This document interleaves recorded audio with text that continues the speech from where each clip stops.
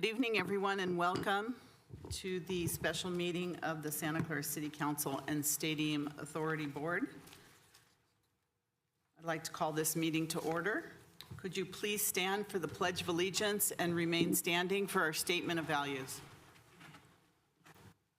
I pledge allegiance to the flag of the United States of America and to the republic for which it stands, one nation, under God, indivisible, with liberty and justice for all. As we gather, we humbly seek blessings upon this meeting. May we act with strength, courage, and the will to perform our obligations and duties to our people with justice to all.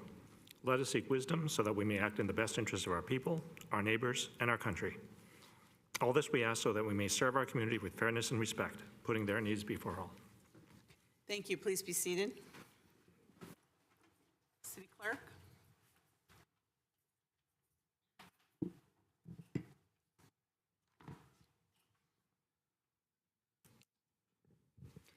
Councilmember Board Member Watanabe. Here. Here. Councilmember Board Member Shahal is absent. Councilmember Board Member Hardy. Present. Councilmember Board Member Park. Here.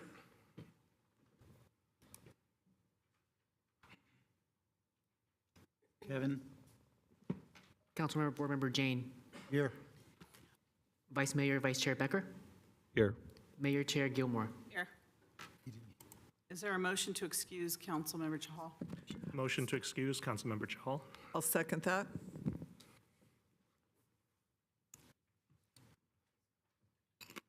I vote yes. My computer's over there right now. It didn't show up on mine again. Oh, dear.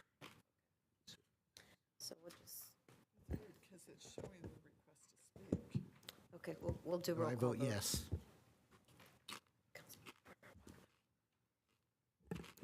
Councilmember Board Member Watanabe. Yes. Councilmember Board Member Hardy. Yes. Councilmember Board Member Park. Yes. Councilmember Board Member Jane. Yes. Vice Mayor, Vice Chair Becker. Yes. Mayor Chair Gilmore. Yes. And that passes with those 6-0 with those present. Okay. I also have a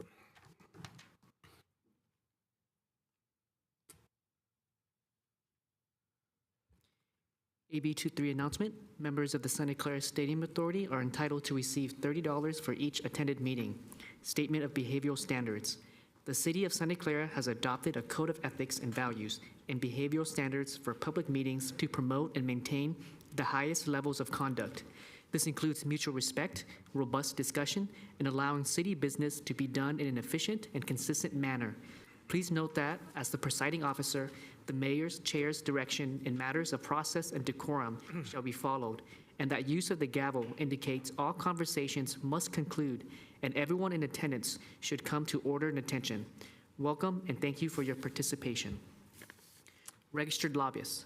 Lobbyists speaking in a lobbying capacity are required to identify themselves as such and disclose the clients and/or organizations that he or she represents at any meeting held with city officials or at public meetings, pursuant to City Code Section 2.155.110.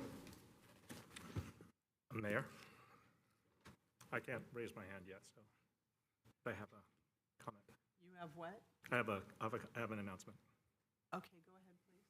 So just to let the public know and let the council know that I will be leaving around 7 o'clock.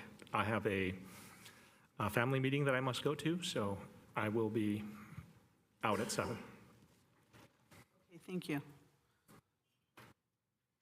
Okay, is it my turn? Okay, thanks. All right, good evening, everyone, and welcome. For today's meeting, the council's back in person and is conducting its meeting in a hybrid manner. The public is welcome to attend in person, and the city continues to use the Zoom feature to allow participation from the safety of your home or office. Members of the public can still join via the link and/or call into the Zoom meeting phone number shown on the screen now. If you would like to speak on an agenda item, please raise your hand on the Zoom application and press *9 on your phone. Please raise your hand only while the item you're seeking to speak on is presented. Staff will enter your name or the last 4 digits of your phone number, and I will call on you to speak. As a friendly reminder, members of the public have 2 minutes to speak on an agenda item.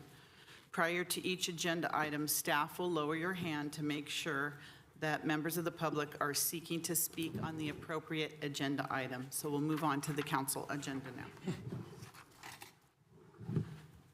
So we have one item on our agenda this evening, and it's item number 1, general business, action on the city's response to the Santa Clara County Civil Grand Jury Report entitled Irreconcilable Differences, nope, wrong one. Did that yesterday. Item number 2, action on a response to the Santa Clara County Civil Grand Jury Report entitled Outplayed, Measure J, the City of Santa Clara and the San Francisco 49ers. City Manager, turn it over to you. Thank you, Mayor Gilmore, members of the City Council, as well as members of the public, both here and at home. Javon Grogan, City Manager, also in this capacity serving as Executive Director for the Santa Clara Stadium Authority. I am here tonight to provide a presentation with your City Council, City Attorney and Board Counsel, Glenn Guggens. And we are here tonight, as the Mayor said, on night 2 of our grand jury response conversations and deliberations and hopefully action from council and the board tonight. Again, I said it yesterday, but thank you again to the City Council for supporting staff and scheduling a special meeting for these items so that they do not detract from your normal business calendar. And so I will take us through the beginning parts of the presentation, and as with last night, we are proposing a presentation, comment, and deliberation process that is as follows. There will be a brief staff introduction of the topic and the item. We will then pause for council questions on the process, then proceed to public comment. That is, we think, and you agreed last night, important given the breadth of the next item, which is staff presentation and council deliberations on each of the findings and recommendations. Then we will have another round of public comment prior to any council action, and that would be the last action of this single item tonight. So with your concurrence, not seeing, Mayor, any objections to that, I will proceed with the quick overview. So we are here tonight to support the City Council through responses to a Santa Clara County Civil Grand Jury Report titled Outplayed, Measure J, the City of Santa Clara and the San Francisco 49ers, that included various findings and recommendations, and that we received the final version of that report on June 13th of this year. Just that very next month, on July 16th, the council met. You did not take any actions that night, but you did direct staff to schedule a meeting and develop responses for you to review to support your deliberations. And as we discussed last night, staff has done so. I am certain that we have not struck it where they're 100% exactly what you would like, but we have, I think, done a very good job providing context and a basis for your deliberations. And they're not recommendations, it's a draft response.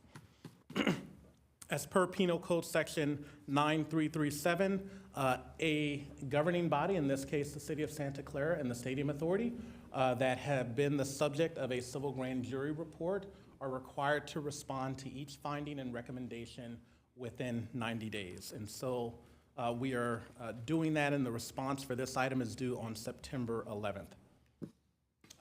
Next, consistent with Penal Code Section 93305, it requires that we respond to each of the findings. And as we discussed last night, there's a template by law. We either need to respond in agreement to the finding, or respond that we disagree wholly or in part with the finding, and then discuss specifically what portion of that finding we disagree with and provide an explanation of the reasons therefore.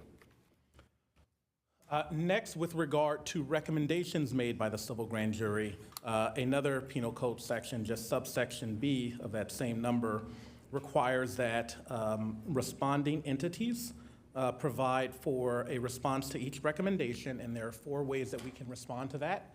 We can respond saying the recommendation has been implemented with a summary regarding the implemented action. We could alternatively say that the recommendation has yet to be implemented, and we then would need to provide information on when it will be implemented as well as the timeframe. Alternatively, we can elect to say that the recommendation requires further analysis with an explanation of the scope and parameters of the analysis or study and a timeframe for the matter to be prepared for discussion by an officer or head of the agency being investigated or reviewed.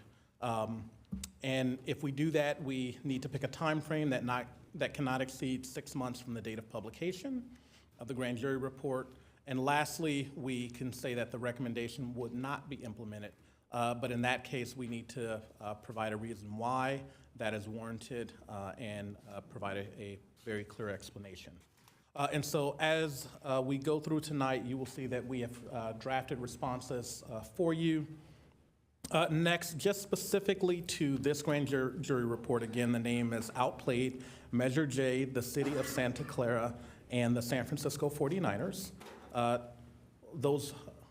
The grand jury report included a total of 20 findings and 13 recommendations, and the city and/or the stadium authority has been directed to reply to all of the findings, but only 9 of the recommendations. So those are the ones we will be talking about tonight. And again, those responses are due on September 11th of this month. I will pause there for council questions on the process and then public comment, and then we will return, City Attorney Googins and I, and support the council through the 101 deliberations of each item.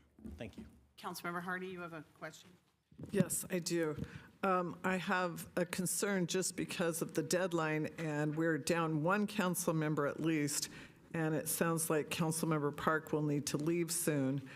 I'm wondering if we cannot come to it doesn't have to be unanimous, but if we don't have 4 votes for something, what is our reality? That is a potential unfortunate reality tonight that would prevent you potentially from taking a action on either part of the items or all of the items, but I will turn it over to our counsel, Glenn Googins.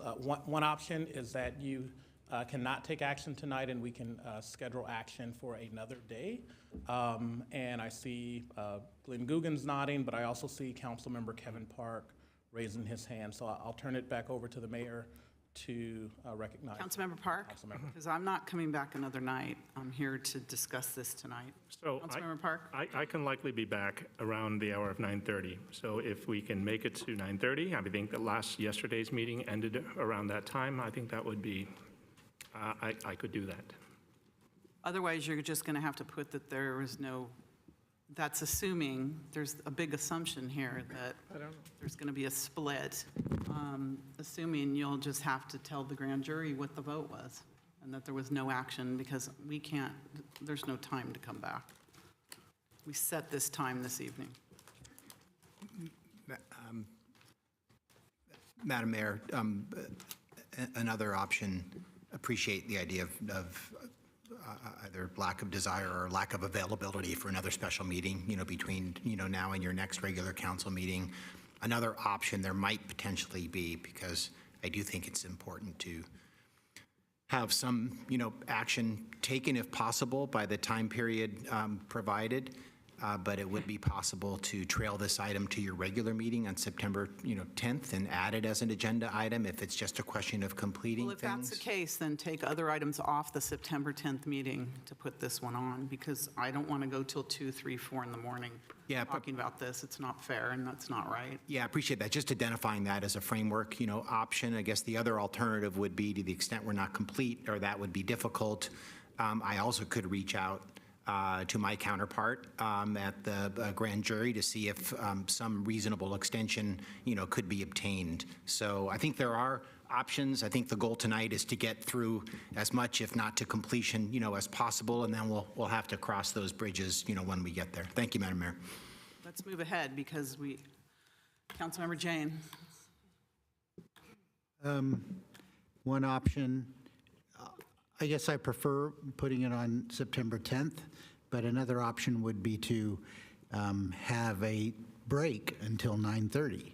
We commonly have council meetings that go till 11, and we could That's not just, an option for me. We need to go straight through.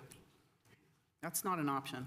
We need to move ahead. Let's go. We all said we were going to be here this evening. We committed to be here this evening. The public knows, they're watching, they know we're going to be here this evening. So let's move ahead, City Manager. So Mayor, I will turn it back over to you because I think we're done with council questions Okay. to facilitate public comment. All right, public comment. So the card I have here is Satish. Please come forward. Welcome. Thank you, Mayor.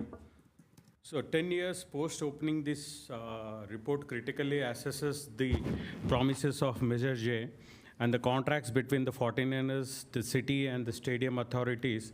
Initially, Measure J offered robust taxpayer protections, which have been successfully upheld. However, the anticipated benefits have not fully materialized, leaving some promises only partially fulfilled. City leaders eager to attract a premier sports team were rushed in finalizing the stadium contracts and found themselves outmatched by the 49ers' negotiating expertise.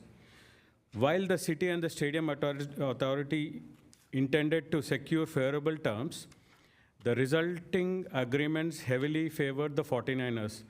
The stadium contracts, complex and intricately detailed, granted the 49ers significant control and benefits.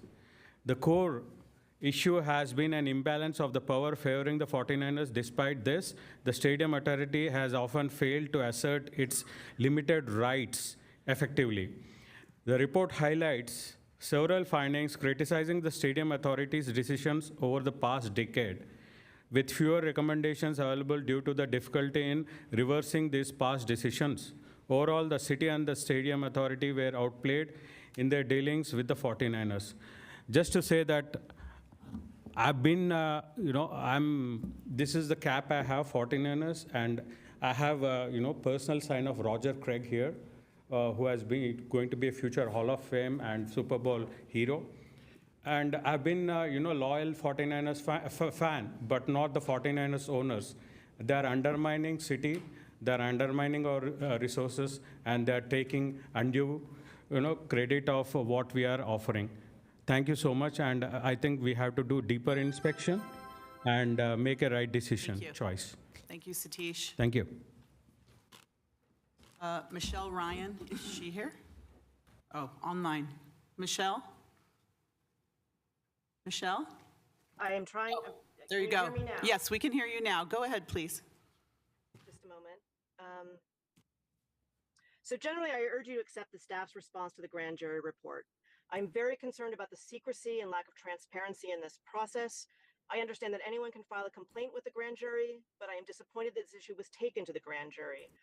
Most importantly, I'm concerned because this process was not transparent, and I have learned that a previous political opponent of a current city council member served on this grand jury. The public cannot know what role he played in selecting this specific complaint for review, nor his role in investigating and responding to this complaint. The grand jury also appears to have spent thousands of dollars, maybe even hundreds of thousands of dollars, on a stadium consultant. But there are clear clues that this is a biased process. First of all, there is no mention in the report of Santa Clarans for Economic Progress and the Campaign for Measure J, the political action committee that current Mayor Lisa Gilmore chaired, which funneled $5 million of 49ers money into the Campaign for Measure J.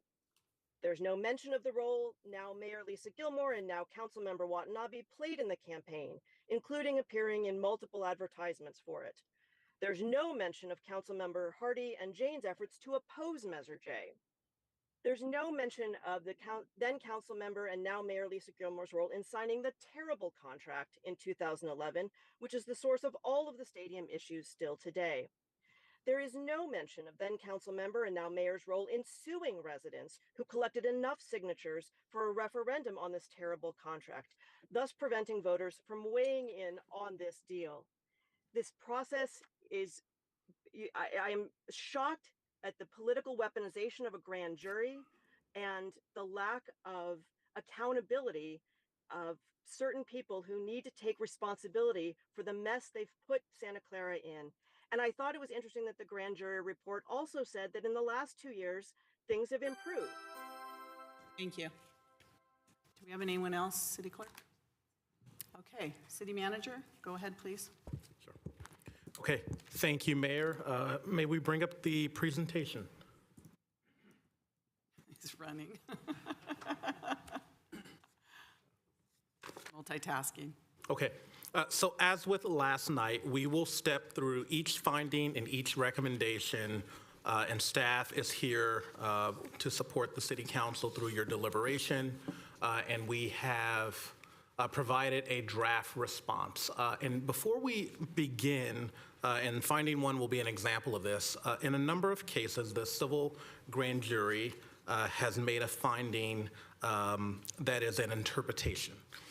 In developing the draft response, you will see that staff has endeavored not to make a interpretation on things that happen sometimes 10, 12, 13 years ago when staff, neither the city attorney nor myself were here. We've been here just a little over a year. And frankly, many of our staff that are currently here that work on stadium operations were not here at that time. And so we've endeavored to provide a response that provides context, but feeling that it is not appropriate for the organization to pass judgment on things that happened so long ago. So you will see that. However, it is important to note that as the City Council, you can certainly take a position and make a statement on how you view the agreements or terms or clauses. But in preparing your draft responses, we endeavored not to do that. So let's take finding one. Finding. Councilmember Jane. Yeah, I had some comments that I wanted to make before we get started, and I have revised a statement that I made July 16th, so I'm going to read it. I find that there are many inaccuracies, biases, and oversights in this grand jury report, just like I found with two other civil grand jury reports, unsportsmanlike and irreconcilable. I wonder how much this grand jury report cost the taxpayers, including all the subpoenas and hired consultants. The grand jury report falsely states, and I quote, "The performance rent along with the fixed base rent would provide fair market value rent to the city as determined by the City Council, Measure J at Section 17.20. When in reality, this section of Measure J states, quote, in addition to the fixed base rent, the ground lease shall require payment by the Stadium Authority into the general fund of performance-based rent, which together with the fixed base rent, the City Council has determined is projected, not would, provide fair market rent to the city. There is a big difference between would and is projected to. One is a promise and the other is a hope. The report states many times that the original agreements were written in favor of the 49ers. I have actually stated many times in public this fact. But if the agreements favor the 49ers so much, then why would the 49ers ever be interested in opening up these contracts? I imagine that the contracts could only be invalidated or forcibly renegotiated if there was an illegal arrangement between the 49ers and the City Council at that time, but I don't see evidence of that. I'll note that Mayor Gilmore was part of the council that approved these agreements. No member of this current council participated in approving the lease and management agreement contracts. The grand jury report we are discussing now states many times that the leases and arguments favored 49er interests over the city's interests, yet the report fails to recognize settlements are the only way to open up those contracts. That is when both parties agree mutually to agree to change the contracts. An arbiter cannot make that happen. The grand jury report made no references to litigation costs or how much both the 49ers and the city have spent on litigation and how settlements could avoid future litigation costs. It seems to me that those numbers should have been a critical part of the grand jury's investigations, especially since they had subpoena power. In looking at the bills and reports we get in our council packets, I estimate the city spent over $700,000 in our legal expenses just since 2022. The grand jury report makes no reference to the fact that Lisa Gilmore is the only member on the current city council who voted for the contracts in 2012. In fact, she's the one who made the motion to approve the management agreement on March 15th, 2012. The grand jury report does not mention that Lisa Gilmore and Watanabe were huge boosters for bringing the 49ers to Santa Clara and for passing Measure J, appearing in television ads and promotional materials produced by the 49ers. Nor does the report mention that Mayor Gilmore wrote the first letter asking that Santa Clara be considered as a FIFA location. Did she not realize that large events like Olympics and World Cup are money losers unless external benefits like hotel and restaurant taxes are accounted for? Interestingly, the grand jury report mentions Gilmore only once, by name only once, and that is only in connection with the name of a PAC, Frustrated Santa Clarans Opposing Gilmore. That is in sharp contrast with the other grand jury reports, which mention many council members by name. Odd that Gilmore is not mentioned except in reference to this PAC. Talk about a biased and one-sided report. The report makes no mention of Santa Clara Plays Fair, as the caller had indicated, which opposed Measure J. There's no mention that Karen Hardy was one of the key leaders of Santa Clara Plays Fair, and Suds Jane donated to Santa Clara Plays Fair and walked precincts to oppose Measure J.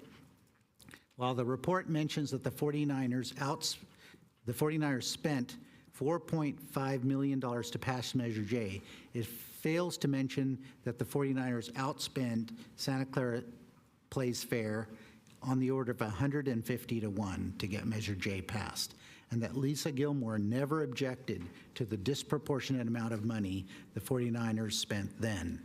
It seems to me that it was Lisa Gilmore's who was outplayed, and the rest of the current council members now have to pick up those pieces. Talk about a biased and one-sided report. From the report, I quote, Finding 1, from the beginning, the city was impatient and overmatched in its negotiation posture with the 49ers to the long-term detriment of the city stadium authority. And again, quoting, however, the mostly eager city council gave the upper hand to the 49ers from the beginning. I'll note now that it was a different city council than the current one that the grand jury is reporting to. This report talks about how much money the 49ers spent on the March 2020, November 2020, and November 2022 elections, but the report fails to mention how much money the Santa Clara Police Officers Association has spent on elections for measures and for council members before and after the 49ers got involved. A local blogger wrote on July 16th about the Rolling Stones concert on a weekday, and quoting from that blog, the curfew is now 11 p.m. It was changed from the original 10 p.m. weekday curfew by the 49er 5 who made the change in 2021 at the team's request. This contrasts with the grand jury report, which states, quote, most importantly, there is no incentive for the stadium management company, which is a 49er affiliate, to increase non-NFL revenue for the stadium authority. The grand jury misses two things here. First, that a Gilmore-controlled council imposed the curfew on weeknight events so that this Rolling Stones concert would have never happened without the 2021 change, and that the 49ers do make lots of money on non-NFL events through their luxury boxes. So they have a strong incentive to book popular non-NFL events. I don't buy the grand jury's argument that there is no incentive. If the 49ers booked unpopular events, they would not make money on the luxury box tickets. So to some extent, the incentives are aligned. In 2017, the San Francisco Chronicle article reported that Ed Sheeran would not play Levi's that year due to the curfew. I earlier submitted this article for post-meeting materials for that July meeting. The lifting of the curfew in 2021 by the council majority bloc fixed that, and now we have the Rolling Stones playing here. The grand jury completely missed the fact that the naming rights agreement specifies the penalty to the naming rights revenue if Manco does not book 36 major events every 3 years. Specifically, and I quote, during the previous 3 contract years, a 3-year period, fewer than 36 major events were held at the stadium.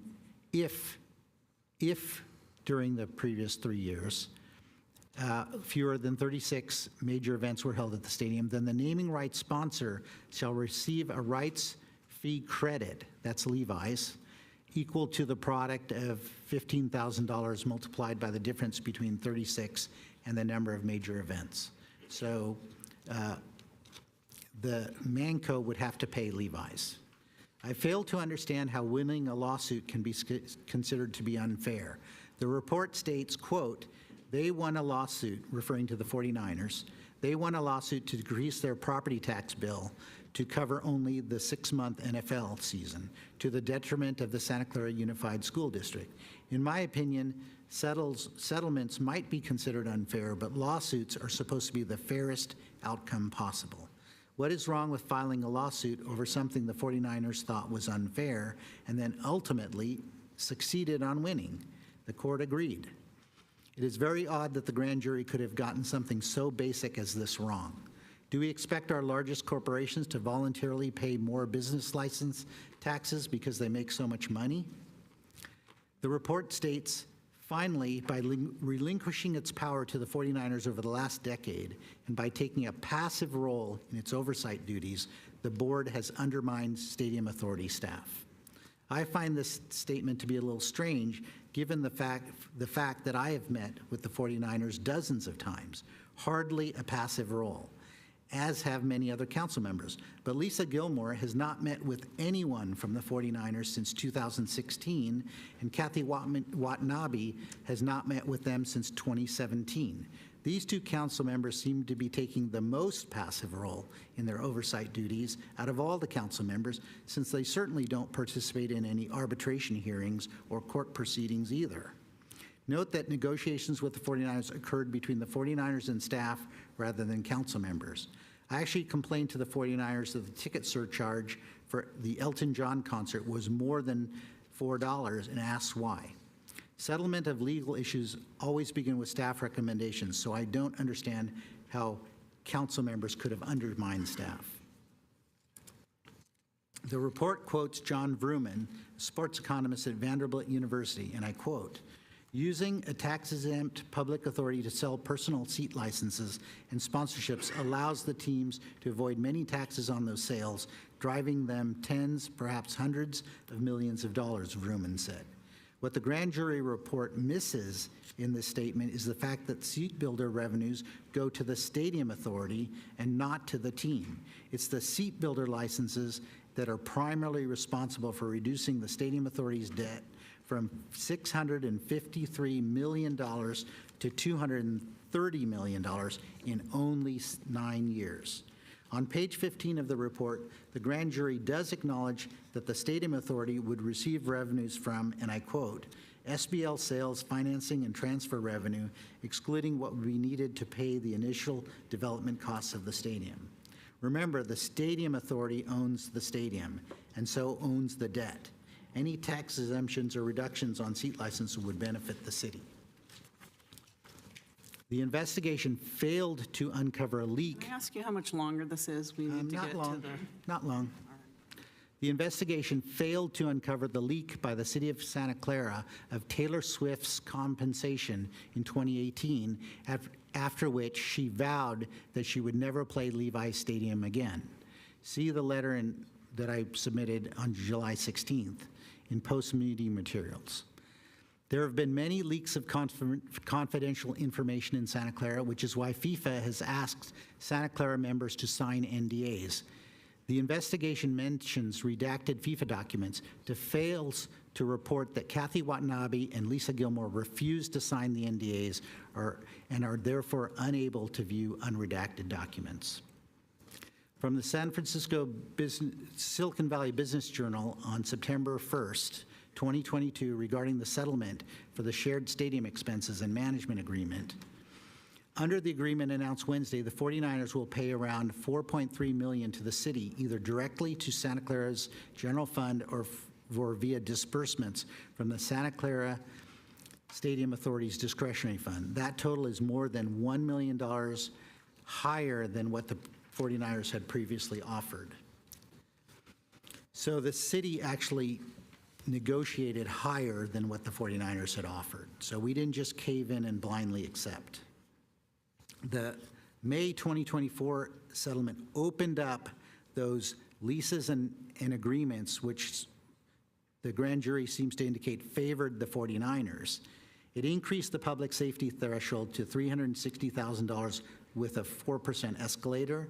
It increased the non-NFL ticket surcharges and adds a inflation escalator that was previously missing. It increases the senior and youth fees. It slows down the rate of funding of the renovation demolition reserve, which is already half full, only 10 years into a 40-year-plus life of the stadium. Again, I note a judge in an arbitration cannot force the parties to open up contracts, but those contracts were amended through statements. So I'm just going to state, so why did I meet with the 49ers so many times? Because the contracts are extremely complicated. I learned many things in those meetings, including that the city manager was giving me bad information regarding fireworks at the Panthers game and the Rolling Stones concert. The 49ers backed this up with documents which I have submitted in July for post-meeting materials. The city manager and city attorney certainly would not have spent as much time explaining the intricacies of all the contracts to me, because they would have been obligated to give the same briefings to all the council members, and 4 of the council members had already been on the council for at least 2 years. By the end of all these meetings, I felt that I understood the contracts better than our previous city attorney, and certainly Mayor Gilmore, who didn't even seem to understand how the Stadium Authority discretionary fund and demolition funds worked. Finally, and it's interesting, the previous city attorney was here yesterday. Finally, at the previous city attorney's request, I met with him regularly on Tuesday mornings after my meetings with the 49ers and explained what I had discussed with the 49ers the day before. And he said yesterday, "You stopped talking with me after the 49ers started talking with you." That clearly was not true in my case. So the conclusion of the report is very telling, and I quote, "Sadly, there are fewer recommendations, as many of the findings relate to poor board decisions made over a decade that cannot easily be done. The current council has to make the best of those decisions with the mayor, with only Mayor Gilmore played a part." Thank you. I'm just going to make a short statement following that, and I think that taking that time and the privilege to do that when we have a lot of work to do was very personal, and you took away from what we're doing. But I just have to say one thing. The agreements that we'll go over this evening were not favorable to the city, and therefore there was a time period where I voted to terminate the management agreement. The council at the time, including 2 members that are on right now, also voted to terminate the management agreement.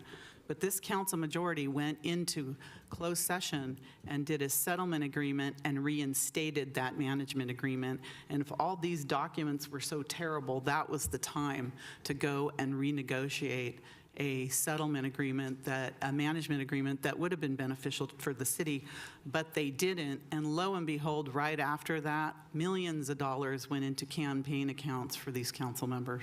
So I'm just going to say, I'm going to leave it at that. But I want to say, because yesterday, Councilmember Jane pretty much attacked me the whole evening, and I assumed today he was going to do the same, and he hasn't disappointed.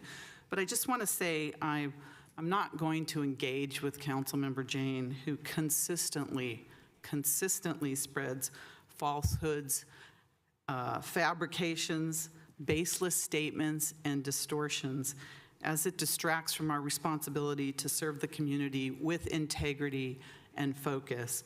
My priority is to go through these grand jury reports, uphold the truth, and work constructively on issues that Santa Clara truly cares about. So when people ask me, why aren't you responding to this pack of lies, I'm not going to, because it really distracts from the work that we need to do here on the City Council. So I want to say that because I need to say that to the public for the record. City Manager, when you're ready, we can get started. Okay, ready to resume.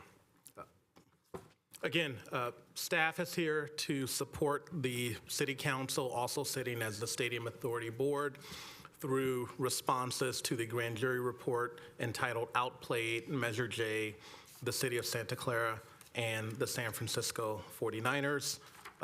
We will now step through each finding and recommendation that was flagged for the city/stadium authority to respond. Staff has prepared draft language for you to consider. We will begin with finding one.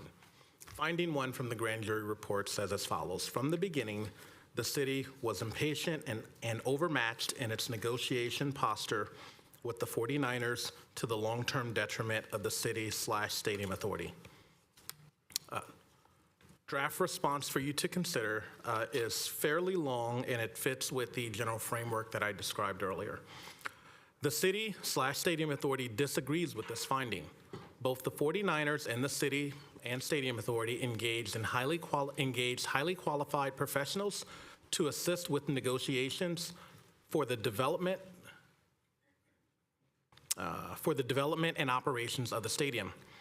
One primary objective of the city and stadium authority in this was to minimize the contribution of public funds and to protect the city's general fund from liability to the maximum extent possible. This objective was achieved, as noted in the civil grand jury's finding number 3, I'll add for this specific report. Also achieved was the inclusion of contract terms that entitle the city and stadium authority to share in various income streams from both NFL and non-NFL events held at the stadium. Clearly, trade-offs were made in these negotiations. At this point in time, however, debating who won these negotiations almost 15 years ago does not seem like a constructive exercise. The city prefers to continue to work with the 49ers to interpret and apply contract obligations fairly and to operate the stadium in a manner that is mutually beneficial, all in a manner that achieves and protects the city and stadium authority's legitimate public interests and the interests of Santa Clara residents. The terms of the recent settlement agreement with the 49ers are an example of how this can be effectively done, or done effectively. With substantial additional monies now secured for the benefit of the city's general fund, well beyond the terms of the original agreements. It should also be noted that by comparison, a number of other stadium deals negotiated at or around the time Santa Clara Stadium deal and since included a substantially greater contribution of public funds. For example, in April 2018, Clark County sold $645 million in bonds to go toward a $750 million total public contribution provided to finance Allegiant Stadium, a $2 billion total project cost in Las Vegas, with a balance accounted for in room tax revenue before the bond sale. Because of a shortfall in room tax, Clark County ended up needing to withdraw $11.55 million from a debt reserve to fund monies in its December 2020 scheduled $16 million bond payment. In 2017, Little Caesars Arena in Detroit opened using $324 million in public funding for a $863 million total project cost. In 2020, Globe Life Field in Arlington, Texas opened using $500 million in public funding for a $1.2 billion total project. There are at least a dozen other publicly funded deals with similar subsidies. And that last part was just to note the significant stark difference in the subsidy provided for Levi Stadium versus other facilities. And so that is the draft language that staff has prepared for you to consider. Comments from the council? Councilmember Jane? Yeah, I know yesterday you wanted to do polling. I'm going to agree with this finding. Councilmember Hardy? I too would like to agree with this finding, with your response to the finding. Could you specify whether you agree with the finding or the city manager's response to the finding? I agree with the response to the finding where you disagree with finding one and lay out the history. That's what I agree with. Thank you. Councilmember Jane? I wanted to clarify that I'm opposite of staff's recommendation, so I am agreeing with the finding. Anybody else? I agree with the grand jury's finding because from the very beginning, City Manager Sparacino put together a team. I wasn't on the council at the time when she put together the team to help the city start negotiating all the terms of all the contracts. And she thought at the time that she was hiring the best people for the job. But obviously, as we know now, the 49ers were better suited and had more experience in this area.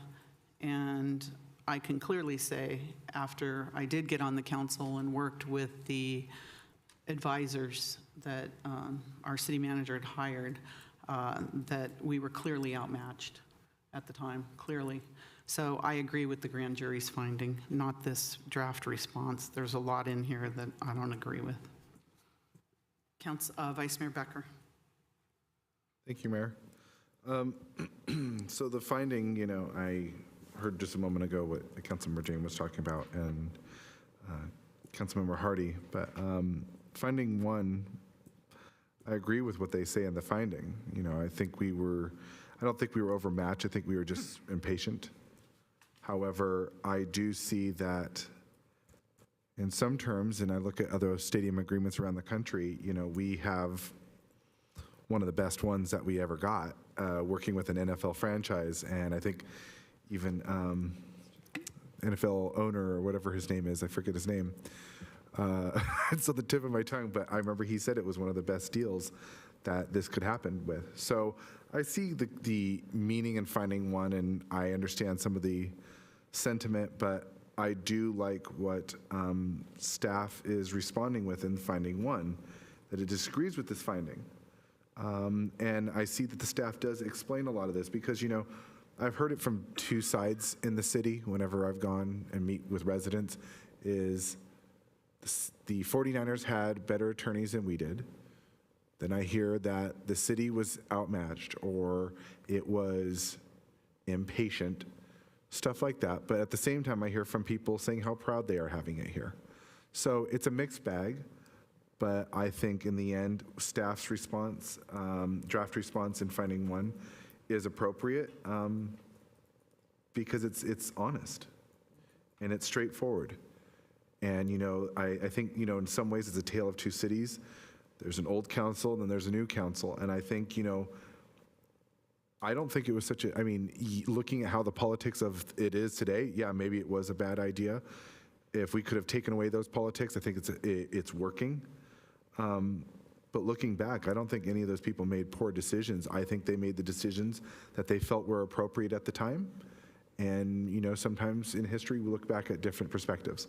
So I'm going to agree with draft response to finding number one from staff. Councilmember Watanabe. Thank you, Mayor. So, big surprise, I'm going to agree with the finding. The grand jury, I feel like they went to great lengths to, again, prepare the report that they did. When I came on the council, we had a council majority that saw I guess you could say the beginning of the cracks and be able to see that what was presented when the 49ers wanted to come to Santa Clara wasn't exactly what was being what was not coming to fruition. And you know, we had we had a good email from former city attorney Brian Doyle today, where, you know, he talks about talking with one of the former outside counsel members who said that she did not negotiate the agreement, nor did she approve as to its form, and it contained glaring flaws in protecting the stadium authority, including a woefully inadequate termination, a procedure, no audit provisions, and complete lack of understanding of the implications of state conflict of interest laws.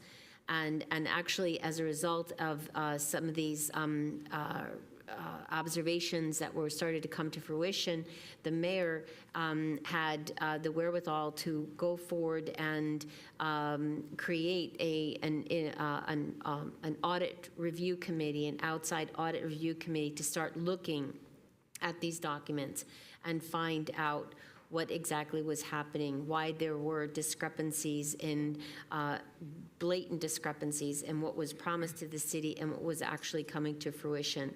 So I definitely have to agree with what the grand jury has found, and and support their position that our city was taken advantage of.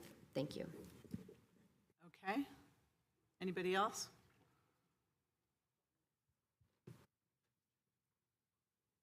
Do you want to say anything, Councilmember Park? Could say a City Attorney? whole bunch of things. I think Councilmember Jane. You don't need to say a whole bunch of things, just on this item. I don't have to say a whole bunch of things because I think Councilmember Jane has already said most of them. Thank you. Does City Attorney, would you like to know, or, let me ask you, staff, do you want to hear from all of us on each item? Is that helpful or I not? think it is. With the number of you here, it's helpful either to develop a consensus or give us instructions as to what we might need to do to modify the drafting to achieve consensus. So it is helpful for us. Councilmember Park, if you have thoughts on this issue, to please share with us, if you want to. If not, we'll move on.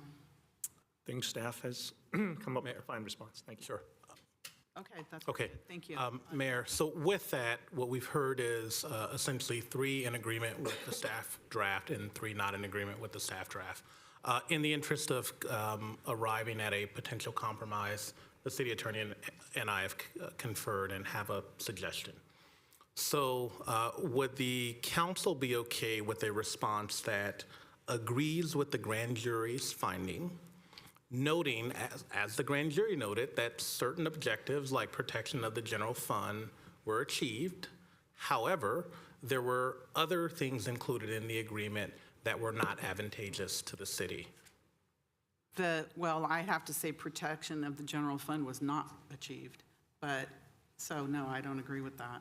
I don't know why you can't say that the city council was tied on this issue. They just want a response. Doesn't have to be one way or another. It's just how this council voted. Isn't that true, city attorney? Say half the council voted this way, the other half voted that way. Because I think it'll make our evening go very quickly, because you're going to try to wordsmith everything that may not work throughout all of these recommendations. Does it Madam say Mayor. what's legally required response? Well, 3 voted this way and 3 voted the other way. Yeah, I think the mayor, what I'm trying to do is fit us within the framework that the grand jury has outlined, which contemplates a response that either agrees with the finding or disagrees wholly or partially with the finding. And so if we can achieve that, I'd be more comfortable on your behalf, with that. If ultimately you can't achieve that, then you're right. That would be by necessity the response. But that's why we're working through it to see if we can piece together, some level of agreement. So if anyone voted one way or another and wants to change their position, please let us know now. Councilmember Jane. And that's why I had my hand up. With that change, I will support staff's recommendation. There you go. Okay. Vice Mayor Becker, you're not going to change the other way, are you? No, Mayor, I just, I do want to state, that I feel that, the comment being made about protecting the general fund, I think, and not protecting it is a little inflammatory and accusational. That is my opinion, Vice know, Mayor, I know, and I'm and I- entitled to that. I agree with you. It's your opinion. And I just wanted to say that I think you, yourself, and Councilmember Watanabe, myself as council member, I think we've all done a pretty good job in trying to protect our general fund. So I just wanted to confirm that with you, that I think you did a good job in trying to protect it, and I think we are doing a good job trying to protect it as well, myself and other members of this council. And I think that is what I think the city manager is trying to get across, is that we are following Measure J as close as we can, as much as we can, and I think everything has been pretty kosher so far. I haven't seen any problems. So, and I think within your statement, I think you've done a good job in protecting it, and I think we've done a good job in protecting our general fund, and I just want to make sure that's clear and put on the record. Go to the next item, please. Okay. Oh, now we have Councilmember Park. Yeah, I'd like to have a point of order, meaning about the chair, you are the chair. You are not an arbiter, and you are not a commentator. At some point, when people are willing or wanting to speak, your job is not to remark on why you think they're going to speak or suppose what they're going to do. You are supposed to be the chair. You facilitate the meeting. I would like to note that all throughout, in fact, even yesterday's meeting, we had the chair pushing decisions upon this council, and that is not what the chair is supposed to do. The chair is supposed to facilitate the meeting. It's not a commentator, does not provide color commentary on what council members think, what they plan to do. And I think that this kind of general politeness, this kind of professionalism lacking in parliamentary procedure, happens all the time and yet is not noted by grand jury.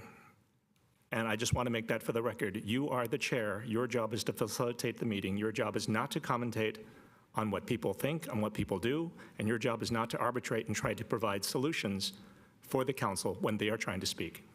Thank you. I know what my job is, and I'm just going to leave it at that. We talked about this yesterday in the grand jury report, and those who need parliamentary training. Number 2, City Manager. Sure. Thank you. And before we go on to number 2, just to recap, we could not reach consensus on the initial draft, but with the statement that the council would agree with the finding, note, as the grand jury noted, that the general fund was protected, but also note some things in the agreement could have been better or more advantageous. I saw concurrence from Vice Mayor Becker, Councilmember Hardy, and heard concurrence from Councilmember Jane. No concurrence from the mayor or Watanabe. I did not see any concurrence or statement from Councilmember Park. So just want to note, if we do have concurrence, then we'll note it as we have a majority. If we don't, then we'll just move on. Councilmember Park, do you concur with that? Your other 3 council member colleagues? I don't agree with softening the position that's in the draft response that's here. I mean, I understand that you're saying, things were, there were good things and bad things, but I think that that is a unnecessary comment.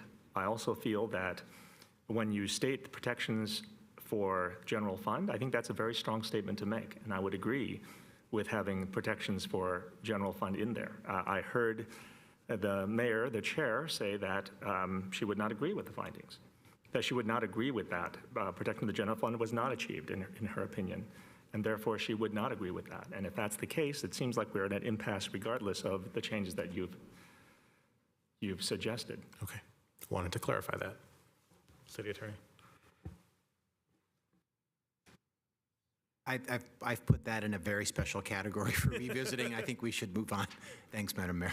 Agreed. Okay. Finding Number 2 2. from the grand jury is the city has not studied the actual economic impact of the stadium. The 49ers have produced their own studies, which they use to tout long-term unverified benefits and frame all discussions surrounding the success of the stadium. Vice Mayor Becker? We're on number 2. Right.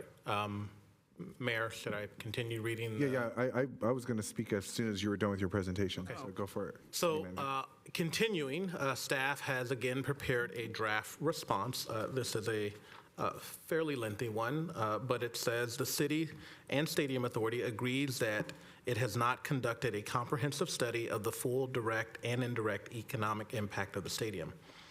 The City/Stadium Authority does have information on direct revenues generated by stadium operations to the city and the Stadium Authority. This information is presented to the Stadium Authority Board quarterly in the form of Stadium Authority quarterly financial reports. These documents outline revenues and expenses from stadium events. Specific to revenues, the quarterly financial reports outline the following revenues. Stadium revenues, it outlines rent, NFL and non-NFL surcharges, stadium builder license proceeds, non-NFL event net revenue, naming rights revenue, STR sponsorship revenue, and interest. For the general fund, those same quarterly reports note senior and youth fee revenue, base rent, performance rent, and sales tax. All such reports have been provided to the grand jury and are available to the public on the Stadium Authority's website. To date, the City and Stadium Authority has not invested public dollars to conduct an economic impact study that examines direct and indirect financial benefits. While there are other indirect economic impacts that benefit the city, for example, hotel tax, this information has not historically been tracked and reported as stadium-related because it is difficult to ascribe to the Stadium Authority operations based on the data the city and the Stadium Authority receive. Regarding the most recent economic impact study conducted and released by the 49ers, the City and Stadium Authority has no comment as we were not consulted on any aspect of that study. I will pause there. That's the end of that. I will note that there is additional elaboration on the recommendation section because there is a recommendation that we conduct one. This is just a response to the finding. Thank you. Vice Mayor Becker? Thank you, Mayor. Yeah, so one thing I've noticed is that back in 2016, when there was a first, I guess, grand jury report that came out in June of 2016 about Measure J audit and about the stadium issues, and I know that individuals like Debbie Bress, other members, members of the council, Mayor Gilmore and others, everyone was trying to figure out where the money was going, how it was going. We didn't, back and forth kind of stuff. That was only maybe, I think it was 2 years, yeah, as of June of that year. That was about 2 years after the stadium was opened. And then, you go flash forward a little bit more, it's just constant, I guess, micromanaging of the system of what the stadium finances are, so on and so on. And now you have this finding that's telling us the stadium has not studied economic impact of the stadium, and now seeing that this year we are on the 10th anniversary. I think now being 10 years now is the appropriate time to do a study on the economic impact, because now you have a model that, or a sample size that you can work with. 10 years you can work with. When I saw a lot of these things going on in 2016 with Measure J, a few other things, with other audits, it's, of course, the stadium wasn't going to have everything perfect in the beginning. Things take a while to I guess is the word, work itself out. And I think things have been working itself out. So I do agree with the finding that there has not been a study. However, I feel that the time frame now being 10 years is acceptable and a perfect time to do it. So I'm going to agree with staff's draft response to finding number 2. And my only question is how much would an economic impact study cost the city of Santa Clara, is my only question. Roughly, I guess, is a ballpark.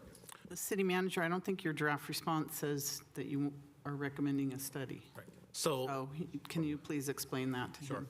So what we're Oh, currently my talking about apologies. is the finding. In the recommendation section, we do discuss that and do not oppose conducting a economic impact study. In the recommendation section, we actually say doing it at the conclusion of 2026 after the Super Bowl and World Cup, given for various reasons, everything that's going on now in those two major events. But I think we can address that then. With regard to the finding, what I hear is you're in concurrence with the draft. Yes, my apologies, I'm jumping ahead on that. But no, I agree with the finding, and I agree with what staff is saying in draft response to finding two. So my apologies for the language. Councilmember Jane? Yeah, I have long asked for comparisons of hotel occupancy on weekends where there is a stadium event or there is an event at the convention center versus weekends or days when there are no events, to be able to infer what the economic benefit is of having these big events. I think it's well known that Olympics lose lots of money. Often Super Bowls lose money for their cities. And it's usually mentioned that the indirect benefits outweigh the loss of revenue for those cities. And so we need to have a way to quantify those indirect benefits, because we're going to have these big events, and those big events should be included in the calculation of what the total benefit is. So to do it after those big events might be a mistake, because odds are those big events will lose the city money. Kel, are you clear with what he wants? Just checking. I'm agreeing with the if you're taking a poll, I'm agreeing with the finding. Can you please say whether you agree with the finding and the staff's recommendation? Well, the staff agrees, so I'm just saying that I'm agreeing with the finding and I'm agreeing with staff's statement. Could you put that in the beginning of your, thank you. Okay. All right, Councilmember Hardy. Thank you. If you could go to the next slide. I like how you changed the answer from revenues and expenses outside the comprehensive. When I read that, I was bothered by that sentence, and this is much better. And I like the response here because it recognizes that we haven't done a comprehensive ourselves, but it also shows all the different funds that we do track. So I agree with the response and especially the change. Councilmember Watanabe. Thank you, Mayor. So I agree with the finding. I think what would really be beneficial to the city is to have an economic development director. As the city is growing, I think it's a position that the city needs in order to start tracking these kinds of the economic benefit from the stadium, from events.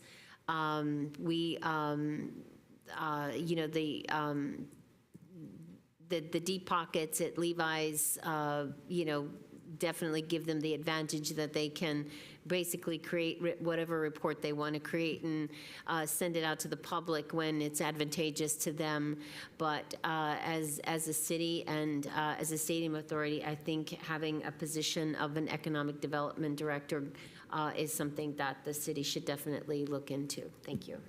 Thank you. I also agree with the grand jury finding that we have never done an actual economic impact report from an independent source of the stadium, and the 49ers have done a lot of their own economic impacts, and we've had other experts look at those and say they're just overinflated. So it would be wonderful for us to have one that's actually factual and accurate. So I agree with them that this needs to be done. So I agree with the finding and the staff draft response. Okay. Okay, not seeing any other council Well, you members seem to have a majority already, so. desiring to speak, we will move on. I will say, Councilmember Watanabe, staff certainly agrees with the Economic Development Director, as it is also a council priority, and you will be seeing an item on that on your regular business calendar pretty soon. Okay, finding 3 from the grand jury, and our city attorney will do some of these soon. Measure J, promise to protect the city's general fund, has been realized. The funding structure for the stadium lease has successfully allowed the Stadium Authority to pay off stadium construction loans and fund required waterfall revenues faster than originally planned. And so simply put, that's a very clear finding, and the response is that we agree with that finding.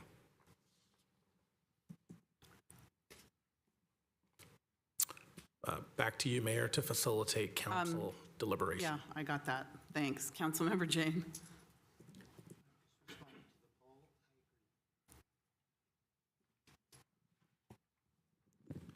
I can respond also that I agree with that. Vice Mayor Becker. Seeing it in black and white, I agree. I think that the first part of it, Measure J's promise to protect the city's general fund, has been realized. We have soon found that in a couple audits later, that it wasn't being realized until we had to take some action in our city in particular, because general fund money was being used for stadium operations. And we found that through a first audit, and I'm not 100% sure that this is happening right now. So I only agree with the second half, that the funding structure from the lease has successfully allowed us to pay off our stadium construction loans, because those are based off the seat license fees. Although I'm not sure every seat has a license, but we've paid it off sooner than, well, we still have a bit to go. And that's happened faster than originally planned. So I don't agree with the first part of it, because I still think we've had issues that have been documented, and I still think we're having issues right now. Councilmember Watanabe. Thank you, Mayor. So I agree with the finding.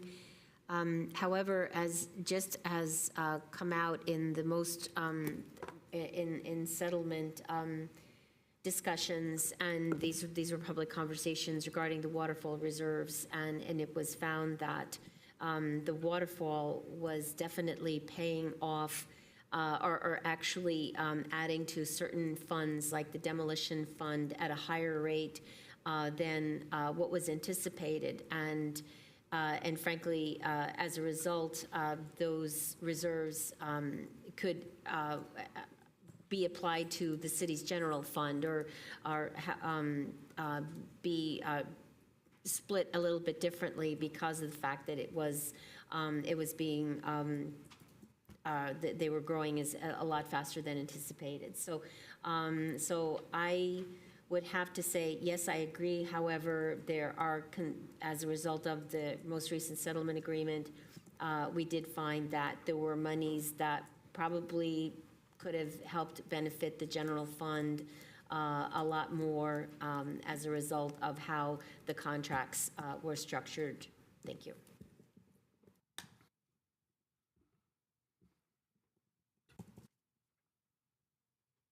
Councilmember Park. So I just want to comment on the last comment, which is it's funny how you say that you have to agree. However, as a result of the most recent settlement agreement, there's other things that came out. I think that the settlement agreement came about because of the things that were found, not the other way around. I think that, again, we hear about contracts, and we hear about arbitration, we hear about settlement. And I think that this council did a very good job of seeing the problems that existed prior to the settlement, putting those items into the settlement, and adjusting the contracts to be beneficial to the city, something that could not have been achieved through arbitration, where there was no opening of contracts. The arbitration would have only gone through contract terms that existed. It would not open things up. It would not change the contracts. It would simply look at how well the contracts were being followed, and a judgment would come out of that based on what the contract said. So I would like to know, where the general fund has been used to benefit the stadium, benefit the 49ers. I don't think that they have. I think that every single time something comes up, we are 100%. I mean, the one issue that's brought up the most is compliance with Measure J. I don't know that that allows for a lot of wiggle room in that regard. I think that the holes in the contract, things that we didn't know about in advance, maybe the 49ers didn't even know about them because it's hard to make a perfect contract. So I'm going to agree with the finding, and I will agree with the staff response. Thank you. Thank you. Next, City Manager. Okay, going to finding 4. The City and Stadium Authority agreed to use Manco, an affiliate of the 49ers, with an inherent conflict of interest to handle the Stadium Authority's financial interest in non-NFL events. And again, that's the finding from the grand jury. Draft staff response is as follows. The City/Stadium Authority agrees with this agrees that with this finding that there are inherent conflicts of interest. However, we also note that there are material advantages and efficiencies to having one entity manage the stadium for both NFL and non-NFL events, and that this arrangement is not atypical for similar venues throughout the country.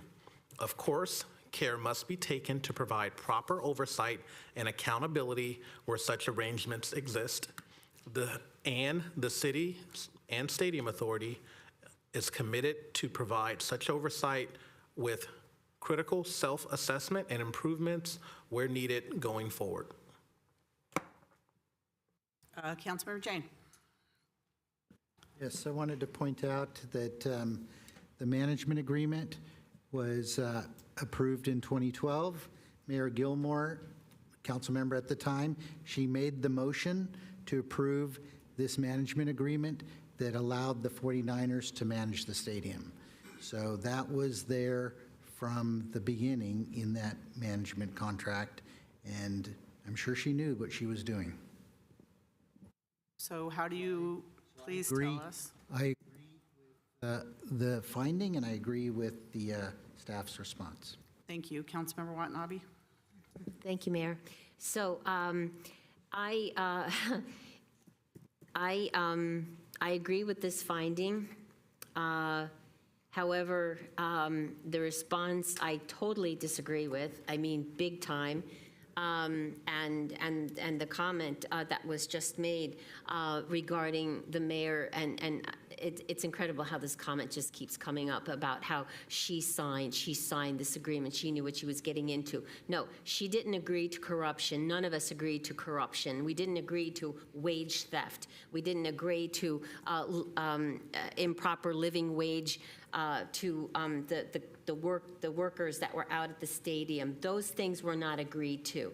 And that's why when it was brought about by the former city manager who was fired for no cause, Deanna Santana, because she was bringing this stuff to light, that action was taken, and part of that action was to divest the Manco of the management agreement and get somebody in there that would be efficient and have the interests of the city as well as oversight of the non-NFL events at heart.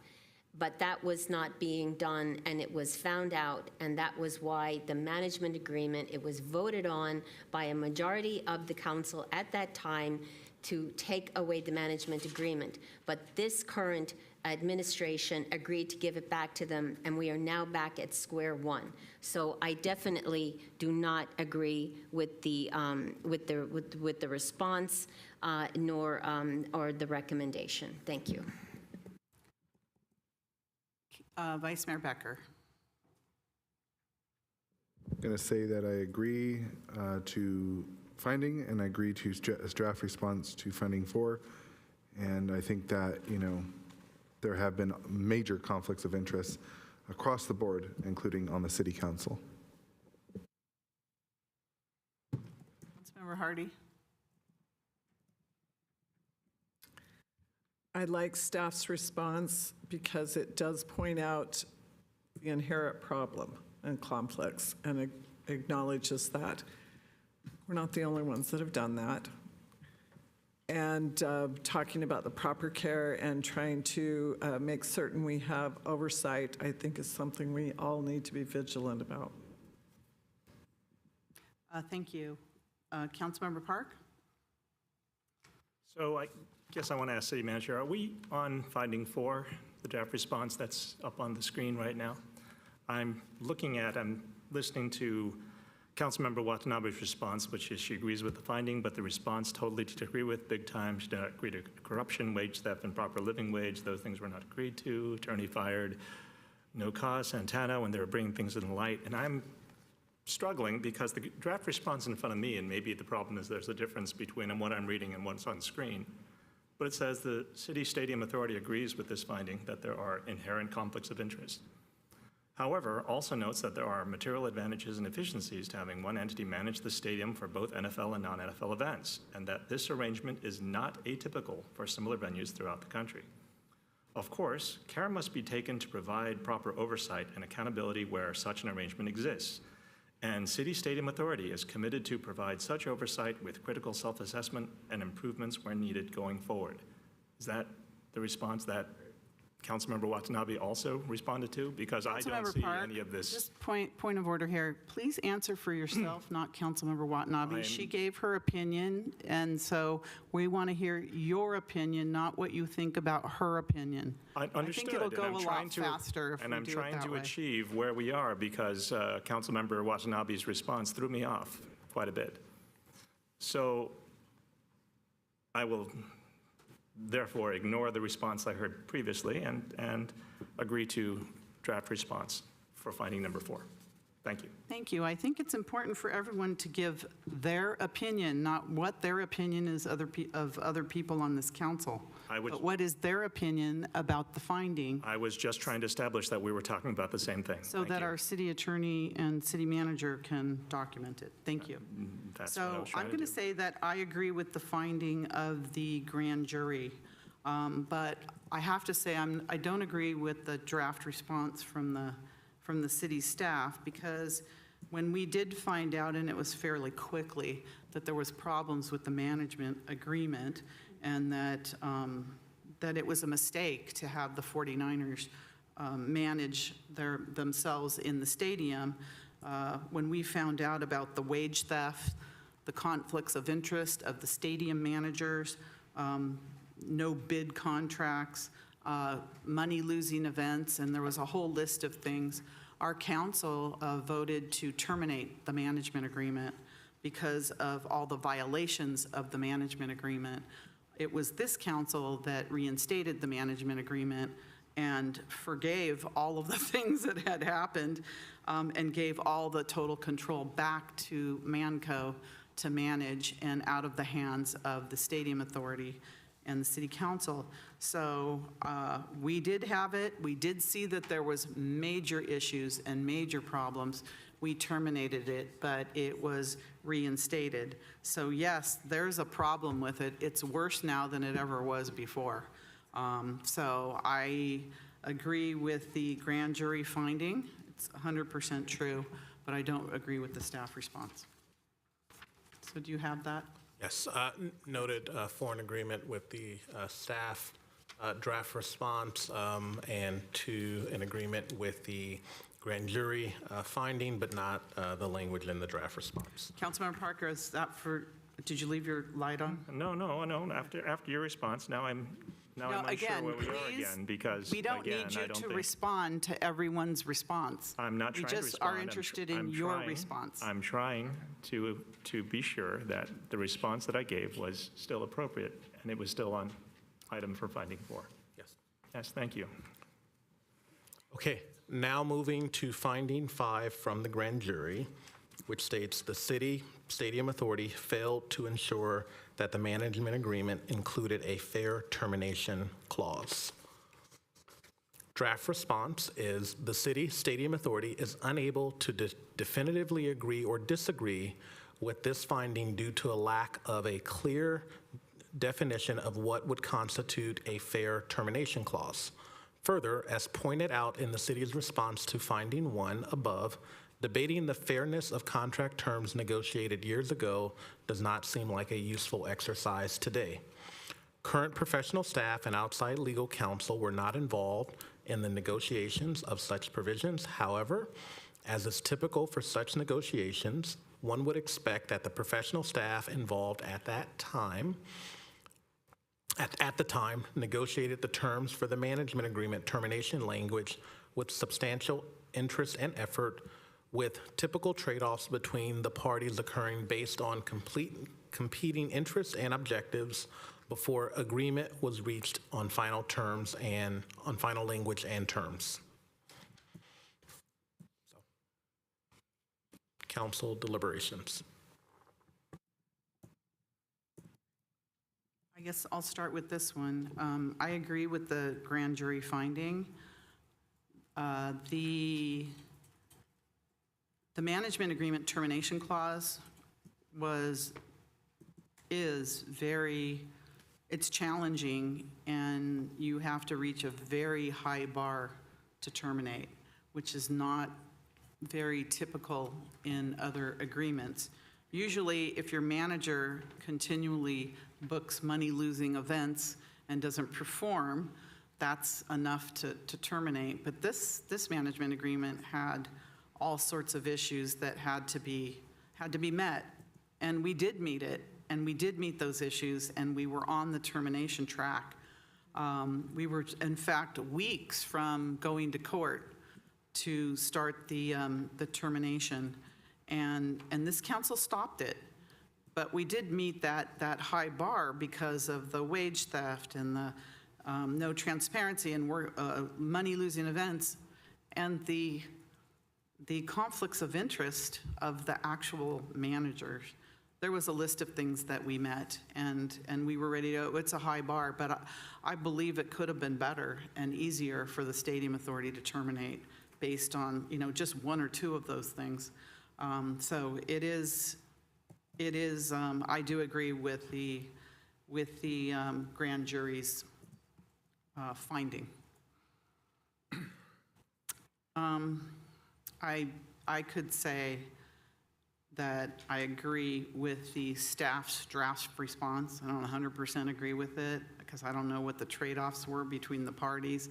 Maybe they had the best interest in mind at the time to get it done. It's just that the bar is very high to terminate. But like I said, we did need it.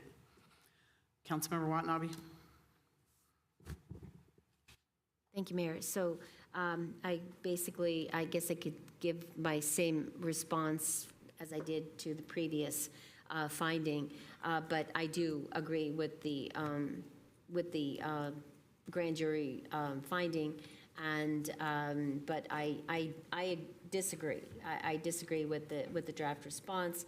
I feel like based on our discussions with outside counsel and the council at the time, that there was a fair termination clause. We definitely had a lot of leverage in order to even take the initial action to terminate the management agreement.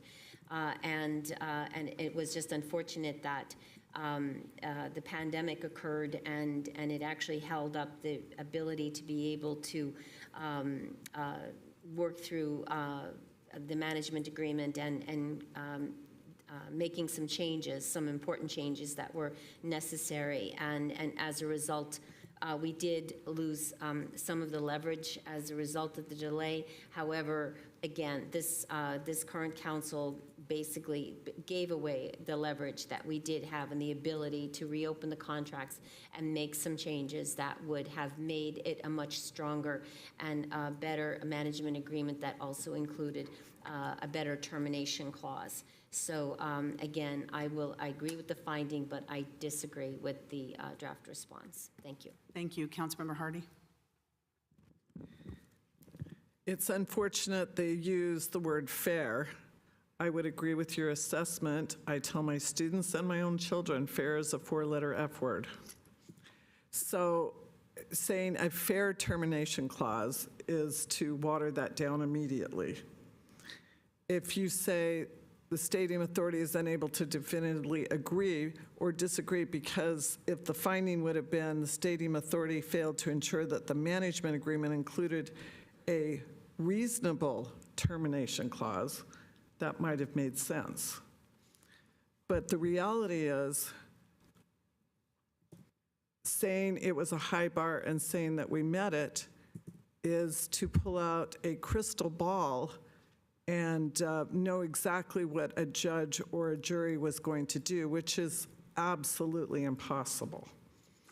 So I like that staff's response is pointing out that this is not measurable the way it's said, because I could say we don't have a way to terminate if we wanted to without the 49ers agreeing to it. And that's the reality of the agreement that was signed. We don't have that power. And to go to court, as any good attorney will tell you, is literally a crapshoot. You don't know what you're going to get. So I think being careful is a much better pathway to take. So I like that you said is unable to definitely agree or disagree. I don't know if that's going to cover what we need to answer, but I would agree with your assessment of that. Thank you. Councilmember Jane? Yes, this management agreement had many flaws. This is one of the flaws. Having a clear definition of what might constitute fair. I think this is one case where the city lost a lot of leverage or a lot of power in this agreement. I know that with a agreement or a contract this complicated, it's probably difficult to get everything perfectly right, but this is one thing that we got wrong. And so I actually want to agree, but this is another one of those cases where I would say agree, but then keep the staff's text. Okay, anyone else who hasn't spoken? I can't remember who spoke. Vice Mayor Becker. Thank you, Mayor. I'm going to agree with the finding. I'm also going to agree with staff's draft response to finding number 5. I agree with a lot was said that, I think arbitration was a risk in the last management agreement. I think we did as much leverage as we can because, again, I keep saying this analogy of going to a landlord and a tenant, and the tenant's like, hey, I'm going to reduce my rent. And the landlord's like, no, you can't do that. The landlord has the cards. And in this situation, they had the cards. And when I read things like current professional staff and outside legal counsel were not involved in negotiations of such provisions, it goes back to people who were on the council in the past that are currently on the city council, and they could have made different decisions then. Because it's like, if we're going to go there, we're going to go there. But we need to make sure that's for the record. I agree with Councilmember Jane. It wasn't the best terms. I think a lot of people agree with this. Again, we didn't make the best decisions in the past, but I think reflection, maybe some of us think that, okay, we can make different decisions now. So I will agree with finding 5, and I will agree with draft response to finding 5. And just for the record again, that, arbitration has always been a risk. Arbitration. All right, City Manager, next. Okay, thank you. I think we're done here, but just want to note the last portion of the first paragraph reflects back to the city's response in finding 1. We didn't have full agreement on finding 1, and so if finding in the final analysis, if council does not vote for the draft language that's in finding 1, we'll remove that last sentence from here. Okay, finding 6 from the grand jury, in fact, 6A. The city stadium authority failed to ensure the management agreement provided the Stadium Authority with full access to financial records. Draft response is the City Stadium Authority partially disagrees with this finding. The management agreement does contain substantial terms for access to stadium financial records. The challenge has been with historic disagreements over the extent and implementation of such access. Using existing contract language, such access has substantially improved, particularly with the advent of the new financial management system that was implemented in 2022. So essentially it says that absolutely there were prior issues and disagreements, but it wasn't the language. The city was able to use the existing language, and now we have access. And so through additional conversations and working out issues, we now know, and the grand jury has also noted in various places in this report, that the implementation of that financial management system has provided substantial access to financial records and greatly improved the situation that was in place before. Okay, Councilmember Jane. I think the fundamental problem is an issue of confidentiality.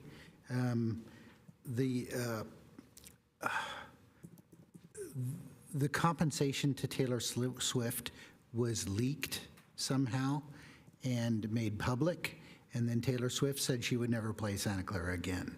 She did eventually, but somebody had to assure her that that mistake would not be made again. So, and I think we're trying to correct this with the FIFA documents, where we're trying to, having full access is essential, but it has to be done under some sort of confidentiality protections. And we're now doing that with the FIFA stuff. So that's been the challenge. That was the challenge for a long time. I think the FMS system has now rectified a lot of that. And so these, my understanding is that certain staff have full access to the financial documents, including the contracts for all of the vendors and such. So I am going to, as we're polling, I'm going to partially disagree, and I'm going to agree to staff's language. All right, anybody else? I would like to say that I agree with what staff has done. I'm wondering if it can just be made even clearer that it was not the language, as you said, but it was the implementation. And I think that would help with the draft response.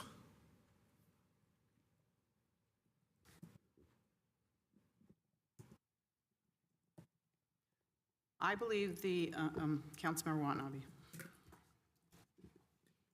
Thank you, Mayor. So, yeah, for this, I'm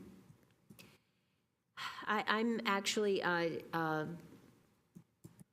thinking that it really was not the City Stadium Authority failed to ensure the management agreement. I actually disagree with this finding, because I don't feel that it was the responsibility of the City Stadium Authority to ensure that the management agreement provided the Stadium Authority with full access to financial records. That was the responsibility of the people that created the contracts or drafted the contracts and then agreed to them, that should have ensured that the city, that the Stadium Authority would have full access to the financial records. So I don't think that, so I disagree with that finding. However, as a result, I do, I have mixed feelings about the draft response. I believe there have, in the beginning, yes, there were a lot of challenges in terms of being able to have access to the financial records, which was especially frustrating because this is a municipal stadium, and the documents, we should have had full access to the documents. The Stadium Authority should have had full access to the financial records. I know as a result of implementations made by, again, the former city manager regarding the financial management system has definitely made an improvement. However, I would say that I don't fully agree with the draft response. So I don't agree with the finding, nor do I agree fully with the draft response. Thank you.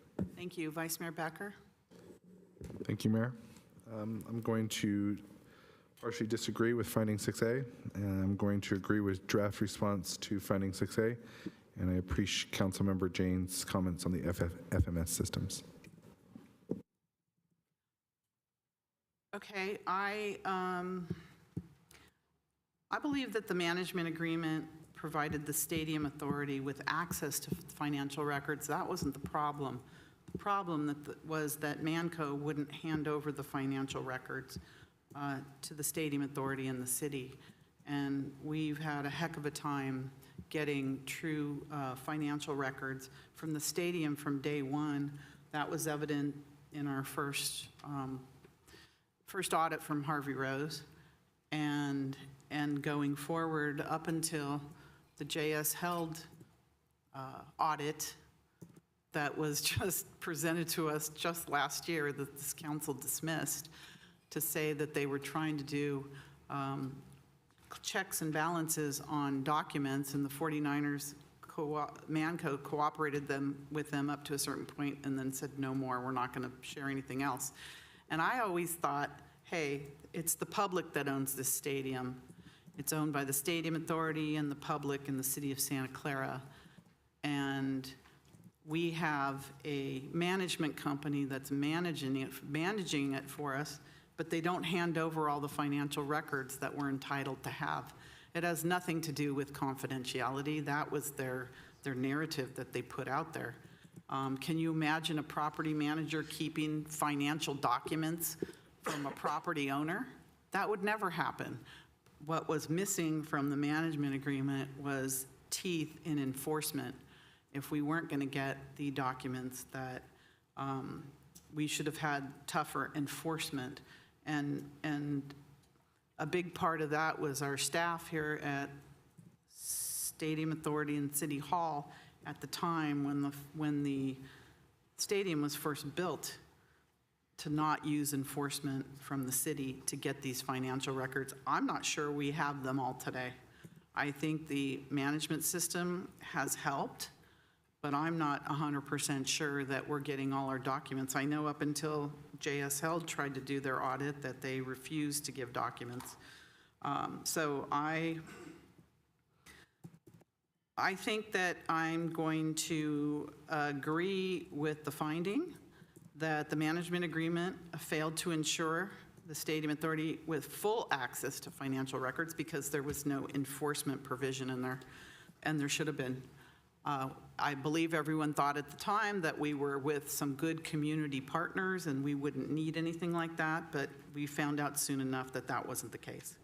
So I don't agree with the draft staff response, but I do agree with the grand jury's finding.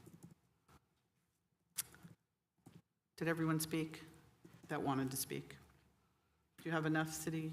I have a comment, thought, Madam Mayor, potentially to develop some consensus over this. To address Member Hardy's concern, we've been conferring here on language, the revisions that might help. We're proposing to add, after the first sentence, a provision that emphasizes what you pointed out, Member Hardy. The contract language has not been the issue, semicolon, and then it would continue on. The challenge has been with to address your concern.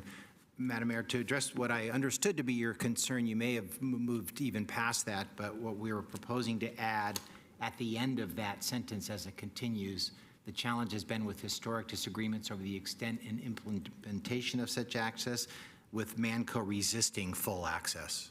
Yeah, if you put that in there. So that would develop at least majority consensus for the language as drafted. I'm okay with that. Very good. I'll add that to that column. Thank you. Okay. Moving on, and we'll do 6B and 6C together. So 6B is Manco's financial transparency with the Stadium Authority has improved with the implementation of the 2022 financial management system. Staff response is simply to agree to that, or draft response is simply to agree to that.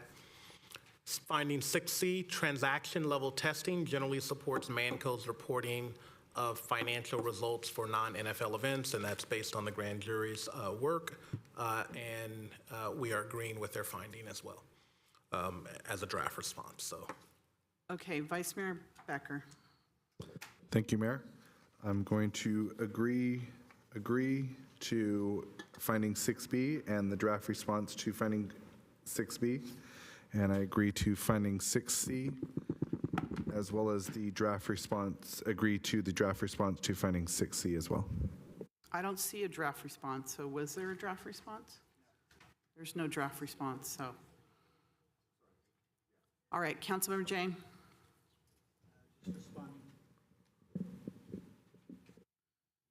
Just responding to the poll, I also agree with 6B and 6C. Thank you. Councilmember Hardy.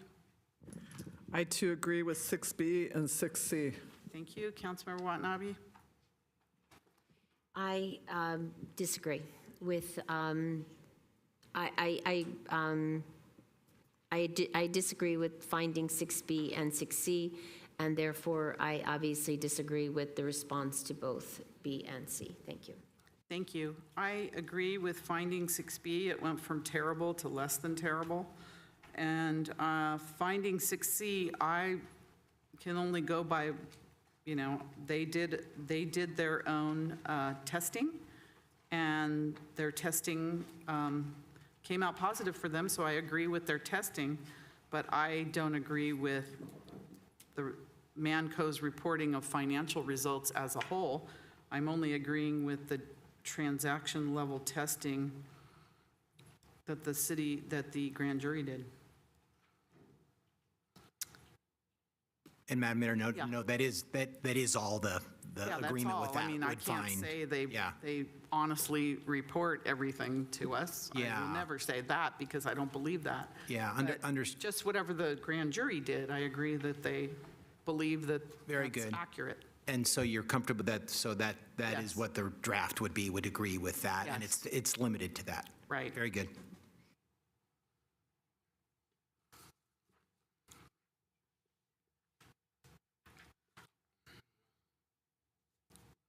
Give me one sec, I'm going to do the next one, but I wanted to add these to the right category. So I'm keeping up here. Next item is finding 7A. Trading off here with my colleague. Finding 7A of the grand jury states that the city stadium authority failed to ensure that the original management agreement and the 2022 settlement agreement contains sufficient language requiring specific items or methods and performance metrics to prioritize stadium authority revenue generation. This has resulted in a failure to hold Manco accountable for the success of non-NFL events. The draft response from staff is that the City Stadium Authority partially disagrees with this finding, and I will note that we did obtain input here from outside counsel, Mohammed Wali-Sada, who was kind of on the ground and involved, with these matters, with us not being, here and on the ground with that. It was very helpful to have his, input and insight on that. So I appreciate that input, as always, from Mr. Wali-Sada. The proposed response consistent with this partial disagreement is as follows. The March 28, 2012 management agreement includes standards of care and duty terms in regard to Manco's obligations to exercise prudent, commercially reasonable, good faith efforts to maximize Stadium Authority's revenue, and that's in sections 2.9 and 2.10.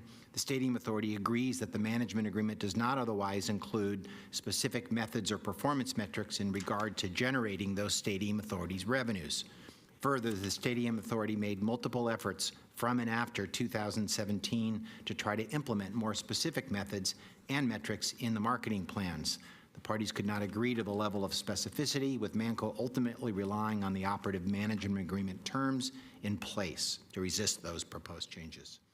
The 2022 settlement agreement further warrants and confirms Manco's duty of care obligations and the prioritization to maximize Stadium Authority revenues. By the time of the 2022 settlement agreement, the agreements for earlier money-losing events, like the college football games, had ended or were ending, and Manco's prioritized booking more profitable events that Stadium Authority has held on and after 2023. So partially disagreeing because of the belief and desire that it was not as simple as is stated, and provide some context again with input from outside counsel who was involved throughout that process. Thank you, Mayor. Back to you. Okay, Council? Councilmember Jane? Sorry, I have trouble with this button. I'm going to agree with staff's wording and also agree to partially disagree. I think that what our outside counsel has said reassures me that we have tried to do the best we can to try to align some incentives and to, and I haven't seen a money-losing event except for that one event that was canceled. There have been money-losing events for quite a number of money-making events for quite a number of years. So, and I think that there is some aligned incentives because the more popular a booking is, I believe that the 49ers also make money through the luxury boxes, and we make money. So there is some alignment of incentives. So I, again, partially disagree and agree with staff's wording. Councilmember Hardy? Thank you. I like that specifically the college football games were called out. I thought that was smart. I don't know if Councilmember Jane remembers when he was on the Planning Commission, I was first on the council. We sat down and went over what were money-making, what were money-losing events for the stadium. And it was very clear that the large concerts made money and the very small events, and it was the medium-sized ones that didn't. And it was in some of those conversations where I pointed that out and said, we need to stop those. And the nice thing is, it has ended. And we're doing much better, and we're having the large events. When I walked precincts and explained to the neighbors why I didn't want a stadium, I said, you are going to have A-listing concerts outdoor to make this work. And I was right about that. And that's what we've had to do. So I would agree with the way staff wrote this, as a partially disagree on the findings and with the explanation, because that is factually correct. Thank you. Councilmember Watanabe? Thank you, Mayor. So yes, I agree with the finding. I wish it could state that the City Stadium Authority majority failed to ensure that the original management agreement and the 2022 settlement agreement contained sufficient language requiring specific items or methods and performance metrics to prioritize Stadium Authority revenue generation.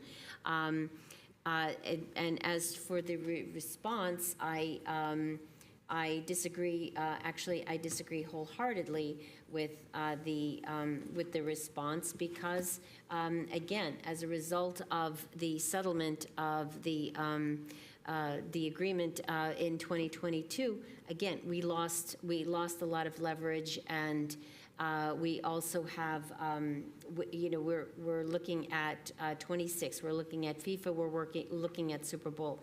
And there are a lot of questions, there are conflicts.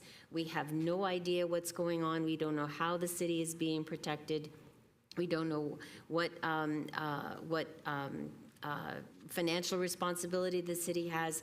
So honestly, I don't feel like that I disagree with this response, just for all those reasons and a lot more. Thank you. Vice Mayor Becker? Thank you, Mayor. So I'm going to partly disagree with finding 7A and agree with the draft response of finding 7A that staff has written.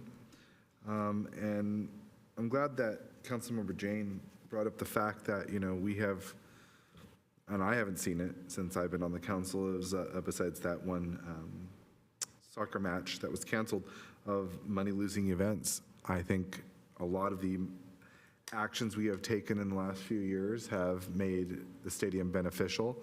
I think the adjustment of the curfew up to 5 times a year has been beneficial. And to hear Taylor Swift in the past say that she's never going to come back to Santa Clara, kind of like one of her songs, she came back. And that was a huge success of her coming back. Same thing with the Rolling Stones, saying they were never going to come back. They came back. So I think staff's draft response language right here identifies the 22 settlement agreement, and it really puts forward that we did make the prioritization to maximize the Stadium Authority's revenues. And I think it is evident now because I believe we've had the busiest seasons of concerts within the last, since after the pandemic, when Coldplay first started in spring of 2022. So thank you to staff. I will be agreeing with both of partly disagreeing with finding 7A and agreeing with staff's draft response to finding 7A. City Manager, your light's on. Yeah, I just wanted to clarify for the record, both Councilmember Jane and Vice Mayor Becker made a statement that there hasn't been a money-losing event in recent memory, with the exception of the canceled soccer match. Just want to note for the record and remind the council members that we did receive 100% reimbursement for the city's cost. Legal staff partnered with Manco and negotiated and triggered insurance coverage on behalf of either the promoter or the team. And so we did receive 100% reimbursement for all city costs, even for that canceled match. So through the mayor, just to follow up on that question, so then that means, I want to make sure that we have had no money-losing events since then, or in the last few years? Yes. Thank you, Mayor. Thank you, City Manager. Thank you. So I agree with the grand jury finding 7A, that the settlement agreement failed to ensure that the management agreement contains sufficient language and performance metrics to prioritize Stadium Authority revenue generation. The settlement agreement that was made has no teeth in it to hold the Manco accountable for prioritizing the Stadium Authority revenues. I didn't see anything in there that did that. And Councilmember Watanabe talked about it. What we did by this council majority, approving that settlement agreement, we lost our leverage in all the other negotiated settlement agreements as well, including the public safety costs and the buffet costs.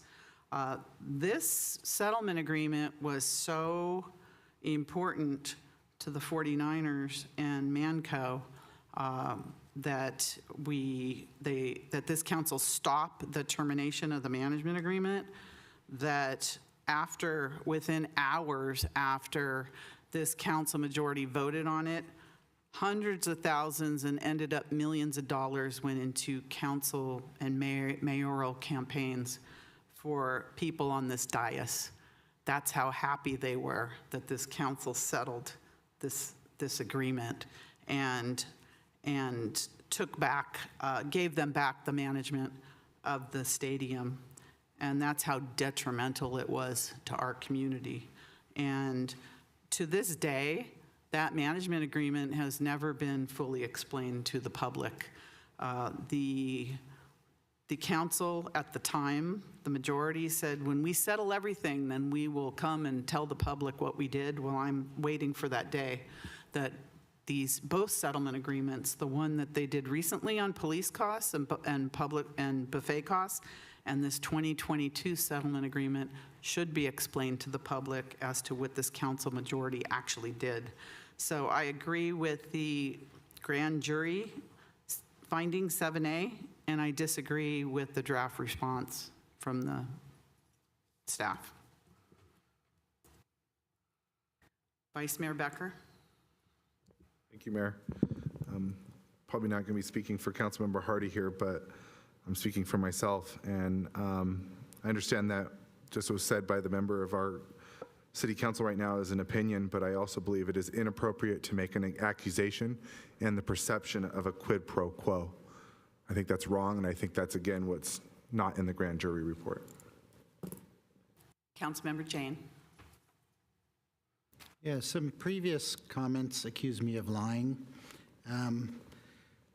It's interesting because when we did those settlement agreements, we had to approve those in open session.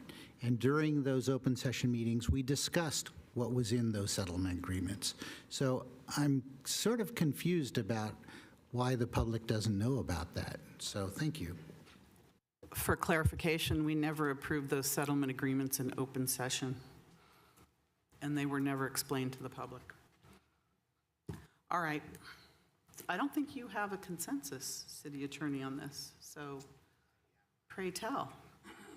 I don't, I'm trying to categorize without Member Park, here, so we'll keep going, Madam Mayor. Okay, thank you.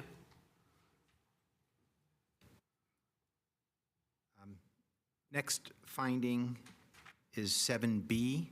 The grand jury found that the Stadium Authority failed to use the prescribed marketing correction plan per Article 3.3.1 of the management agreement process to hold Manco accountable for unsuccessful non-NFL bookings.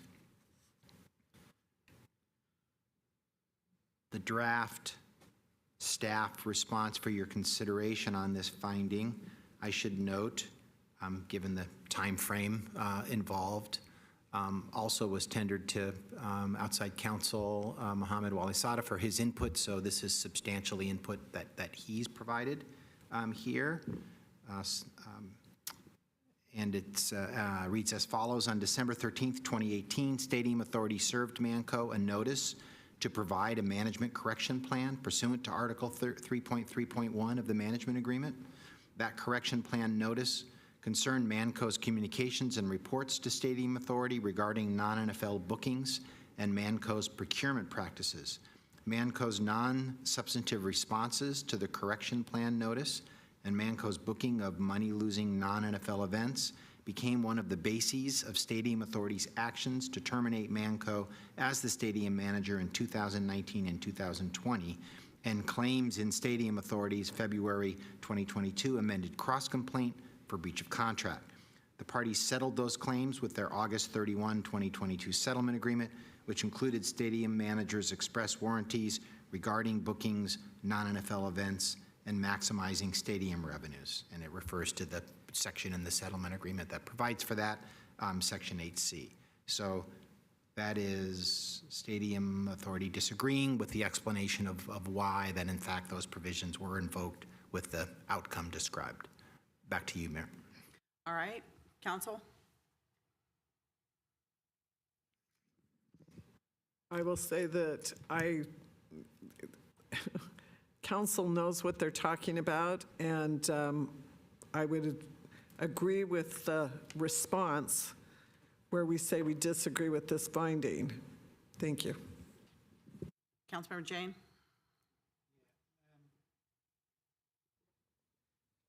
So I wanted to say that as we're responding to the polling, I disagree with the finding 7B and agree with staff's description of this, but I also wanted to mention that I'm actually looking at the council agenda here from May 28th, 2024, and it's public hearing general business, and it's action on Amendment 2 of the ground lease and Amendment Number 1 to the restated and amended stadium lease to implement the settlement agreement and mutual release, buffet and public safety cost arbitration with 49ers SC Company LLC and 49ers Stadium Management Agreement. And actually the staff report here goes through the whole graph of public safety costs and the thresholds. It goes through the waterfall. It goes through everything that was agreed to. It goes through the buffet costs, public safety. I mean, I'm kind of surprised that the public didn't know about this because it was actually on the May 28th, 2024 council agenda and discussed. Thank you. Did you give us your response to this, please? You did? All right. And I I didn't disagreed. hear that. Councilmember Watanabe? Thank you, Mayor. So, yes, I agree with the finding, and I disagree with the response.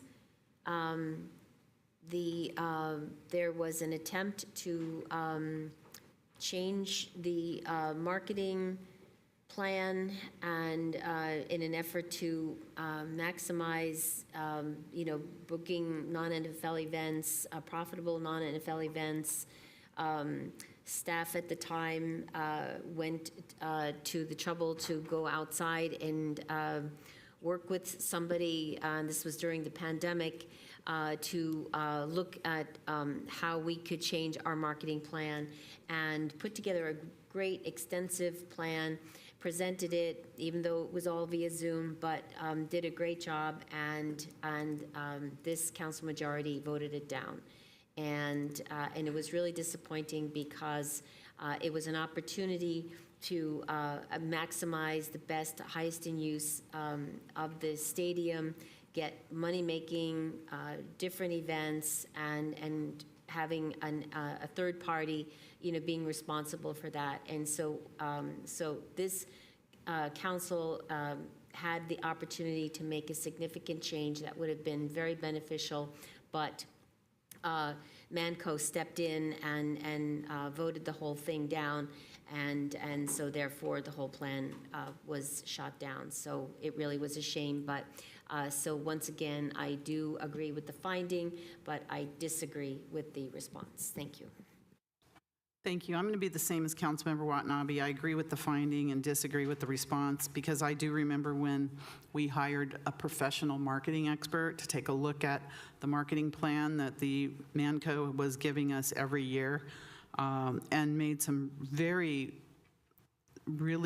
substantive changes and had some great suggestions on how they could do better. And this council majority turned it down because they knew better about how marketing the stadium would be. But they had some great suggestions. We should pull that out and look at it again. But I haven't seen any changes since this settlement in 2022 in terms of changes in the marketing plan and how booking non-NFL events is maximizing our revenues. I have not seen any changes since then. So I disagree with this finding because there's no teeth in the settlement agreement, and there's no metrics. So I agree with the finding, disagree with the staff response.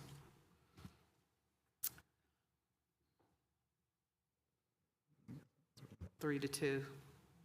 Okay. Oh. Vice Mayor Becker? I thought Thank you you, spoke Mayor. already. Nope, not for 7B, I don't think, right? No, I don't think I did. For 7B, I disagree with the finding. Going back to a lot of this marketing, when we had a discussion about the marketing, it just seemed like it was further a problem when we were discussing it back then, and funny, it ended up in the report then and now in this report. At the same time, I see staff's draft response to finding 7B. I agree with it, and I'm going to have to say, what was done on December 13th, 2018, I commend the prior council to doing that. And I think we are holding them accountable to that. And I know that is said that there's no teeth, but I think that we do have some teeth in what we've been trying to accomplish in the last couple of years, or last few years, actually. Again, though, I think that what happened on December 13th, 2018 got the ball rolling, and I think we've accomplished that so far. So I agree with staff's draft response to finding 7B. Okay, next, City Manager. I think I'm still on for this, Mayor. Item 8A, the grand jury found that there was no evidence showing that Manco is negotiating to maximize Stadium Authority profits for non-NFL events. Staff's proposed draft response for your consideration on the next slide, sorry, is a little lengthy, so bear with me. The City Stadium Authority disagrees with this finding. The management agreement provides for a stadium marketing and booking fee that is performance-based. This structure is purposely designed to incentivize Manco to maximize Stadium Authority profits.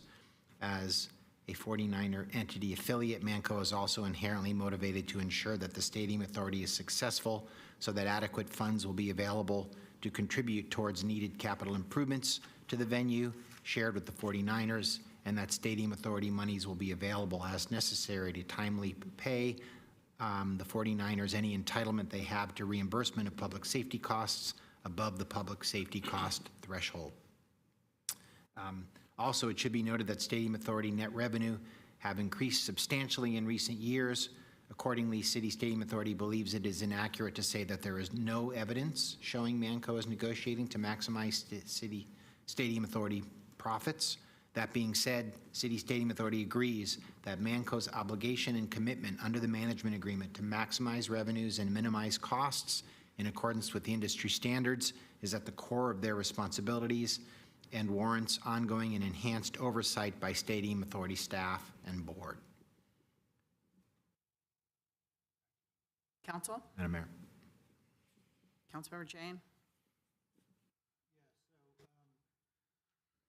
Again, responding to the polling, I'm going to disagree and agree with staff's description. Okay, Councilmember Hardy? I think staff did a very good job of nuancing this because I too disagreed with this finding. And the explanation makes sense to me. I don't know how much it will make sense to someone who's not been steeped in all this. But for those of us who have for years, this makes sense. I will also say that Councilmember Park, as he left, told me he was going to try and come back. I will just pass that on. Councilmember Watanabe? Thank you, Mayor. So going back to the previous finding about the marketing correction plan, I believe this feeds right into that, and that there, and so I agree. There is no evidence showing that Manco is negotiating to maximize Stadium Authority profits for non-NFL events. I think with again, the upcoming 26 events that are being planned, I mean, it's been said many times that they are money-losing events, so how does that make a profit for the Stadium Authority or the city? And again, we don't know what we're on, frankly, what we're on the hook for in terms of those contracts. So I have concerns. I agree with the finding, but when it comes to the response, I definitely disagree with it. Thank you. Thank you. And I agree with the finding, the grand jury finding. I disagree with the draft response to finding 8A.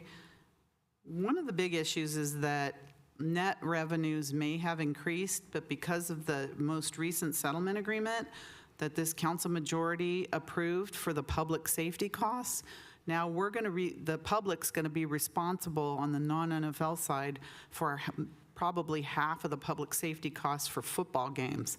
So that half is going to eat into our net revenues in the future. And because of that settlement agreement, we owe over $10 million, I think it's 13, that we're going to have to pay back with non-NFL net revenues. So I think it would have been great had we not had that settlement agreement for the public safety costs, because that's going to eat away at our profits. So, so I don't agree with the draft finding. Vice Mayor Becker, did you speak already? No, not yet, Mayor. Sorry. It's okay. Thank you. So I am going to, on finding 8A, I'm going to disagree with this finding. And, it goes back to the thought of, that this grand jury hired all these consultants, had subpoena powers, all these, everything, including the kitchen sink, it seems like. And they're saying that there is no evidence showing that Manco is negotiating to maximize. I'm really glad that staff's explanation and the inaccuracy to say that there is no evidence showing Manco is negotiating to maximize Stadium Authority profits.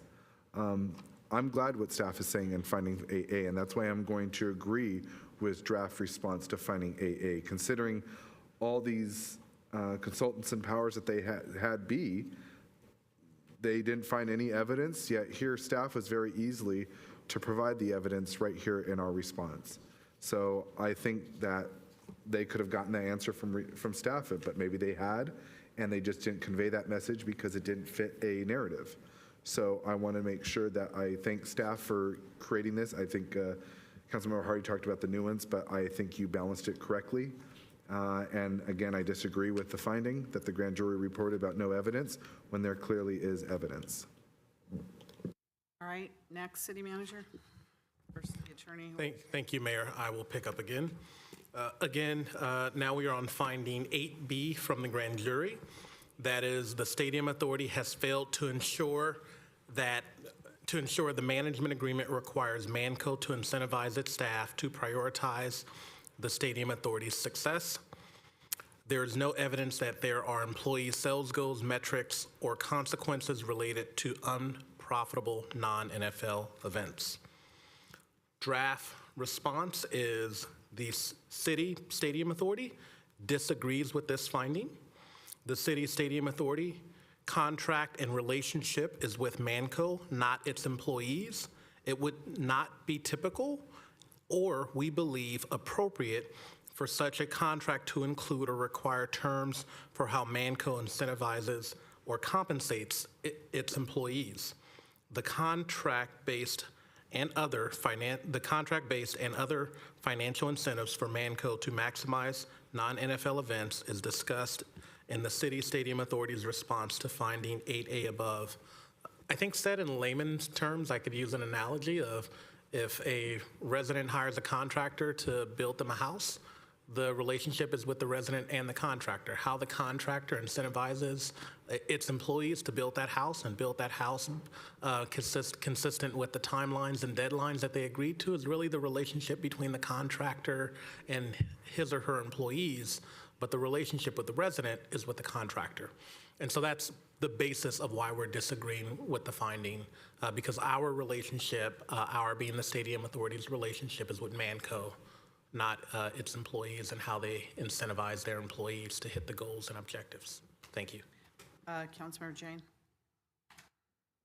Again, responding to the polling, I disagree with the finding, 8B, and I agree with staff's response. Thank you. Anyone else? Councilmember Hardy. I would say the same, and thank you for the analogy. I think anyone hearing that would agree with you, City Manager. Thank you. Councilmember Watanabe. Thank you, Mayor. So I agree with the finding. However, I'm going to disagree with the response. And the reason I understand what the city manager just said. However, again, going back to the management agreement, that in 2022 there was an opportunity to make some changes to maybe change things like incentives for making non-NFL events more profitable, and that opportunity was lost. So therefore, I disagree with the response to 8B. Thank you. Vice Mayor Becker. Thank you, Mayor. I'm going to disagree with finding 8B that the grand jury proposed. And I'm going to agree with this draft response to finding 8B by staff. I do appreciate the city manager's contractor analogy. That is a perfect example. I think this is an example of overreach by the grand jury on the fact of a little too micromanaged. At the same time, I think we give appropriate reasons. And I think it's also, I don't think it is appropriate, as stated in this finding response, to do this type of requirement in the terms with Manco.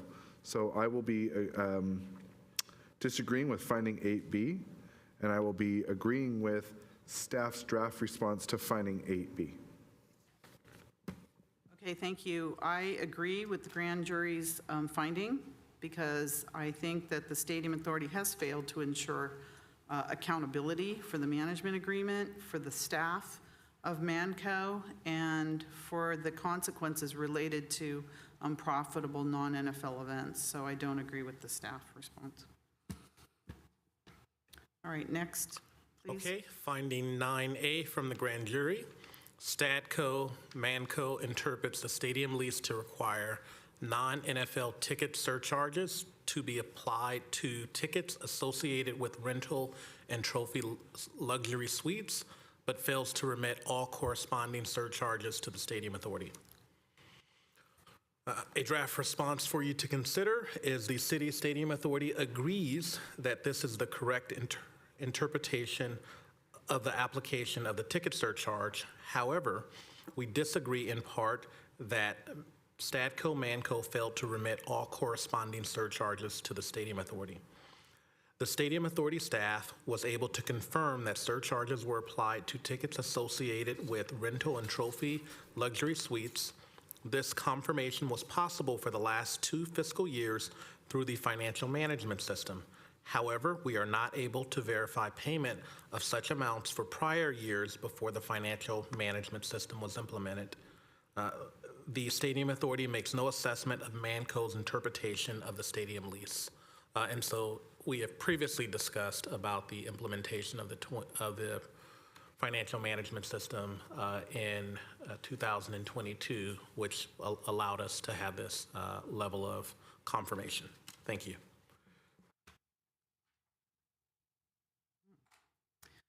Councilmember Watanabe. Thank you, Mayor. Let me just jump back over here okay, so I can read off of this. Okay, so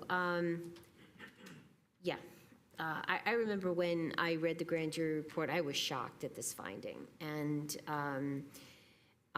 so I definitely agree with finding 9A, and I really appreciate the grand jury bringing this to our attention, and frankly, I disagree with the response. Okay, fine. They have made it's excuse me. The Stadium Authority staff was able to confirm surcharges were applied for the last 2 fiscal years through the FMS. However, we're not able to verify, from previous years. Well, the stadium is 10 years old. So it seems like there should be an accounting of whatever surcharges have not been paid to the Stadium Authority. And I don't understand this statement. The Stadium Authority makes no assessment of Manco's interpretation of the stadium lease. It seems like we should be making an assessment, because if we are not aware or ensuring that something like even the surcharge from these the rental and trophies luxury suites are not being properly paid to the Stadium Authority, then we should make sure that that their interpretation of the stadium lease is correct. So I totally disagree with that statement as well. So I agree with the finding. I totally disagree with the response. Thank you. Councilmember Jane. Yeah, I'm going to respond partly to 9A and 9B, where it seems that for these luxury suites and rental suites, the language in the contracts is not particularly crystal clear. And so there is some matter of interpretation that's happening. I wish we had better contracts, but unfortunately, this is what we have. So for 9A, I'm going to agree with the finding, and I'm going to agree with staff's interpretation or description. Okay, anybody else? Yep. Member Hardy? I'll go for it. I too, when I read through the luxury suites agreement, was a little frustrated, and I'm glad that we have a better accounting system now, and would agree that it's very hard to go back without that accounting system and understand. Stadium Authority makes no assessment of their interpretation because we don't read minds. And we have done our very best to fix the problem that we did see. And we're not, I like that you said we're not able to verify payment of such amounts prior to those years. So I like the staff's answer. Thank you. Vice Mayor Becker? Thank you, Mayor. I'm going to, on finding 9A, I'm going to agree and also agree with draft response to finding 9A. Thank you. I agree with finding 9A. I disagree with the staff response because we should go back 8 years and get the money that's owed to us. And I think that should be in the draft response, that we're going to go back and do that. So obviously there was 8 years of missing, or 7 years of missing money that should be paid to the Stadium Authority. We should go get it. So I disagree with the response because it doesn't say that we're going to go back and get that money. And who said it was too hard to go back? It's not hard. All right, next, please. Okay, finding 9B. From the grand jury, Stadco, Manco interprets the stadium lease to not require non-NFL ticket surcharges to be applied to seating, bowl complimentary tickets, and owners club luxury suite tickets. This one is clear that the Stadium Authority agrees that this is how Stadco and Manco interprets the existing agreements with respect to the application of the non-NFL ticket surcharge. This matter is currently under review with Stadium Authority Legal Counsel to confirm in all respects whether or not it is the correct interpretation. So just a note here that that is an open item that is still being looked into. Councilmember Jane? Yeah, I already responded that I believe that with respect to these luxury suites, the language of the agreements is not crystal clear, and that's why there's still some outstanding interpretation. So again, I'm going to agree with the finding, and I'm going to agree with staff's response. I'm a little confused about the response. So I agree with the finding, but the response says City Stadium Authority agrees that this is how Stadco Manco interprets the agreements. Why would we say that? We should just say it's currently under review. We agree that that's how they interpret it? That's Yeah, Madam kind Mayor, of strange. my understanding is, although I've not been on the front line of that, there have actually been communications with them on this issue, and they've taken this position. So that's why it says that. We are actually, in this case, aware that this is the position that they're You're saying taking. that we just agree that that's the position they're taking? Yep. But we don't agree with that position? We're under review of it. We're under It's got a lot of review. nuances Okay, to it. I'll agree with that Yeah. then. So I'll agree and then agree. Vice Mayor Becker? Yep, agree and agree. Who hasn't spoken? Councilmember Hardy, did you speak? No, and I'll just say I agree with that, and let's stick to our guns. Councilmember Watanabe? Yes and yes. Okay, very good. That's a good one. Okay. It's been a while since I put one in Going. that category, Madam Mayor, so I appreciate that. Well, maybe you should think about that, how these things are worded. All right, let's go ahead, please. Okay, This one is maybe straightforward. Finding 9C, suite ticket revenue submitted to the Stadium Authority does not account for suite ticket revenue for certain attendees. That is the grand jury's finding. Draft response is the Stadium Authority partially disagrees with this finding. As noted in finding 9A, the Stadium Authority staff was able to confirm surcharges were applied to tickets associated with rental and trophy luxury suites. This confirmation was possible for the last 2 years due to the financial management system. However, we're not able to identify or verify prior years in summary. And so this is really in alignment with the response to 9A. Councilmember Watanabe?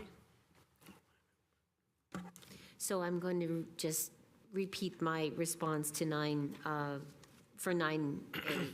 and as the same response for 9C. So I agree with the response, I agree with the finding, and I disagree with the response for the same reasons that I stated in 9A. Thank you. Thank you. Councilmember Jane? Yeah, I partially disagree with the finding and agree with the language by staff. Thank you. I agree with the finding and disagree because the staff response doesn't say we're going to go and recover the money that's owed to us. Vice Mayor Becker? Thank you, Mayor. I am going to partially disagree with this finding.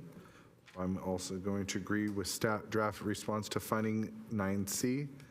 I'm again thankful for the financial management system. And again, I do have a concern that we're not able to verify the amounts from prior years before the FMS was implemented. But I am glad that we do have these records as of now with the current FMS, and it proves it worked. Councilmember Hardy? I would concur as far as I'm glad we're able to verify, and just because we can't verify before doesn't mean it didn't happen. That is a reality, and throwing out accusations I don't think is helpful to anyone. So I would partially disagree with the finding and agree with what staff has written. Okay. Everybody spoke? Is this the end of our findings? No, we have a few more. Okay. Okay. Let's go to finding 9A. Most revenue, 10A, most revenue from non-NFL events goes to the promoter, which is typical. Stadco can make money on luxury suites regardless of the event's profitability for the Stadium Authority. Draft response to 9A is the City Stadium Authority generally agrees with this finding in that event promoters generally receive most non-NFL event revenues, and that Stadco revenues from luxury suites are not contingent on the profitability of the event to the Stadium Authority. Simply agreeing that that is a structure, which the grand jury notes. Councilmember Watanabe? Okay, thank you, Mayor.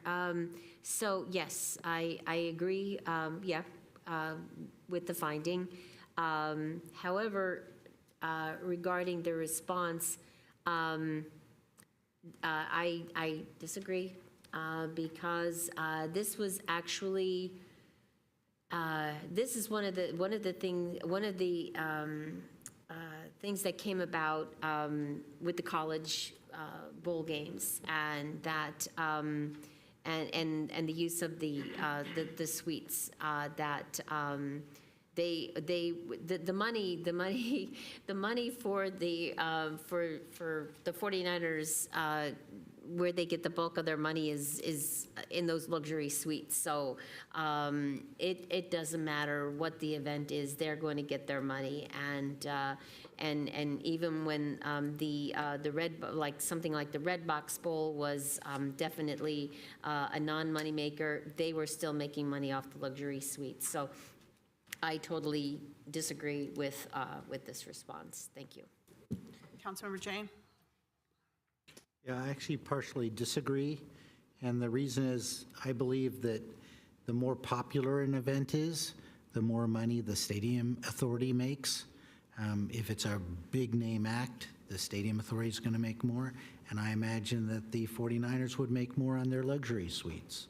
So they're not directly coupled in terms of profitability, but I think profitability relates to popularity, and so they are somewhat aligned.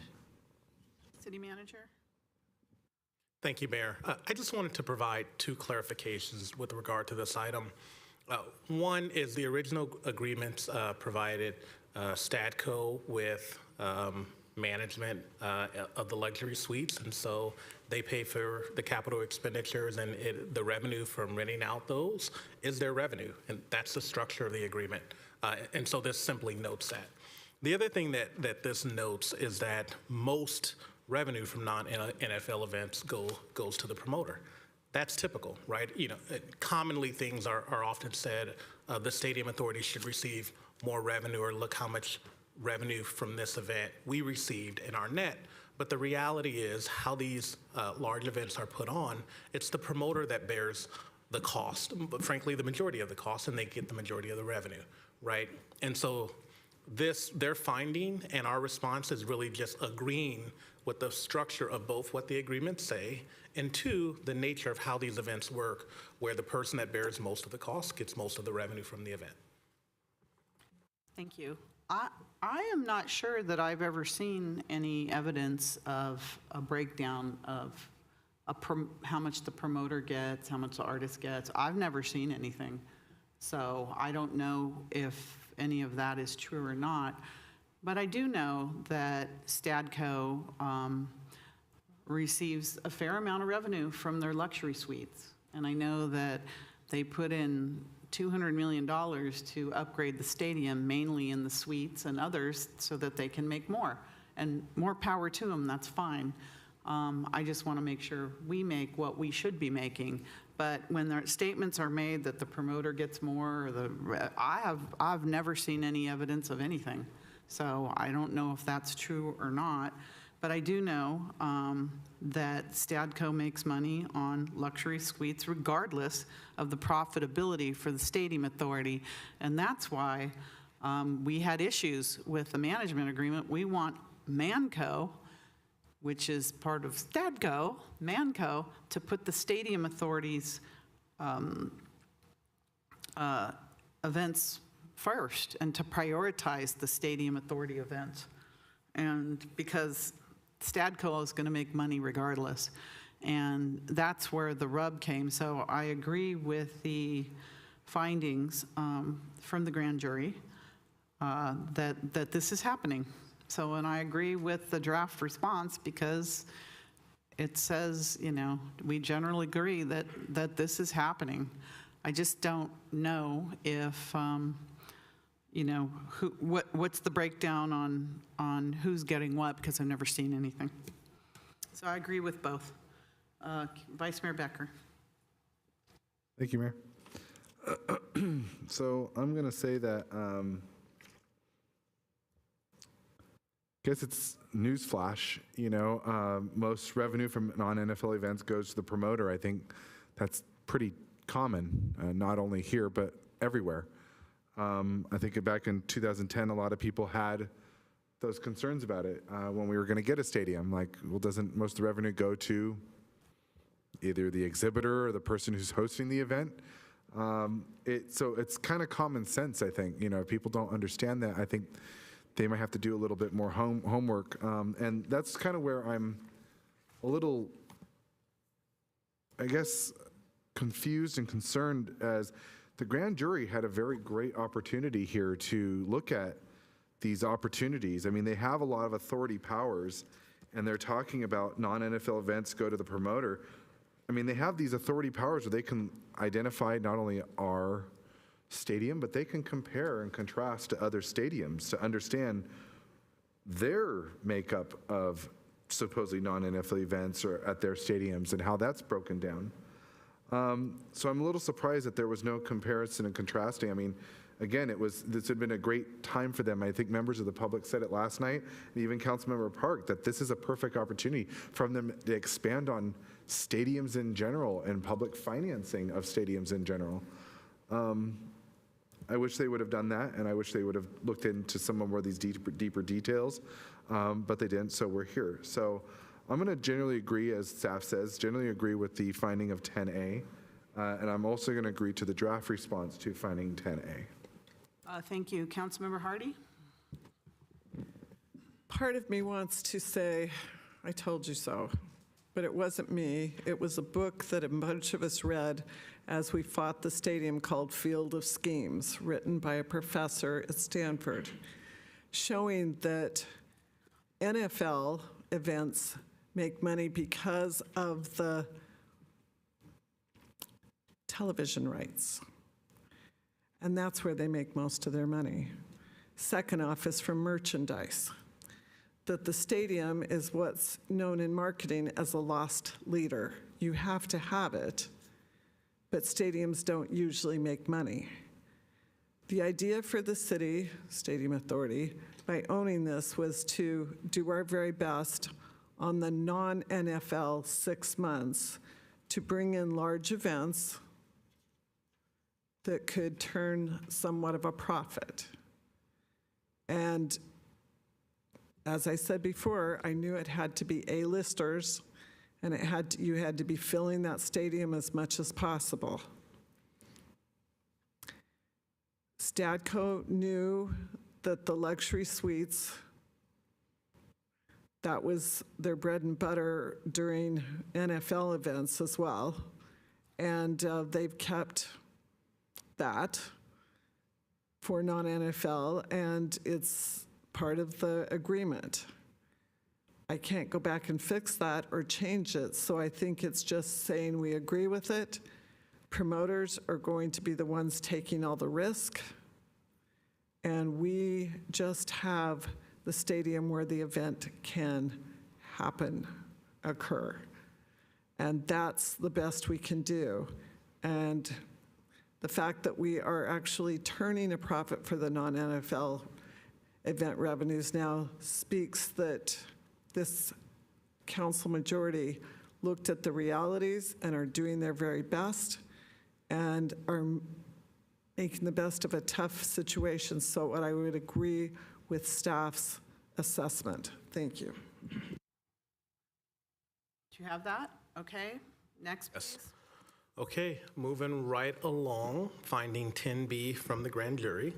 The Stadium Authority is unaware of the market revenue potential for non-NFL events at the stadium. The Stadium Authority does not know what net revenues should be expected for non-NFL ticketed and non-ticketed events. Draft response is a partial disagreement. The City Stadium Authority partially disagrees with this finding. The Stadium Authority released a request for proposals and has awarded a contract to an independent consultant to study the market potential trends and financial performance for stadium events and concerts at publicly owned venues. The Stadium Authority will attempt to obtain market-based revenue information. It is important to note that information for public facilities will be easier to attain, and while we will solicit information from privately owned stadiums, it will be up to the discretion of those facilities to release such information. Further, it is important to note that the Stadium Authority now has 10 years of experience with operations at the stadium and has accumulated substantial knowledge over this time period on the large stadium market generally and the market revenue potential for Levi Stadium. That being said, this is an important issue, and the City Stadium Authority is committed to developing a deeper understanding of such matters, augmented by input from or of industry professionals. So that's the response. I'll add an additional context, and I know the council knows that I've said publicly that we're absolutely committed to doing an enhanced job with marketing oversight. And that is why we recently released this RFP and are looking at industry experts to help with that. I know a lot of time is spent on whether Manco is a good, bad, or not so good operator. Totally understand that discussion. I think it's also worth noting that even if the Stadium Authority had an amazing operator, the simple structure of the Stadium Authority is dependent on the success of non-NFL events to pay its bills. Like every market, there will be some years where that is a great market because acts are touring and you can get soccer matches and concerts, and then there'll be years where acts are not touring as much and you can't get the other type of special events. And so we need to be mindful of that. We need to be smart about that, no matter who the operator is. And that's one of the reasons why the Stadium Authority is taking diligent efforts to step up our oversight of marketing and obtain a deeper understanding of the larger non-NFL event market, because it's not just the performance of the stadium manager that matters. Thank you. Councilmember Watanabe. Thank you, Mayor. So I agree with definitely with the finding. I mean, I'm glad to hear that this RFP has been put out and to just make, you know, in an opportunity to make the most of what we have. However, yeah, we do have 10 years of experience, but at the same time, that 10 years of experience is, it's a real mixed bag because of litigation and other issues that have come about. I would, I kind of disagree with what you said, City Manager, I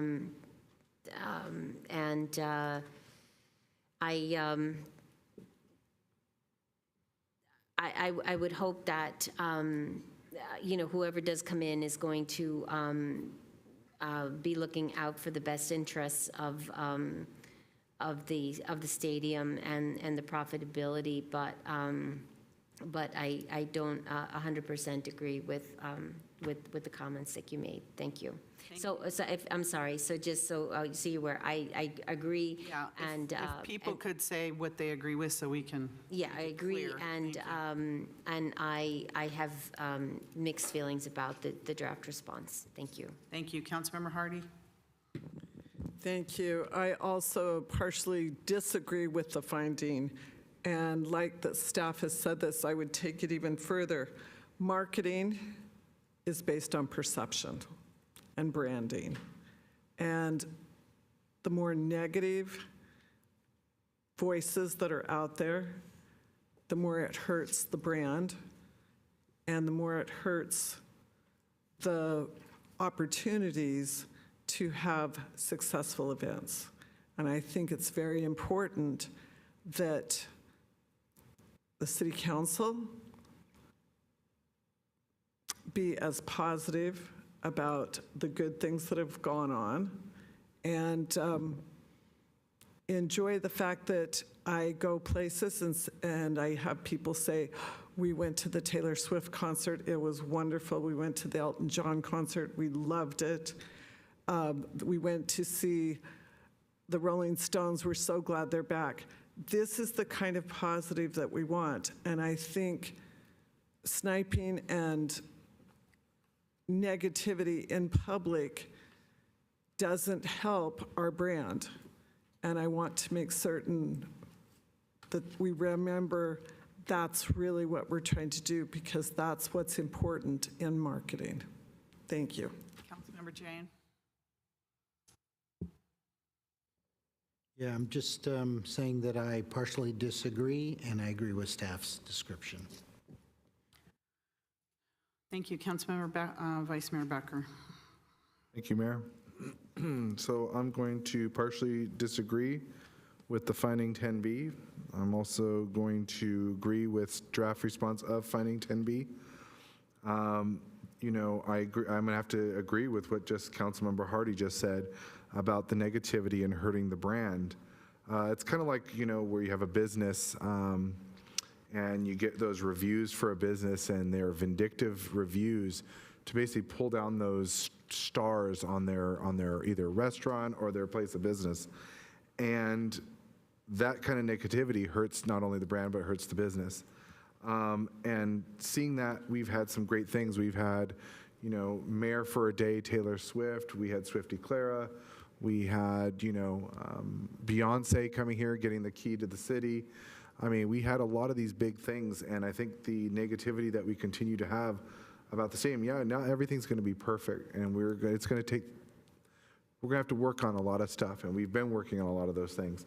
But I think in the end, when we kind of dilute the water on these negative assertions of the stadium, I think it's a little unfair. And I think that in the end, we suffer and the community suffers because we're not getting the events that we should be booking.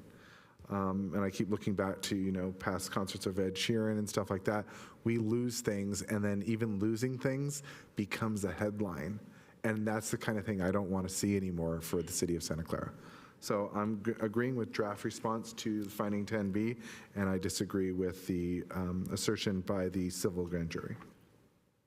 Thank you. I agree with the finding about the Stadium Authority not being aware of the market revenue potential for non-NFL events. I think that maybe board members up here forget their responsibility, and our responsibility is a fiduciary responsibility to the public, because the public does own the stadium.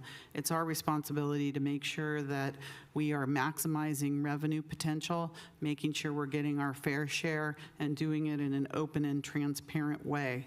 The fact that we don't know at this point if we are getting the net revenues that we should be getting for non-NFL event and ticketed and not ticketed events after 10 years, and we have no documentation that tells us are we on the right track or not. Independent documentation, independent studies, that's part of our fiduciary relationships. The fact of the matter is, if our board members are worried about other things besides our responsibility to the public, maybe you should take a look at what it means to be a Stadium Authority board member and city council member, because we have to answer to the public. And if we don't answer in a business-like fashion that we are maximizing the revenues, making sure that we're getting our fair share of everything, then we're not doing our job. And I think that is the big issue here. So I agree with the finding, and I disagree with the staff response because you disagree with the finding. So I think the finding is appropriate and something that we should be doing. I wasn't too aware of this RFP that is going out for the consultant, so I'm interested in that. I think that's a good thing we should do, as long as the consultant is independent, and that's what I want to know about. But, so I agree with the finding, disagree with the draft response. Next, City Manager. Finding number 11. Per the stadium lease, the Stadium Authority failed to negotiate pertinent details about buffet costs in the contract, such as parameters on cost thresholds and alcohol. The Stadium Authority accepted responsibility for buffet costs, but failed to show up when the expense was omitted from Manco's budgets. Draft response number 11, and we've talked about this yesterday, but I'll just note here because I note this one is again a partially disagree. Partially disagree could also be read as agrees partially. It's really the structure in which the grand jury and the penal code says that we should reply, right? You either agree or partially disagree, but if you partially agree, you also agree with a portion and disagree with a portion. So the Stadium Authority partially disagrees with this finding. Although buffet cost language in the stadium lease is not extensive, the understanding of the City Stadium Authority staff at the time of negotiations for the original stadium agreements was that buffet costs would be covered by facility rent paid by Stadco to the Stadium Authority.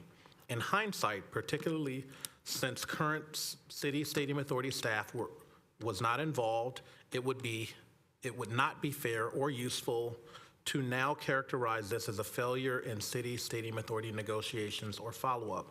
It should be noted that any contract term ambiguity on buffet costs was addressed under the terms of the May 2024 settlement agreement with revisions to the stadium leases that now impose clear limits on buffet cost reimbursements and add provisions for stadium authority audits of such costs. And I'll note that when we took that item before the city council, and there was an explanation of the settlement agreement at that time and in conversation here in this room in public, there was obviously rigorous debate. But I do believe that, and remember vividly that with respect to buffet costs, there was, I believe, unanimous agreement that the settlement agreement clarified buffet costs, even though not all council members were supportive of the settlement agreement. Thank you. Interesting. Okay, Councilmember Jane.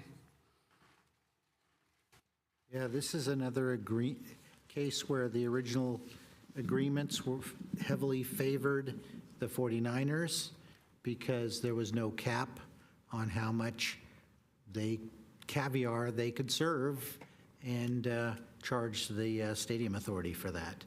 So fortunately, in our settlement agreements, we put caps on that. And so we have, once again, fixed a deficiency in one of the contracts through our settlement process. So I am going to agree with the finding. All right. Councilmember Hardy, I'm just going to go down the line, so you don't have to flip on your lights. Thanks. I guess I'm wondering, so the stadium authority, the draft response here is saying we partially disagree because although it was not understood at the time, we have now cleaned this up.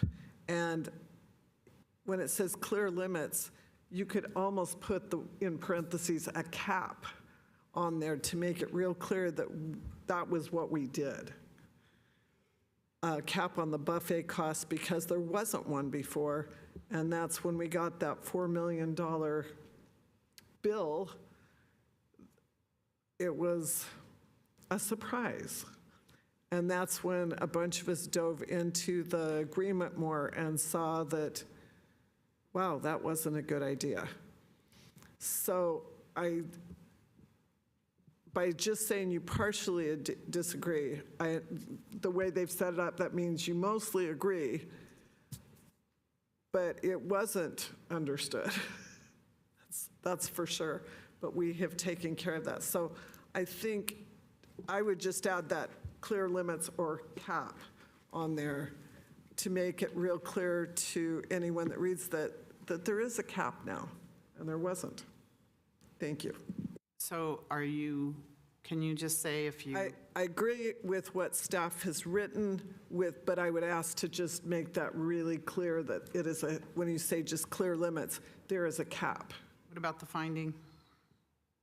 Well, the findings, we're saying that we partially disagree with the findings. No, okay, so what I'm going to ask the council to do is, first of all, what their opinion is on the findings, if they agree or disagree, and then staff response. Two different separate things. Okay. Partially disagree with the finding, but agree with what staff has written with the suggestion of the cap. All right, thank you. Vice Mayor Becker. Thank you, Mayor. So on the finding, I partially agree, but I guess in this sense, we're saying it's partially disagree. So I partially disagree because I partially agree. And the draft response to finding 11, I agree with the draft response. And, you know, I think if it wasn't for the decisions made in May 2024 for these buffet costs, I mean, we have solved basically a problem in which the finding is trying to find a solution for.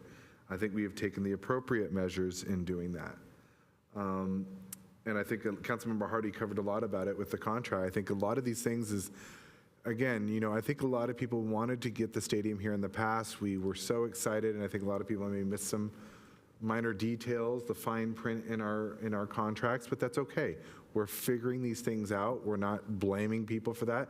We all make mistakes, and I think we're moving forward on that. And I think it was appropriate that we made this decision, because I think now, I've heard it from before about, negotiating rather than going to arbitration. If we went to arbitration, we would have never gotten a cap. So I think it was beneficial that we got a cap.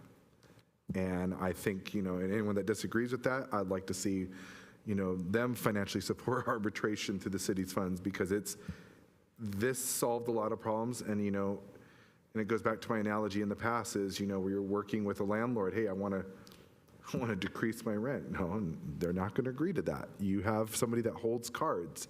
So they held the cards, and we made the right deals that we needed to make. So I will be supporting draft response to finding 10B, and I congratulate this council for making sure that we put caps on our buffet costs. Councilmember Watanabe.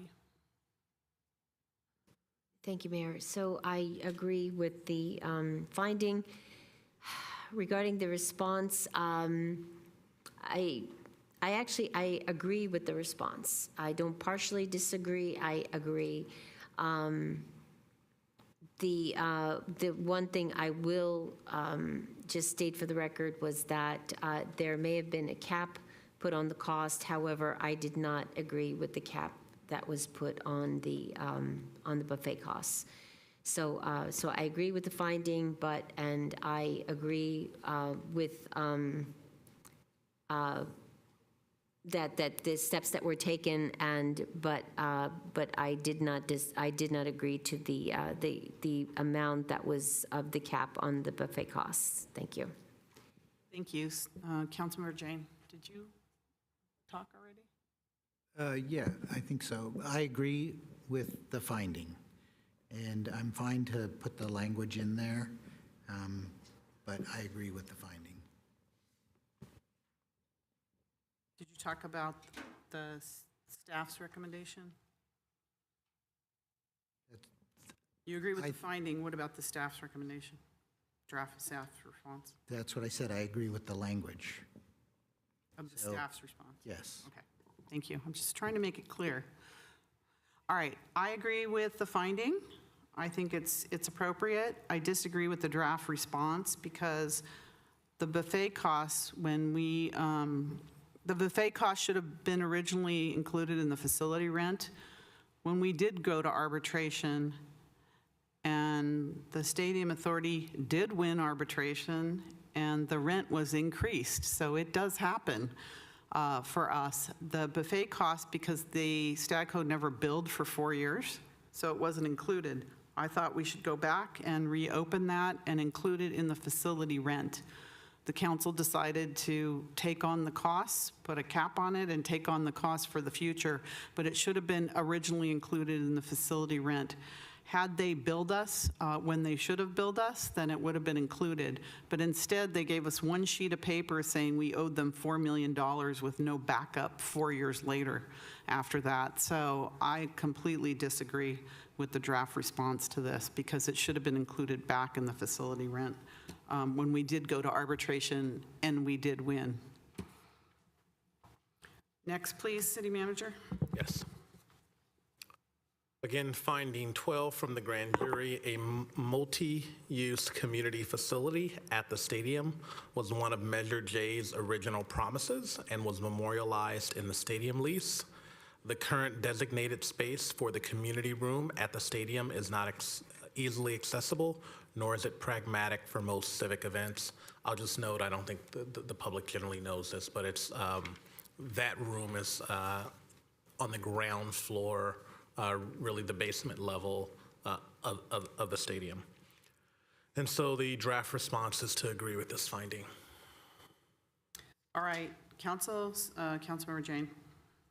I agree with the finding. I agree. I agree. Councilmember Watanabe. Yeah, I agree with the finding and the draft response.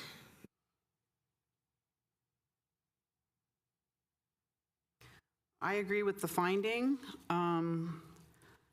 But I have to say, there was a designated space that was pointed out a couple of years ago that was right next to the restaurant, had outside access directly across from the soccer park.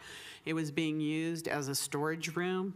As soon as we pointed out that this room could be available for us, the 49ers quickly took it back and said they were using it, although they hadn't used it for years. It was just storage for the restaurant. So I think that they have made no attempt to provide a community room for our community. That was, again, one of the many promises they broke. And what the public was excited about was having a community room at the stadium. And so the one that they've pointed out, I somewhat agree with this, is not pragmatic because they wanted to charge us thousands of dollars every time we used it or our public used it. But we did find a more suitable space that they quickly said that wasn't available when it was. So I'm not sure how to answer this. I partially agree with this because there was a space available that they turned it down. But again, that was one of the many promises that they broke. Mayor, if I will. Yes. Just want to note that there is a recommendation around this, and we do address it there. We're simply agreeing with the finding because that is the community room, and at some point, the city/stadium authority agreed to it. But whether that remains the community room or there are other opportunities, I think, is a subject for conversation, and we note that in the recommendation. We've been talking about this for 10 years. We still have no community room, so I don't know where the discussion's going. It's just a huge, big, fat, broken promise. Vice Mayor Becker. Thank you, Mayor. So yeah, I know that, and I've been trying to look through my email right now, through the city email. I think the 49ers gave a response to this outplayed grand jury report, and I think they also talked a little bit about the community room explanation. I wanted to follow up on that, but seeing that's not in our email, am I accurate that there was a response from the 49ers on this? Yes, you are correct. We had sent that to all of you at one point or another, and I've got it here amongst my various. I don't think it's necessary for Papers. tonight. It doesn't matter what their response is. This is for our response. Yeah, it just was, but agreeing that they did respond and were defensive of, the selection of the space and the usability of the space. Thank you. Councilmember Jane. Yeah, I have talked about this for years and years and years. I think it is highly impractical to have a community room at the stadium. Homeland Security establishes a perimeter there. It's very easy for someone to bring a backpack in there and hide it or leave it somewhere. I think it is just not advisable to have a publicly accessible community room at the stadium. I have contended for a long time that the value of that community room, perhaps the 49ers could use to subsidize our use fees at our other community rooms, at our parks and such. That never went anywhere, but that seemed to be far more practical to me, because that would allow for us to have community rooms spread across the city, closer to the residents that want to use them. Thank you. All right, next, please. Madam Mayor, if I might, I had you initially marked in the column agreeing with staff's response, and that we agreed with. Yeah, I mean, I agree that we don't have a community room. Yeah, so I'm going to put you in that. I'm going to put this in the 100% category. 100%, we don't have a community room. Yeah. And we haven't for 10 years, Yep. and it doesn't look like it's coming anytime soon. Yeah, but I think you agree with that of the finding and our agreement with the finding. Yes. Okay. We don't have it, so, sure. Okay, believe it or not, we are on our last finding, number 13. Can we go home after that? We still have recommendations to go. All right. Interesting that there are 13 findings. Okay, number 13, lucky number. The FIFA World Cup commitments for the city and stadium authority were made without consultation with the city stadium authority. Draft response, the city stadium authority agrees with this finding. Current staff were not involved at the time. However, the stadium Authority does not have a record of substantive communications between staff and Stadco, Manco regarding terms for the FIFA World Cup event. Councilmember Jane? Yeah, I think it's well known that these events are not moneymakers. In spite of that, I have a letter here dated August 31st, 2017. It's from the entire council with Lisa Gilmore's signature at the bottom. It's to John Christic, Executive Director of the 2026 United Bid Committee, and it says, "Dear Mr. Christic, the City of Santa Clara would like to declare its strong interest in being a host city for the 2026 World Cup in the event that North America is selected. I am pleased to confirm that the City of Santa Clara Levi's Stadium will submit a proposal to host one or more matches of the 2026 World Cup." And at the bottom, it says, "On behalf of the city, thank you for giving us the opportunity to participate in this exciting process. We wish the United Bid Committee the best of luck and look forward to submitting our proposal." So while, Excuse me, can you read the middle of it too? Not just the top and the you want bottom. me to read the whole thing? I'm happy to. Isn't there about Measure J in there? I would be happy to read the whole thing. I don't see anything from Measure J, but I'll read the whole thing. The City of Santa Clara would like to declare its strong interest in being a host city for the 2026 World Cup. In the event that North America is selected by FIFA to continue in the selection process, I am pleased to confirm that the City of Santa Clara Levi Stadium will submit a proposal to host one or more matches of the 2026 World Cup. There's no better place than this new stadium and surrounding South Bay venues to host soccer, home to luxury hotels, world-class training facilities, and year-round sunshine. The U.S. men's national team held its training camp for the 2014 FIFA World Cup in this very region. International soccer powers Manchester United, FC Barcelona, Liverpool FC, and AC Milan have all trained here in our region over the last couple of years. Santa Clara's Levi Stadium near California's Great America Theme Park and the Santa Clara Convention Center provides easy access to public transportation, highways, and the San Jose, Oakland, and San Francisco international airports. We're a world-class city with a high-tech venue that is ready for the opportunity to host this premier event. We unequivocally support this bid and look forward to welcoming you to our beautiful city. On behalf of the city, thank you for giving us the opportunity to participate in this exciting process. We wish the United Bid Committee the best of luck and look forward to submitting our proposal. Sincerely, Lisa M. Gilmore, Mayor, City of Santa Clara. Thank you. I wanted to make sure there were no commitments in there for the city.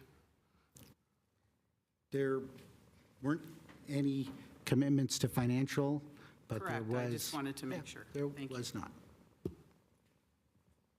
Okay, how are you? Oh, What's your position, please? I am going to agree with this finding and the staff's language. Councilmember Hardy? I would agree with the finding. I have a little concern with the way it's worded right now. It says current staff were not involved at the time. However, the Stadium Authority does have a record of substantive, Does not have a record. does not have a record of substantive communication between staff and Manco regarding terms. I'm not certain the word however should be there. I agree. I think we remove the word however Yeah. and make it two sentences, and Thank it you. reads better. It made Totally it agree. awkward. Thank you. Vice Mayor Becker? Thank you, Mayor. So I'm going to have to agree with finding 13. The FIFA, yeah, I'm going to have to agree with finding number 13, and I will agree with draft response to finding 13. I will state that I'm happy that we will be having the FIFA World Cup events here. I am happy that we are going to be the center of the world and the center of what's possible. And I think we've been working on this since, Councilmember Jane just read the letter from the mayor from 2017. I think we've all been wanting to do this since that year, and since we've been angling for this, and I'm glad that we're going to be having it. And I agree that with the mayor and many others, that I just pray and hope, and we must assure that no money will be spent for Measure J. No money will be spent, and it will not be a violation of Measure J. So I will be agreeing with staff's response to finding 13, as well as agreeing to finding 13. Thank you, Councilmember Watanabe. Thank you, Mayor. So I do agree with finding 13.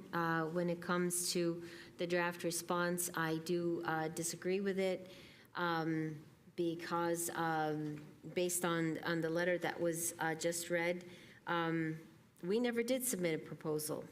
We didn't even submit a bid.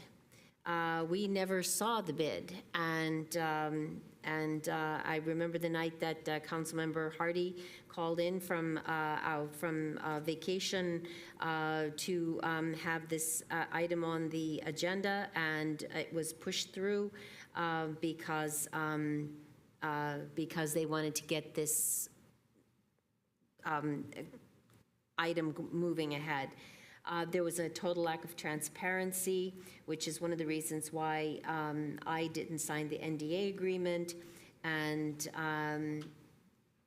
so I definitely disagree with the response. I agree with the finding. I disagree with the response. Thank you. Thank you. I agree with the finding, and I agree actually with the response, because we have no record of any communication between staff and Stadco Manco regarding the terms for the FIFA World Cup, because our city or stadium authority has never agreed to anything. Although I don't know what this council majority who signed the NDAs with the city staff have done. Maybe they've done something I don't know about, and it's quite possible. But for years, previous city manager, city attorney were asking Stadco and Manco for information regarding FIFA World Cup, any documents, and wasn't able to get anything. We finally got some highly redacted documents for the public to look at, and those are the documents that have the conflict of Al Guido signing for both the Stadium Authority, Manco, and the Bay Area Host Committee, which has never been resolved. So all I have to say is we, as a stadium authority, should be very concerned that we don't know what obligations or commitments. I don't know what commitments the city has regarding this, because we've never agreed on anything. We've never seen a contract for us to agree to sign anything. And this thing is coming up, it's less than 2 years away, and I haven't seen any documentation. I don't know where the Bay Area Host Committee is in terms of raising money for this, but it's not just not violating Measure J. This council unanimously determined that we want all of our costs repaid, all of them. And I have a concern about what's even happening right now in terms of the fact that we haven't had our costs reimbursed. So I agree with the finding. I agree with the staff draft response. And I'm very concerned as the chair of the Stadium Authority Board that I have no information, the public has no information on this, besides highly redacted documents without any information in them. Councilmember Jane? I'm not accusing anyone of anything. I think it's interesting that the Chronicle reported that the FIFA could lose $38 million. I don't know where they got that information. City Manager, you got that? City Attorney? I do have the input, Madam Mayor. I just want to follow up a little bit. I agree with both. Yeah, I want to follow up with Member Watanabe, because I think I'm hearing you, and I think you agree with the finding and staff's response too. I know you've got other comments and thoughts about it, which isn't necessarily integral to the response. So I just wanted to gut check back with you whether or not you would be supportive of draft of the I think draft we're response. coming to a response from different angles, Mm-hmm. but basically coming to the same conclusion. So I'm fine, I'll go along and agree. And very good. And Madam Mayor, to your comment, I want to just put this in context too. I know you agreed.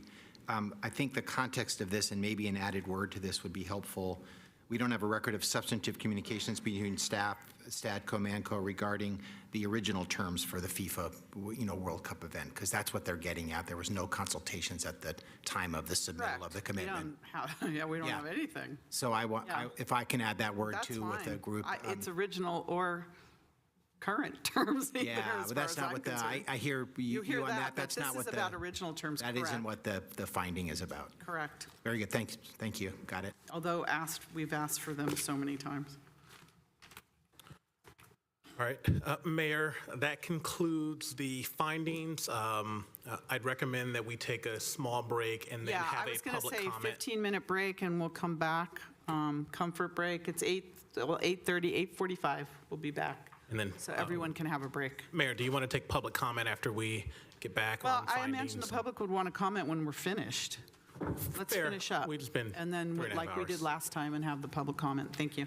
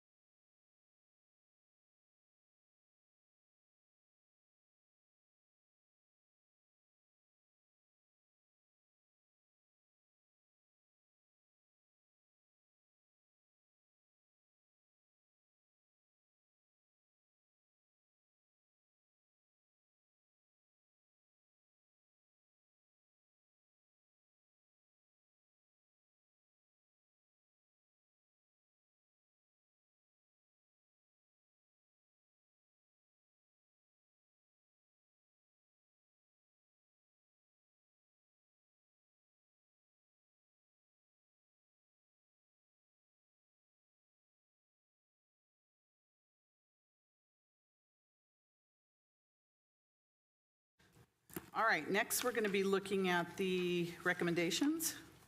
City Manager? Okay, we are here reviewing the proposed responses to the civil grand jury's recommendations for Outplayed, Measure J, the City of Santa Clara, and the San Francisco 49ers. As a reminder, there are a number of required responses for them.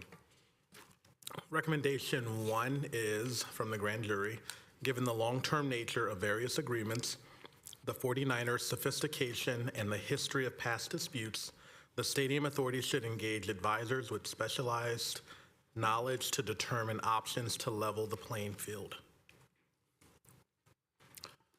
Draft response to this recommendation is this recommendation has been implemented. The Stadium Authority has and will continue to hire consultants with specialized expertise, including the following areas: legal, marketing, audit, financial, system implementation, and security. I'll conclude by saying there are recent examples in almost every category here where we have hired consultants and special advisors. And so we're essentially saying that we have, and we certainly will continue to do that. Okay, council?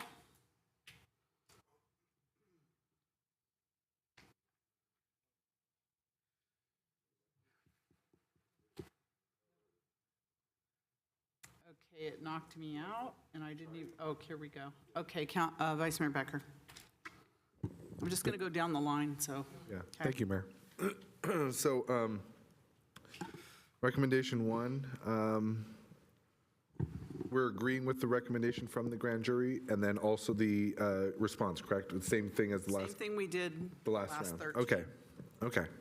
So I'm going to say on the recommendation 1, I'm going to disagree with that. Well, partly disagree, given the sense that, out of all the powers that they had, staff's recommendation answer is recommendation has been implemented. The Stadium Authority has and will continue to hire the consultants with special expertise, as we've done in the past. So I, again, don't know why nobody saw that information when they looked for it. So I will disagree with, partly disagree with recommendation 1, but agree with staff's draft response to recommendation 1. Okay, Councilmember Hardy. If I understand, if I remember correctly, there's 4 different responses to a recommendation. There's has been implemented, will be implemented down the road, given a time certain. 3 is needing more information to be implemented, and number 4 is will not be implemented and given why. So to me, this is number 1, and I like the answer. Thank you. So did you agree with the recommendation and then the staff recommendation? Remember, we have 2, so tell us how you feel about the grand jury recommendation and then the staff recommendation. Oh, I'm sorry. I apologize. I guess I was looking at, okay. I agree with the recommendation, and it's been implemented. So when we wrote our recommendations before, it was just 1, 2, 3, So you agree with 4. the grant? Okay, Yes. guys, first tell us how you feel about the grand jury recommendation and then how you feel about the staff recommendation. Okay. I'm going to ask the city manager, do we agree with the recommendation, or do we just give 1 of 4 answers? With regard to recommendations, we are to give 1 of 4 answers. Stating that the recommendation has been implemented and provide a summary of that. 2, state that the recommendation has yet to be implemented, but will be implemented in the future and provide a time frame. 3, we can say that the recommendation requires further analysis, and in that case, we need to explain the type of analysis or study that would be conducted and provide a time frame for which that work will be done, and it cannot exceed 6 months from the date of publication of the grand jury response Or 4, we say that the recommendation will not be implemented because it's not warranted or not reasonable. And so those So are, it's only 1 through 4. We don't have to agree or disagree with the Right. grand jury recommendation. Thank you. I'm sorry, Karen. Okay. and staff, and again, sorry, staff So is, 1 through 4. right, and staff has provided draft responses, not a recommendation, but draft responses for the council to consider and deliberate on. So whether you agree with the draft response of the city management. All right, Karen. Yes. Okay. And Anthony? Much more simpler. Yes. Okay. Councilmember Jane? Yeah, I would have preferred will be implemented because we're in the process of it. But since we have hired some consultants, we have implemented, so we're kind of in between. Depending on how the vote goes, I would like to say will be implemented, but I can change my mind. Councilmember Watanabe? Yes. What is your answer? 1 through 4? Oh, number 1, please. So it has been implemented? 2, excuse me, 2. Will be implemented. Councilmember Park? So I agree with Councilmember Jane. I think that there is a lot of things that have been implemented, and there are things that could continue to be implemented. However, I don't know that that warrants a significant, enough of a difference to me to not agree with staff recommendation. I think that staff recommendation has been implemented. They have brought in advisors and will continue to bring in advisors. I think that that is a good enough answer for me. Okay, I believe that the recommendation will be implemented because I don't see that we have all these advisors on hand now ready to go. At least I've not heard from a few of them. So I say that it should be implemented, will be implemented. Okay, next. Okay, we will nuance that when we get to a vote. I have a question. Are we going round for, I'd like to go through I once. just want to know what was it 3-3? Yes, Then I'm changing my vote. 2, 2 has been implemented. And one, oh wait, it was 4-3, it was 4-2. No, it was 3-3. I'm confused. 4-2, now it's 4-2, has been implemented, 4-2. and I think if I might, Madam Mayor, we're kind of saying both with how we're responding to this. Well, and we if have I- to say one or the other, right? Yeah, but I mean, we're. Can't say both, so. I think we can, Mayor.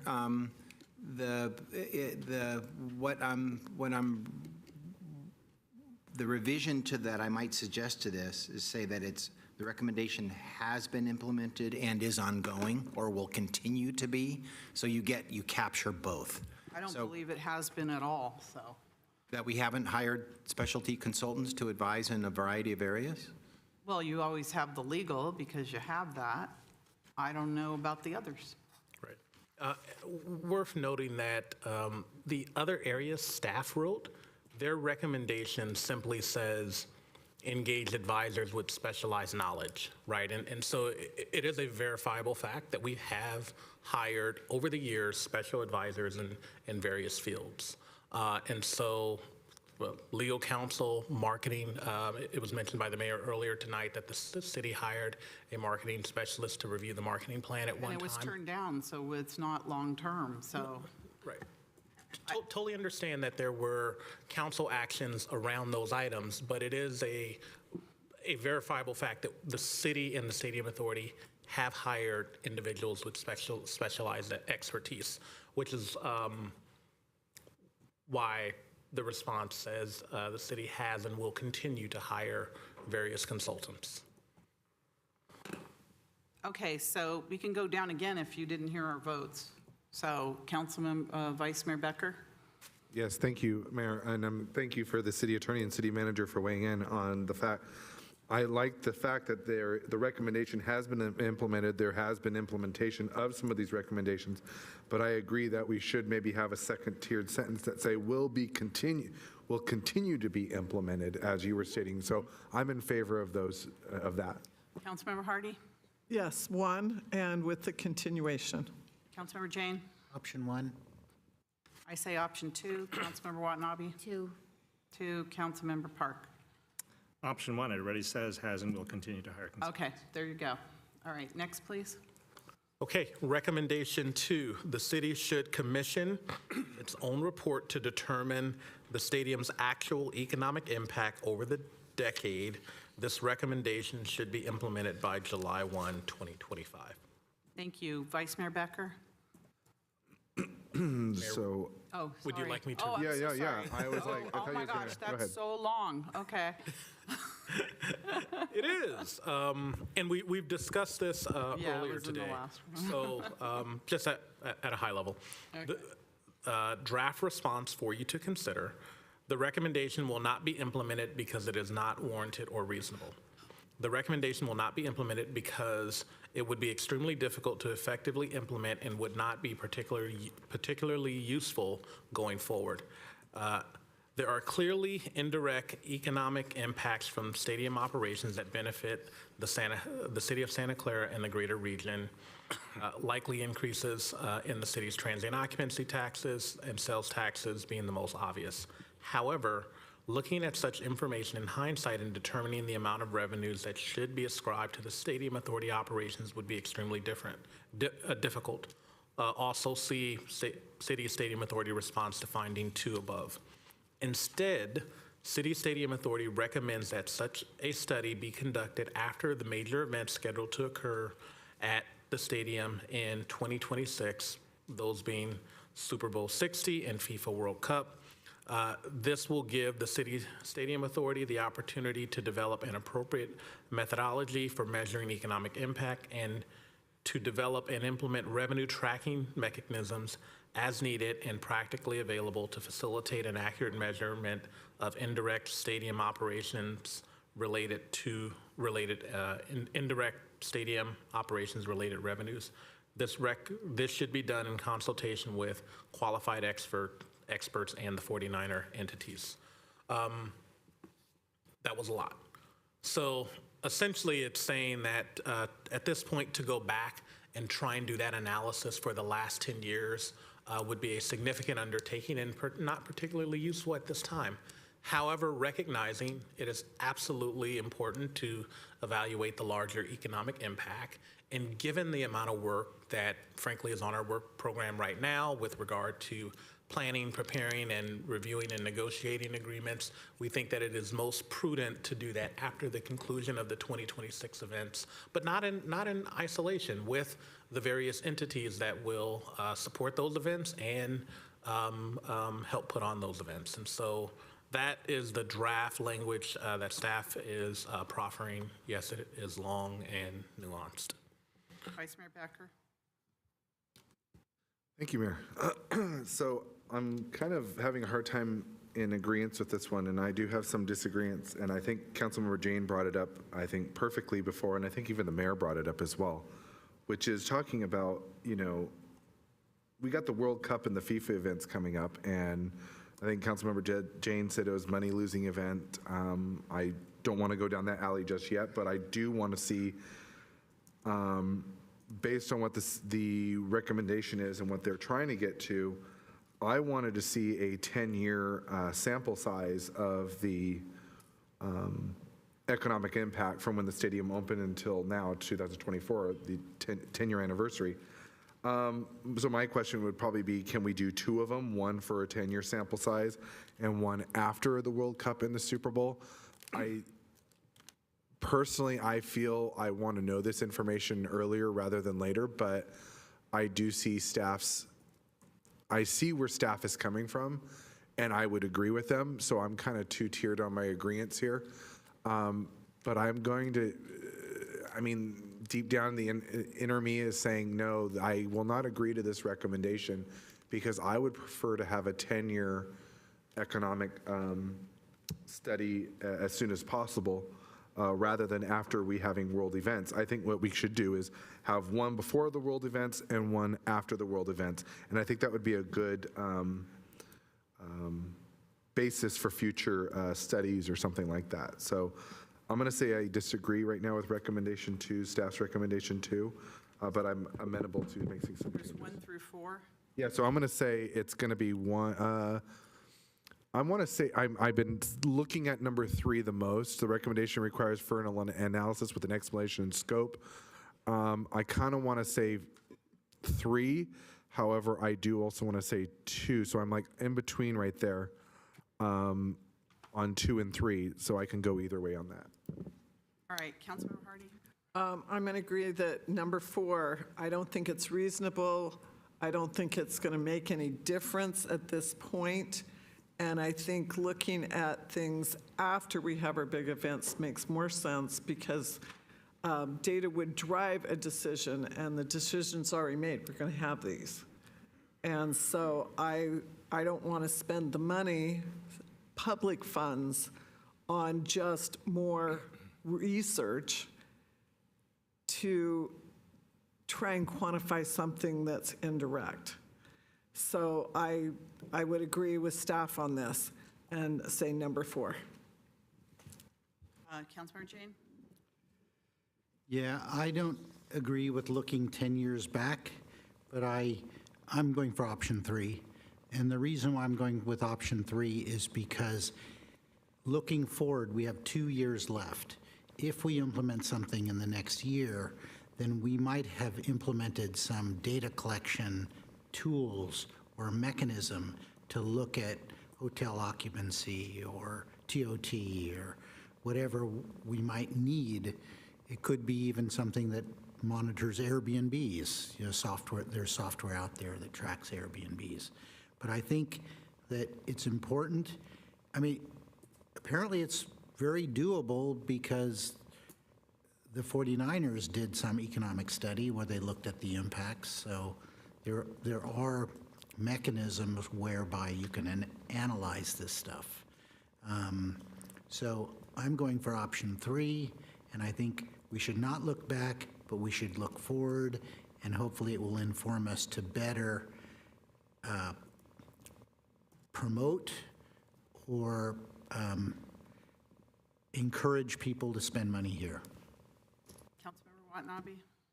Thank you, Mayor. I'm going with number 2, will be implemented. I believe that there are KPIs out there based on the last 10 years that should give us an indication as to what has happened in the past at the last major event and with the Super Bowl coming up, that we can apply from there to what we could potentially foresee or improve on using KPIs to get an idea of how to prepare for Super Bowl LX. So I am going with number 2. Thank you. Councilmember Park? So I have a clarification, which is if we go with 3, it says must be implemented within 6 months of the report. Is what must be implemented? I mean, we must come up with a plan and a time frame, and that plan and time frame has to be within 6 months, or does the work have to be done within 6 months? Madam Mayor, council member, the way I read the requirement is that the analysis period should be 6 months, and then if we have a different time frame from implementation after that analysis period, we would follow up and explain that as to what the time frame would be. Okay, because I mean we've got events that are over a year away. They're not within the 6 months. I understand what it means to go back and look at 10 years of data, but I don't think we actually have 10 years of data. I would really like to segment the COVID data and use that for a different type of study, but if we want 10 years, I think that we could wait a while to do the 10 years. I don't know that the experiments that we could conceive, the experiments that we can come up with, I don't know that we want to define them within the next 6 months. If there were a longer time frame for doing things like that, maybe I'd go with number 3. But with the time frames in question, with the types of experiments that I'd like to run, and again, I think that if we did something after the Super Bowl, after FIFA, we'd have years with similar types of events that we can compare, and we wouldn't have a single Super Bowl 50 or L that that could skew data. I think that having more of similar types of data and having a full 10 months, it's full 10 years if we want to put a decade report in perspective, I think that would be better than trying to do something now within the next 6 months, even if that plan is for the next 2 years. I think that 1 year of planning would show us quite a bit. Thank you. So I will go with 4. Thank you. I'll go with number 2. I think this recommendation should be implemented because we don't know the actual economic impact of the stadium over the last decade. We should have that information. I think it's prudent for us to do that. The staff recommendation has it coming after World Cup and Super Bowl. That doesn't make any sense to me, and they're going to do it in consultation with qualified experts and the 49er entities, which means it won't be independent. This recommendation is for us to have our own report, our independent report, independent of the 49ers, to do that. And so I would go with number 2. I think it should be done. It would be good information for us. It should be done now and implemented by July 1st. And there's organizations and companies that do this type of work, so it would be easy to find an economic impact company to help us with this. We should do it now. All right, I'm sure you have, okay, I like us to go once through. Councilmember Jane, are you changing your position? I might. What I'm trying to say is that I believe that option 3 just says requires further study. I think that answer invalidates all of the timeframes, because further study could mean after doing the study, we'll look into it for the next 6 months, but we may decide after the study that it's just not reasonable to proceed. So I think we'll just say for the next 6 months, we'll do some investigation, but we don't have to produce a report. We don't have to do anything. We're not committing to anything. Was that your original 3? Yes. All right, city attorney, city manager, you have that? Sure. Can we get a clarification on what Councilmember Jane just said? Is that Sure. understanding correct? I'll turn that over to the city attorney. However, I do want to say a couple things before that. Based on what was said by each council member, we don't have a consensus or majority either way. And in many ways, the comments can be segmented in 2 ways. One is a desire, as recommended by the grand jury, to look back, right? Whether that's the full 10 years or a shorter period. And then there were other comments about looking forward, and then conversations on whether that was now or after 2026. Want to offer a suggestion on the look forward, right? Because are we looking through the rearview mirror or the windshield? So one option would be to attempt to engage a consultant to study the last few years where we know revenue has been significantly more than the COVID years and years where there were not non-NFL events. So we undertake a study to understand the economic impact for these last few years, and then we update that study after 2026 to compare and contrast what happened in 2026 versus the more recent years. And so a little bit of a hybrid approach, but getting data that's more relevant to what's going on today versus the look back. Want to proffer that as a suggestion just based on what I heard from the council. Does that change anybody's response? I could live with that because I was looking at the hard 6 months deadline on number 3 and was not comfortable with that. But I could change to 3 if that's the way we could implement it. Councilmember Park? Yeah, sorry, I can't request to speak anymore now that I come back. But I just want to make clear, the recommendation says the city should commission its own report to determine the stadium's actual economic impact over the last decade. I mean, it's very clear of the time frame. I don't know that that actually satisfies the desires of some of the people that are asking for number 3. This recommendation should be implemented by July 1st, 2025. I think that goes out, well, I mean, it's almost 6 months, but that goes out the wayside. I don't even know why they put that there because of the types of responses that we're supposed to give. But I feel that even trying to come up with something in the next 6 months, I mean, we could, but I don't know that's the most pressing thing, and I don't know that the actual economic impact over the last decade is the thing that we should be looking at. So again, I'm going to stay with 4, even with the clarification. Thank you. We have some 4s, we have some 3s, we have some 2s. And it's not, that I don't want a report. I just don't like the timeframes that the answers seem to lock us into, especially given the wording in the recommendation. Mayor, Councilmember Park, I think that's precisely why staff selected number 4, saying it would not be implemented because not warranted or reasonable, and then provided an alternative. Agreed. Right? I know it sounds harsh, right? But that, given the timeframes and the required response types, that we initially felt that that was the most appropriate, and then to nuance, well, not looking back 10 years, but doing another type of study. Now, that could also, with words, be utilized for option 3, saying it requires more study and we'll do X, but just wanted to articulate it initially why we selected option 4. And I'll turn it over to the city attorney, I know, who has a comment. Thank you, Madam Mayor. Again, trying to see if there's, Anybody would like to change their answer? Yeah, I'm going I'll to change change the mine. 4. Okay, Vice Mayor Becker? Instead of, I said I was bordering between 2 and 3, I will select 2. You're selecting which one? 2. 2. All right. Councilmember Jane? 4. We got a 2 and a 4. I'm saying 4 Councilmember still. Hardy, you're at 4. I'm at 2. Councilmember Watanabe? 2. And Councilmember Park? At 4. And this is where I say, 3 and 3. 3 and 3. Oh, wait, was that 3 and 3? 3 and 3. and 3. That's as good as we're going to get. Can we move on, please?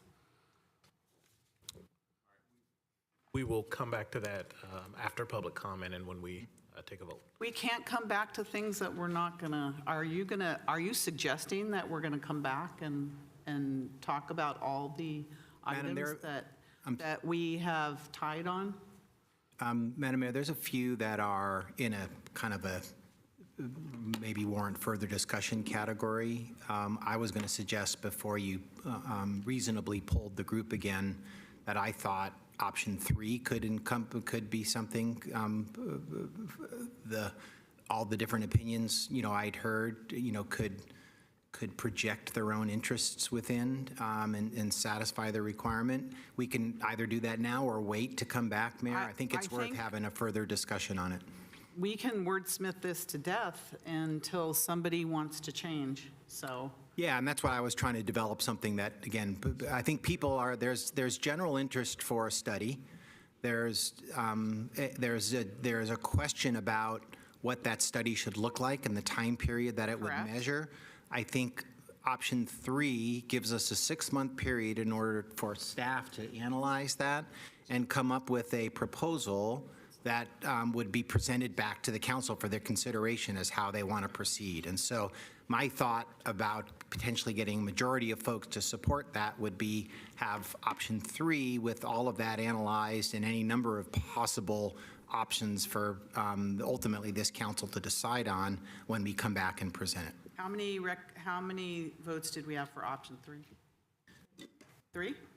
We had some early, Mayor, and it all just kind of flipped a little bit with different The people's last thoughts. vote, 3 for 4 and 3 for 2? We had actually 0 for 3 in the last Yeah, I vote. was going to say. Yeah, but that's why now- I'm trying to suggest, Mayor, that 3 might warrant resuscitation, because I think actually the 4s and the 2s might be able to project their interest into 3. That further study could determine proper methodology, scope, and time period, with everyone agreeing that some kind of study, should be done, but some not in consensus on exactly what. And I think option 3, with analysis, would give staff at least an opportunity to develop that and bring it back to council for consideration. So does anybody want to change their vote to option 3? I'll change it to number 3. I'll go for Got 3. one. And who is that? Suds. Councilmember Jane, Councilmember Watanabe, I could go for 3 then. and Councilmember Hardy. Just need one more.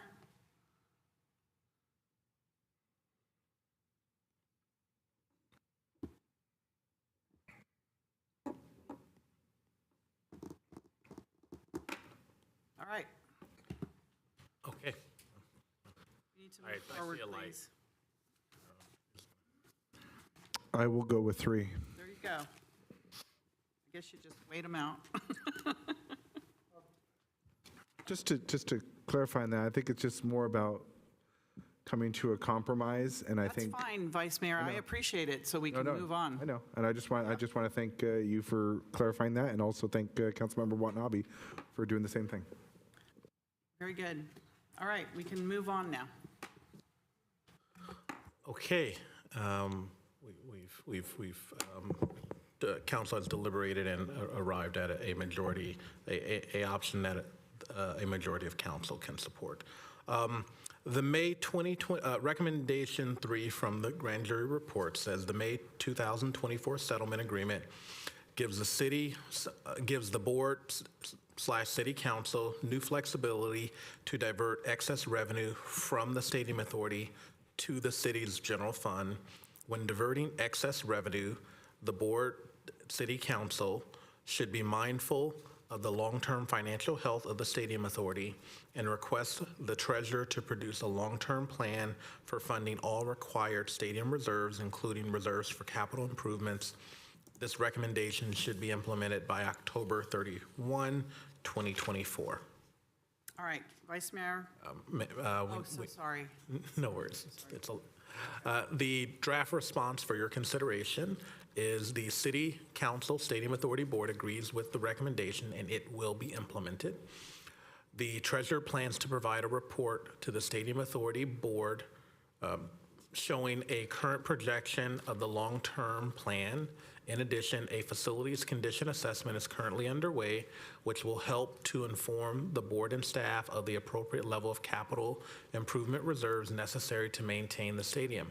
A recommendation will be brought forward upon completion of the facilities condition assessment and for presentation to the board at the next budget study session in early 2025. Can I ask a question? The treasurer plans will provide a report to the Stadium Authority Board showing a current projection of the long-term plan. Is that the long-term financial plan? Or the capital, you're going to give us both the financial plan, long-term, and the capital improvement plan to both? So that sentence was truncated. It's actually the long-term financial health of the Stadium Authority as requested by the grand jury in the text of Recommendation 3. So a long-term financial projection of the Stadium Authority budget. Okay. Vice Mayor Becker. Yes, I'm going to go with number 2, which is, I think, what's right here. Recommendations not been implemented, but will be implemented in the future. Thank So, you. thank you. Thank you. Councilmember Hardy. 2. Councilmember Jane. So the funding waterfall in the agreements provides for capital reserves. I think they are, and all those buckets for reserves, except for the demolition fund, have been filled.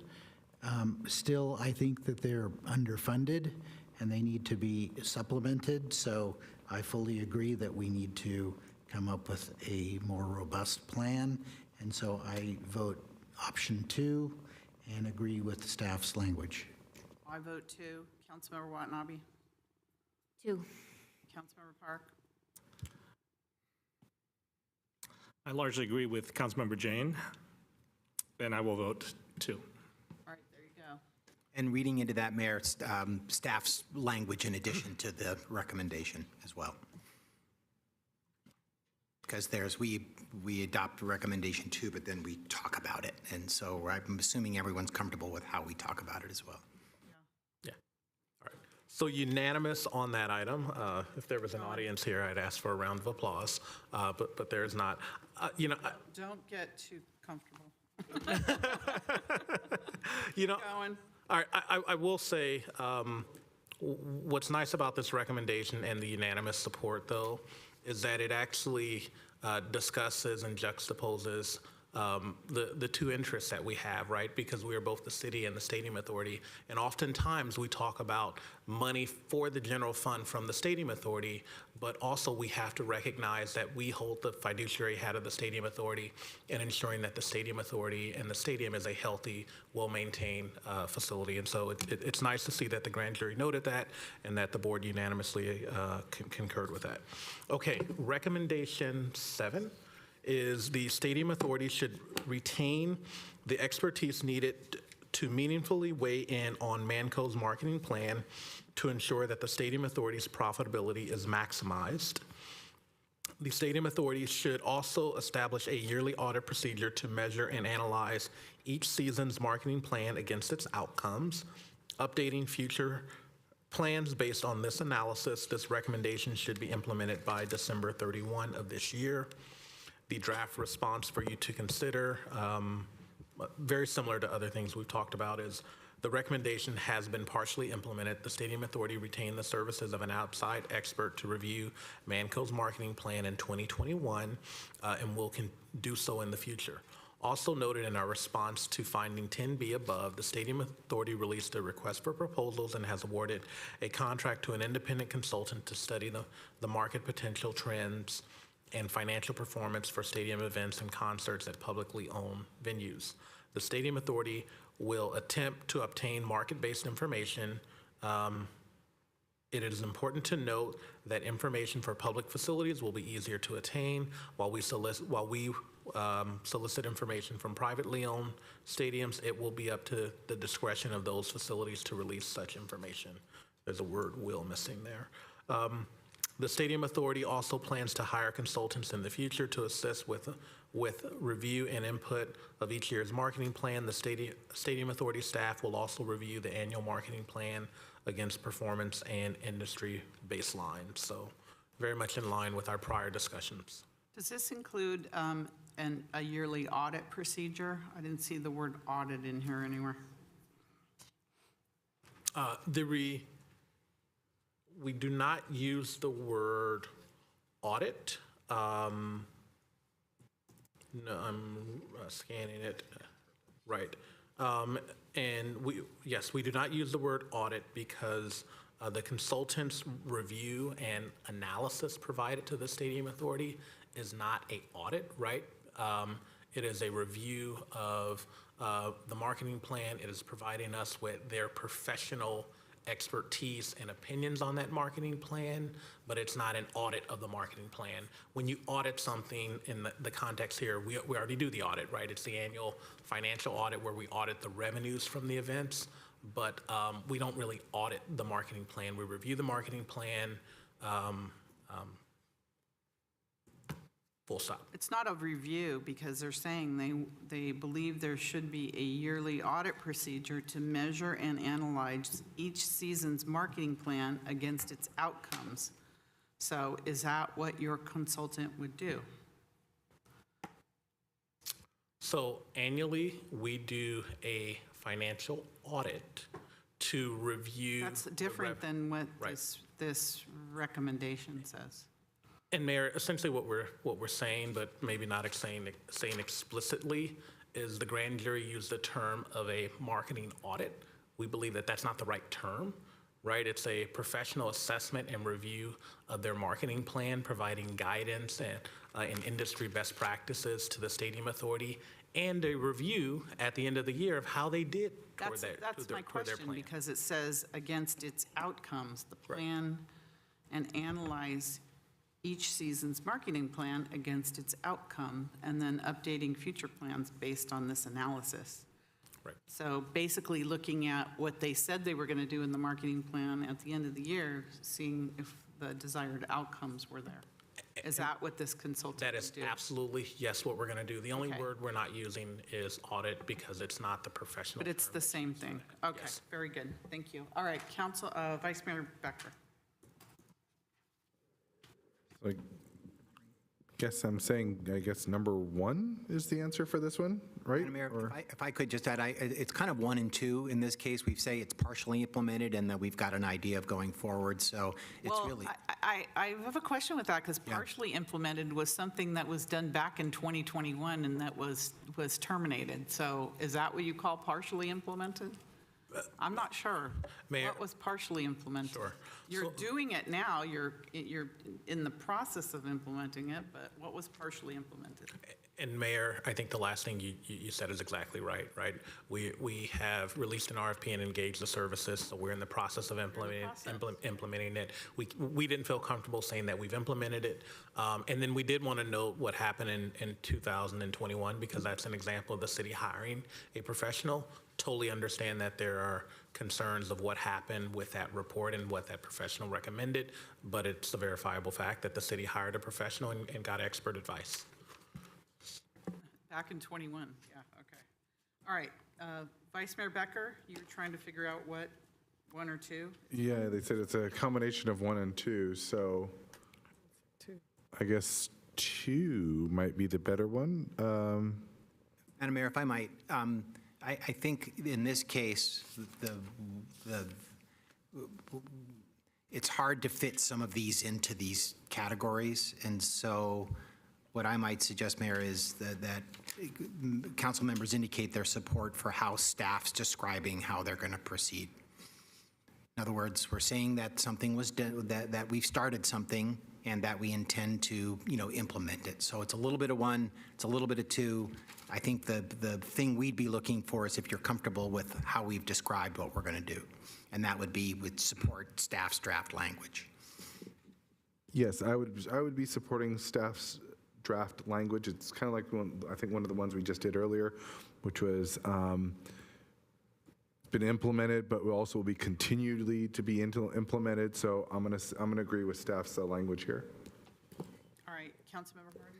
I too would agree. I was going to tease staff and say, are you going to call it a 1.5? Councilmember Jane? I'm going to go with 2, and I agree with staff's language, and I particularly agree for removing the word audit, because audit has, I sit on the audit committee, they have very fixed, established standards for doing audits, and so the fact that we will review the procedures and to measure and analyze each season's marketing plan makes sense. So 2 and staff's language. I didn't see audit in there. Did I miss No, it? it's in the recommendation. It's not in the recommendation. The word audit is in the. Yeah, it's in the grand jury recommendation, Yeah, the not in grand our jury, but language, not the Mayor. staff Not in, recommendation. Yeah, correct. that's right. I didn't see Yeah, we tried to reform that a little bit and describe what Okay, would I really be. agree with staff's response, minus the partially implemented, but that it will be implemented. Number 2. Councilmember Park? I was also going to talk about what would a marketing plan audit comprise, but I think I'm going to go with staff language, which I think it's unfair to just say 2. I think that to give a larger story, it would be a little bit of 1, a little bit of 2, and I would leave it to staff to All right. make that clear. Madam Mayor, I think we're going to, if consensus is comfortable, I want to put this in the 100% category. I think it really is 2, and we'll just give context in staff's language. So it's 2 with staff's language, and I think we've got everybody agreeing with versions of that. Thank you, Madam Mayor. Okay, next. Consensus again. Recommendation 8 from the grand jury. As part of the marketing plan, Stadium Authority should require that Manco produce a marketing plan that maximizes profits for the Stadium Authority and incentivizes Manco marketing staff to prioritize the profitability of the Stadium Authority. This recommendation should be implemented by December 31st. And so the draft response for consideration is the recommendation has been partially implemented and additional efforts will be taken to provide oversight of Manco's marketing plan. Please see our aforementioned responses to findings 8B and 10B, as well as recommendation 7. It is also important to note that the sole objective of the marketing plan is not to maximize profits. There are other considerations such as the impact on the city's reputation and booking of events that pose significant public safety and community impact challenges. Notwithstanding, the Stadium Authority believes that maximizing profits is an important issue, and this issue will continue to be an ongoing matter that we address through oversight of MANCO's activities. I want to pause there and just say that we oftentimes talk about and oftentimes hear maximize profit, maximize profit, maximize profit, as if that's the sole item. And so we just wanted to note that it's not. And I know we've talked about at various times events that pose other concerns, and the marketing plan and the type of events we target impact that. So that's why the language is there. Becker. I agree with staff's response to recommendation 8. Councilmember Hardy. I too agree, and I appreciate the nuance of the other considerations the city has because we are a public entity. Thank you. Councilmember Jane. I agree with staff's recommendation. I disagree with staff's recommendation. I think we should look at a marketing plan that maximizes our profits for the Stadium Authority. I've never heard that before, that we shouldn't maximize our profits. I know everything goes into consideration when booking events, but we tell them not to maximize our profits. I think that's a huge mistake. So I'm against the recommendation. Councilmember Watanabe. I'm going to go with number 3. All right. Councilmember Park. Yeah, I understand the problem with saying that we don't maximize profits, but I think that what staff is going for is that we're going to maximize effects, and sometimes foregoing immediate local maxima of profits, we will actually achieve higher profits long term. And indirectly, I think that it would be really hard without a study to see what those external effects would be. Just trying to put some understanding into the comment I heard about not trying to maximize profits directly. I will agree with staff response.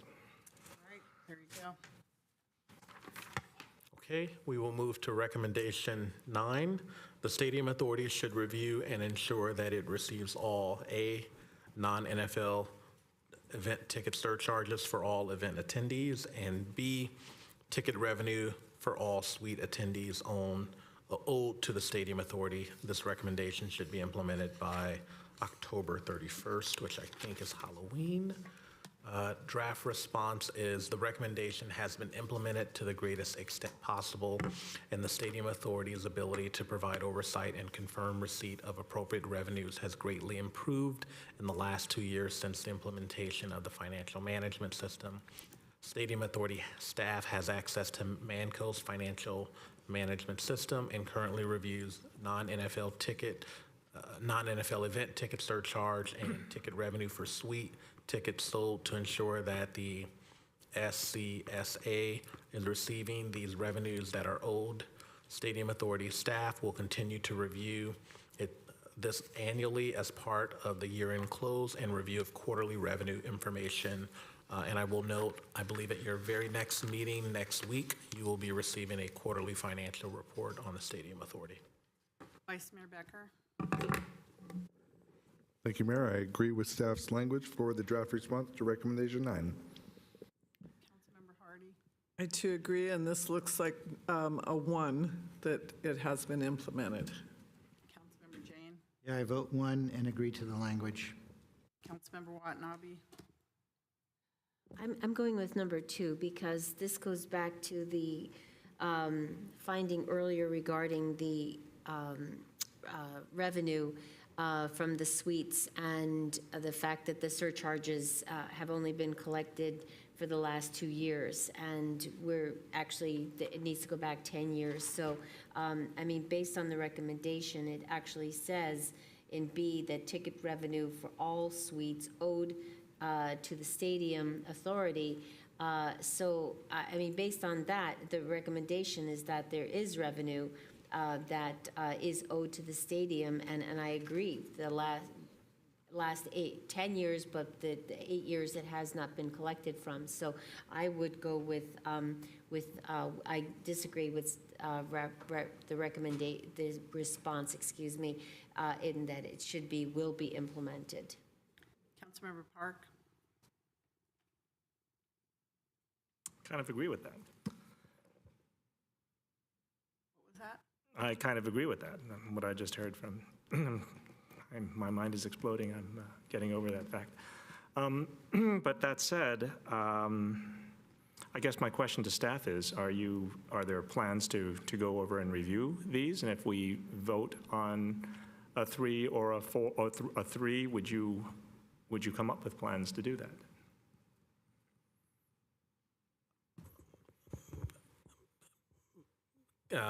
Councilmember Park, I just want to clarify, is your question, does staff currently have plans to go back beyond the last 2 years prior to having the financial management system? Yeah. So I don't know if that's how reasonable that would be, so. That is currently not in staff's work program, and actually related to recommendation number 10, there's a portion that actually just notes that significant time and resources have already been spent by staff, legal counsel, and the grand jury on such efforts, and we just don't think that they're fruitful to continue that.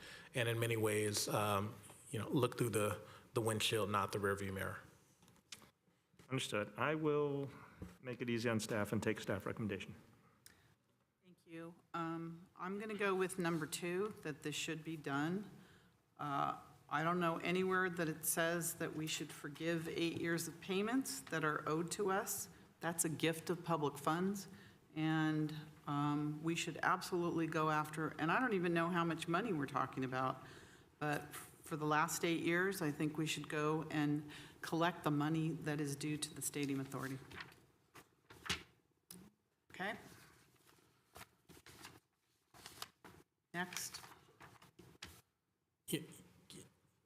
Mayor, if I can, I will say that staff doesn't have any knowledge of money due to the Stadium Authority for those prior years. I think the concern was the data was not available and was not able to be obtained to determine if monies were due. And so I think what's been discussed was there a desire to go back beyond the financial management system before that time was put in place. And so I totally understand the sentiment. I'm just wondering, are you saying we don't have any financial records prior to the last 2 years? No, I'm not saying that we do not have any financial records. What I'm saying is that there were efforts prior to the last 2 years to obtain information that were not successful. And those have been talked about in public meetings. And as a part of that, a financial management system was put in place, and we have better access to financial records and to verify money. And so I just want to note that while that staff does not have any knowledge that additional monies are due that have not been paid. I understand that there are desires and beliefs that is the case, but staff does not have that information. Well, staff needs to get that information because we are due money for 8 years. The grand jury pointed it out, and they need to ask the 49ers for this information. I don't think we should give up on it and forgive it, because it could be a lot of money that's owed to us. Otherwise, the grand jury wouldn't have pointed it out. So we could move on or continue to talk about it, but I think that we should absolutely go after the money that's owed to us. Okay, recommendation number 10, the Stadium Authority should hire a professional third-party consultant not affiliated with the 49ers to analyze the reasonable expectations of non-NFL events, such as an analysis of market revenue potential for non-NFL events at the stadium. We've talked about that. An analysis of Manco's marketing plans comparing the successful year 22-23 and the unsuccessful year of fiscal year 17-18, bookings to potential market revenue, a plan with measurable objectives and incentives for Manco to achieve these results, and that should be implemented by December 31st. A draft response is a portion of this recommendation has been implemented and will continue to be a part of our ongoing efforts for stadium operations and oversight. One portion of this recommendation is not warranted or reasonable as explained below. Can you put that up on the screen? sorry. The recommendation? There we go, thank you. As noted above, second paragraph, the Stadium Authority has and will continue to take efforts to enhance oversight of Manco's marketing plan. Please see our aforementioned responses to findings 8B and 10B, as well as recommendations 7 and 8. Many of these have the same theme.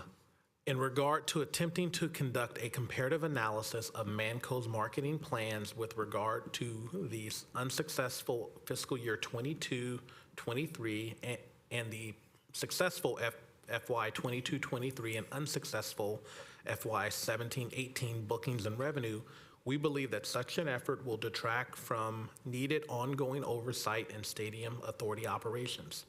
Significant resources and time have already been spent by staff, legal counsel, and the grand jury attempting to discern the rationales for prior year's performance with limited to no success. Given that revenues are at an all-time high and major enhancements have been made in the areas of data accessibility and oversight, we believe that future time is best spent on efforts for, ongoing oversight in Stadium Authority operational issues. In the end. All right, Vice Mayor Becker? Thank you, Mayor. I will agree to staff's draft response to recommendation 10, the language they put forward, and I believe it's the combination of 1 and 4. Councilmember Hardy? I would concur, and that's what I will let staff figure out how to say 1 and 4. But I would agree with both parts because I feel this was put together in such a way that part of it's already been done and part is not reasonable. Councilmember Jane? Ditto. Councilmember Watanabe? I would go with number 3. Councilmember Park? I'd like to know what you think. I mean, it's interesting that we changed the order of the answers Councilmember based on Park, what you can want to do. just please answer? That's my answer. Have an My answer is opinion, or would you like my opinion first? Oh, I'd love to hear Before your you opinion. have an opinion? I'd love to hear your opinion first. I go number 2. Okay. I vote for staff language. There you go. All right.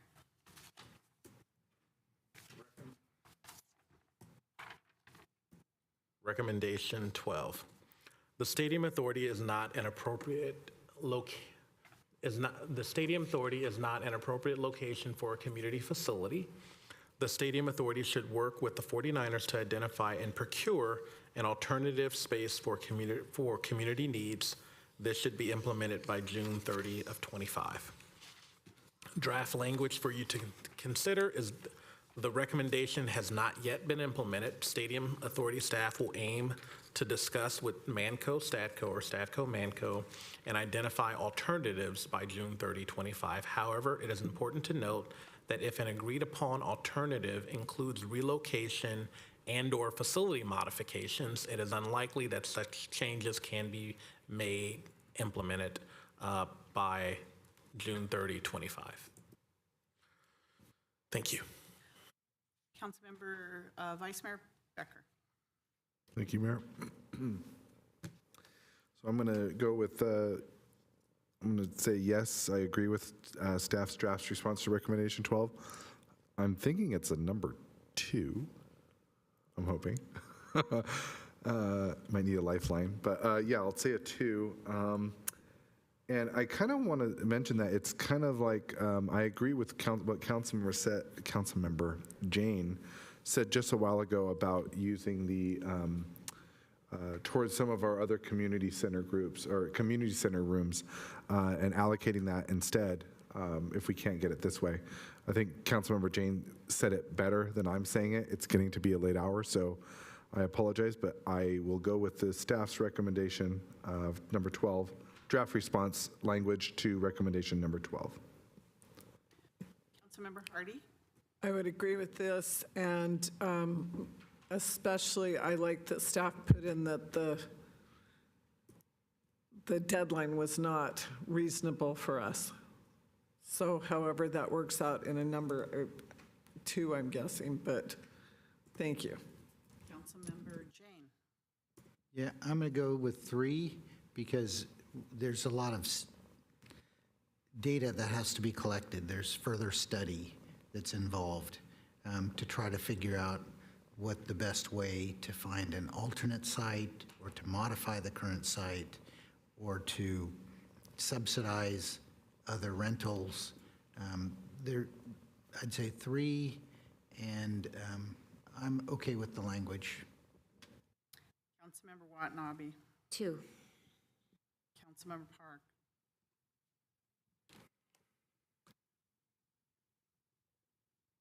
I'll go with,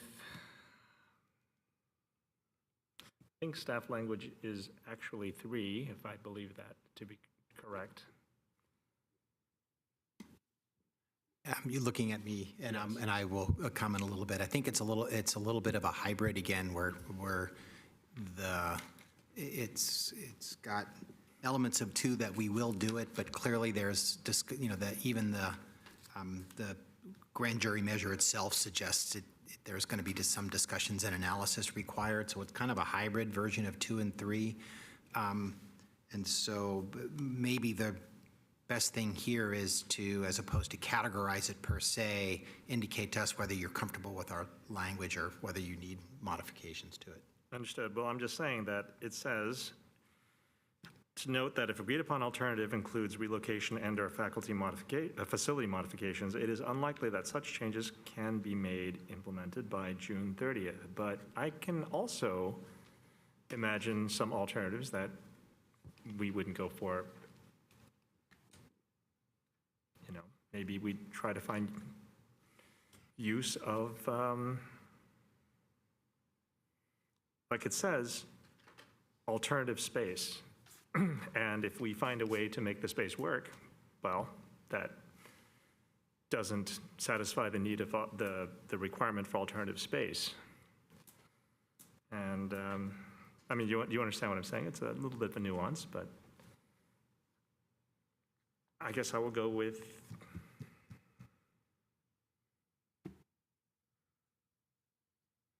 staff response. I think that their original promise should have been kept. I think the community room should be in the stadium, accessible to our public, and reasonable to free space since it is a public facility. I don't know what number to give that to. Is that what's 4? Read what 4 says? What's 4? Now, 4 is you don't want to do it. No, I That's don't wanna do impossible this, or so practical. 4. Because I want them to keep their original promise. So is 4 the best? No, I don't think you want that. Not that it matters because you No, have because the vote. the recommendation of the grand jury is to procure better space. And so what staff's saying is that it hasn't been implemented yet, that's one of the categories, but we intend to analyze it and talk with them to seek to implement it. So again, it's kind of a hybrid of 2 and 3. Yeah, but you put in there that you'll look at alternative relocations, but in case needs to be facility modifications, like you're already saying, well, it's going to be difficult, like if there's tenant improvements to be done or anything, is that what you're kind of saying? Yeah, I think there's any number of. It won't be done by June 30th, 25. That, again, trying to be Is that real, it? I'm sorry, go ahead. I think trying to be realistic with the grand jury deadline for June 30th, 2025, we think there's a lot of things that would need to be sorted out. The best specifications, best alternative locations, extent 49ers Okay, so are I'll willing say to number agree. 2, that number 2 should be done. I'm with you, but how do you like our language? Well, good luck. Yeah. So that's all I so can yes, say. and you wish us luck? I wish you luck. Okay. got it. In 10 years, yeah. We're going to put that in the Okay. unanimous column, but not Not everyone loving the language, but can live with it. Okay. Okay. Recommendation 13, the stadium authority should insist on consultation and prior notice before any major stadium event commitments are made. This recommendation should be implemented by December 31st of '24. Draft response, this is actually the last recommendation, by the way, that we'll be talking about. This is a matter of ongoing discussions between Stadium Authority and Manco, with improved communications and opportunities for input already implemented within the next 2 non-NFL event booking cycles. Stadium Authority staff's intent is to formalize this process, including Stadium Authority opportunities to approve certain major events in advance. I pause there because there's not really a definition that the grand jury provides of a major event. And so this language is essentially saying that we are discussing it. There is certainly improved communications between current staff at Banco and current staff at the Stadium Authority, and we want to continue to work together and hope to formalize a process over the next 2 years. Okay, Vice Mayor Becker. Thank you, Mayor. I think it's pretty obvious kind of what they're talking about in the recommendation. So I'm going to agree with staff's language for recommendation 13. Based on what I'm reading here, it looks like it's probably a 3. So I will agree with their language, though. All right, Councilmember Hardy. I would agree also. Councilmember Jane. 3 in staff's language. Councilmember Watanabe.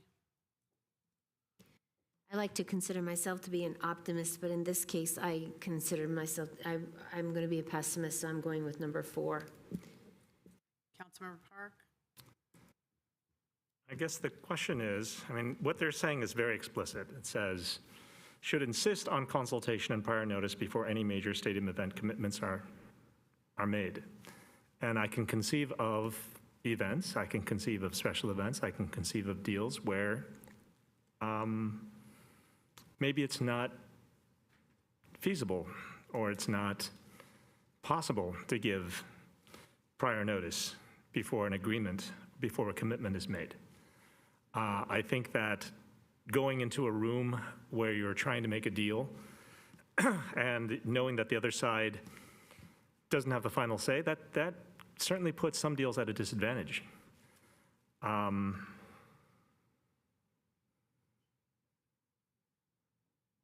I don't know if staff has an opinion about that, but I mean, that thinking tends me towards 4. Okay, Councilmember Jane. Yeah, it's not exactly clear to me what they mean by stadium authority. Does that mean that before any, and again, major stadium event, that could be just, you know, a Taylor Swift concert? But does that mean that we would have to publicly notice it before we agree to book Taylor Swift and then have a council meeting around it so the stadium authority can agree to that? That doesn't seem practical to me. So I'm trying to understand what they mean by major event, and if it's an event that requires the National Guard and Homeland Security and all of that, then maybe, but probably not the other events.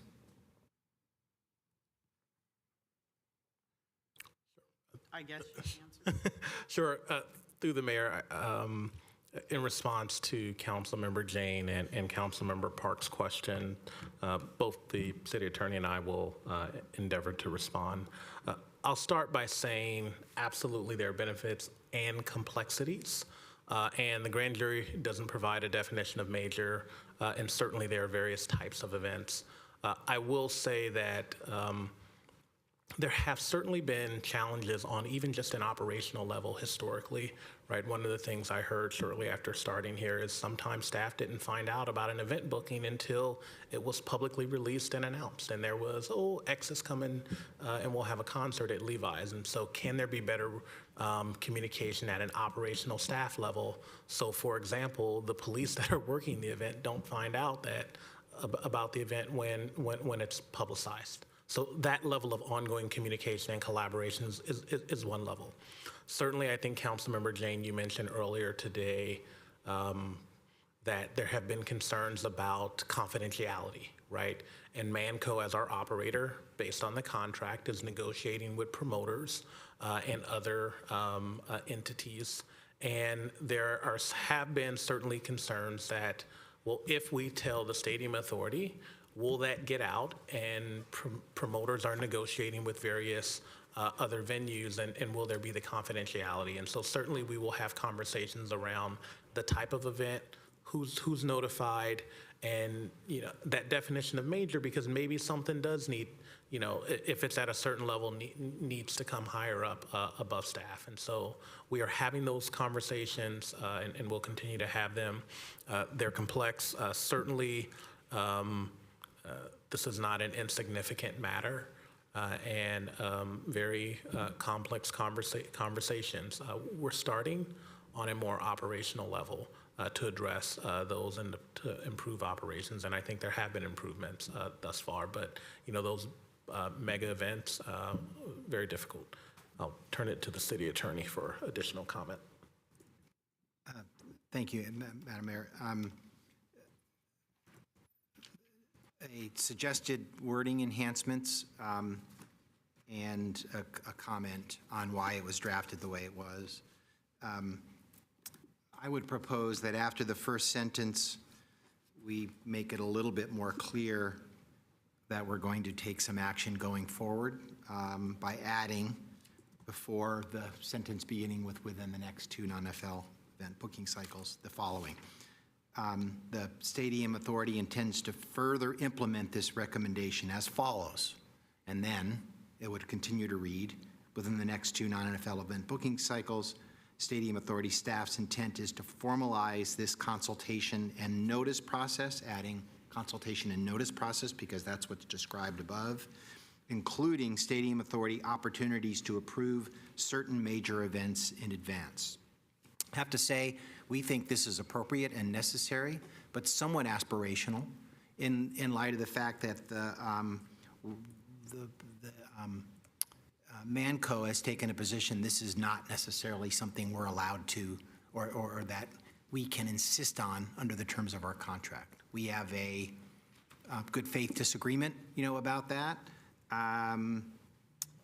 and would intend to work on a reasonable process because we think we are entitled to it. And so it's drafted that way for those reasons. We think we get why this is important and that the grand jury has cited it. We agree that it should be worked on, but I can't guarantee that there'll be some formal agreement at the end of the process. And so those are my suggestions on a couple of wording changes and why it's proposed to be drafted the way it is. I wouldn't want to say it's impractical or impossible, even though I get that perspective, on it, just because that in a sense gives it up, and I don't want to give it up because I think it's we all agree that it's an important part of our relationship that needs to be improved. Thanks, Madam Mayor, for your indulgence. Thank you. I think that if you start looking through the agreements, there are noticing requirements already in place for Manco to give the Stadium Authority in terms of events. I know when they're over a certain amount of attendees, they're supposed to do a lot of things, including go to our planning director and give them a parking plan and all those kinds of things. So there are noticing requirements in these documents. They've just never been enforced. We, as a stadium board, except for those maybe council members who continually meet with the 49ers, I get information about an event when the public gets it.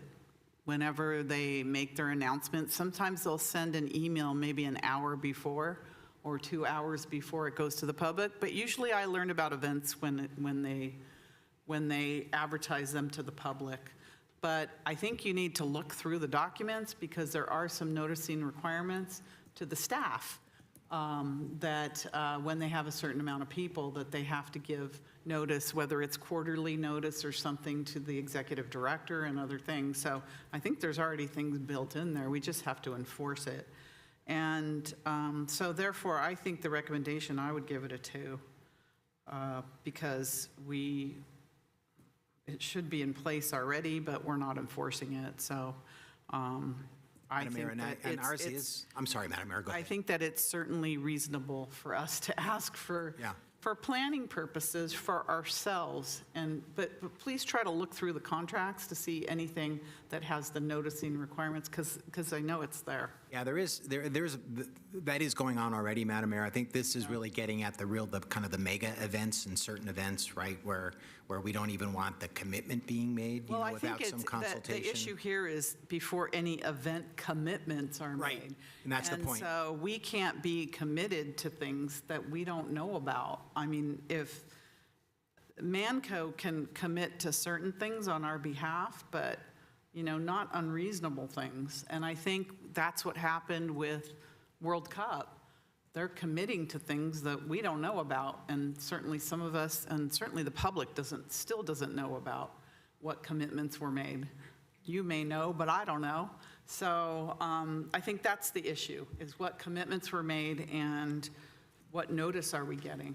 So, Much less what events are coming, but it's the commitment part. and I agree with most of that, Madam Mayor, and I'm thinking the language I just identified implements what you're describing.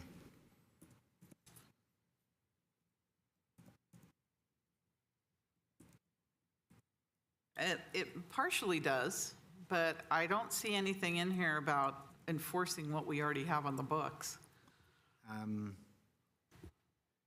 Yeah, and that's, I understand that, Mayor. It's not really what the finding gets at. And I would agree on a staff level, we clearly need to enforce what's already on the books. That's clear. And again, this provision intends to, from our standpoint, even go a step further from how Manco is currently interpreting the contract. And that's why, again, I think it's important, maybe somewhat aspirational, but I think expressly communicating that here, that we're going to go down that path All right. is what the grand jury is looking I'll agree for. so we can move on. Very good. I wore you down. Worn me down. Yeah, There you go. thank you, Madam Okay. Mayor. Officially, all right. All right, so I think you have consensus here? Perfect. Thank you. Okay. so- Councilmember Park, your light is on.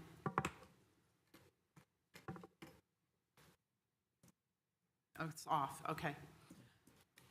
Okay, Next. thank you, Mayor. We have concluded your deliberations on We need to all go to the public. of if the there's any Public recommendations. members? Yes. Thank you.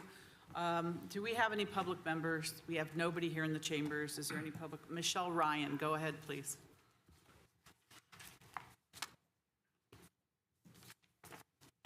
Hello? There you I go. had to wait to be unmuted. There you go. Go ahead, please. So, yes. So I considered not making a comment, but just in the last comments that were made, I felt I needed to speak. I've been following this issue for over 17 years now in Santa Clara, and there were two big points in this whole history where we were outplayed and we could have had a different direction. The first was at the very beginning when the 49ers proposed this deal. And I think it was very clear that we were going to be outplayed because the 49ers told us. They told us they didn't want to build a stadium. And we should have known right then that that meant that it was not a moneymaker. It was going to be difficult to make money. Because if it was profitable, they would have wanted to do that themselves. They could have paid for the stadium, they could own it, they could do everything, but they knew it was going to be hard to make money at it. And we should have seen that. Many of us did, but all of us should have seen it. And the other clue that should have been that San Francisco didn't even want to make a deal on it. So that should have been a clue that maybe we didn't want to go down here. But many of us knew this from the beginning. And I do appreciate the caution of the city manager to not look in the rearview mirror. But because of many of the comments that I've heard tonight, I feel like we do have to remember that. We do, as I said earlier, the now mayor and the now council member Watanabe were actively promoted the benefits of this and participated in the $5 million of spending to try to send us this deal. The other chance where we were outplayed was when the lease was signed in 2011, and then council member, now mayor, was on the council when that deal was signed. I was disappointed to hear tonight that she blamed staff and the consultants they had at the time for not understanding that that was not a good deal. Hundreds of us could see it. We had maybe 3 days to review that contract. We identified a number of problems with it. None of us were lawyers. None of us were stadium experts. It was clear. And thousands of Santa Clara residents signed a petition to vote on it because they knew it wasn't a good deal. Thank you. Wanda, go ahead, Wanda.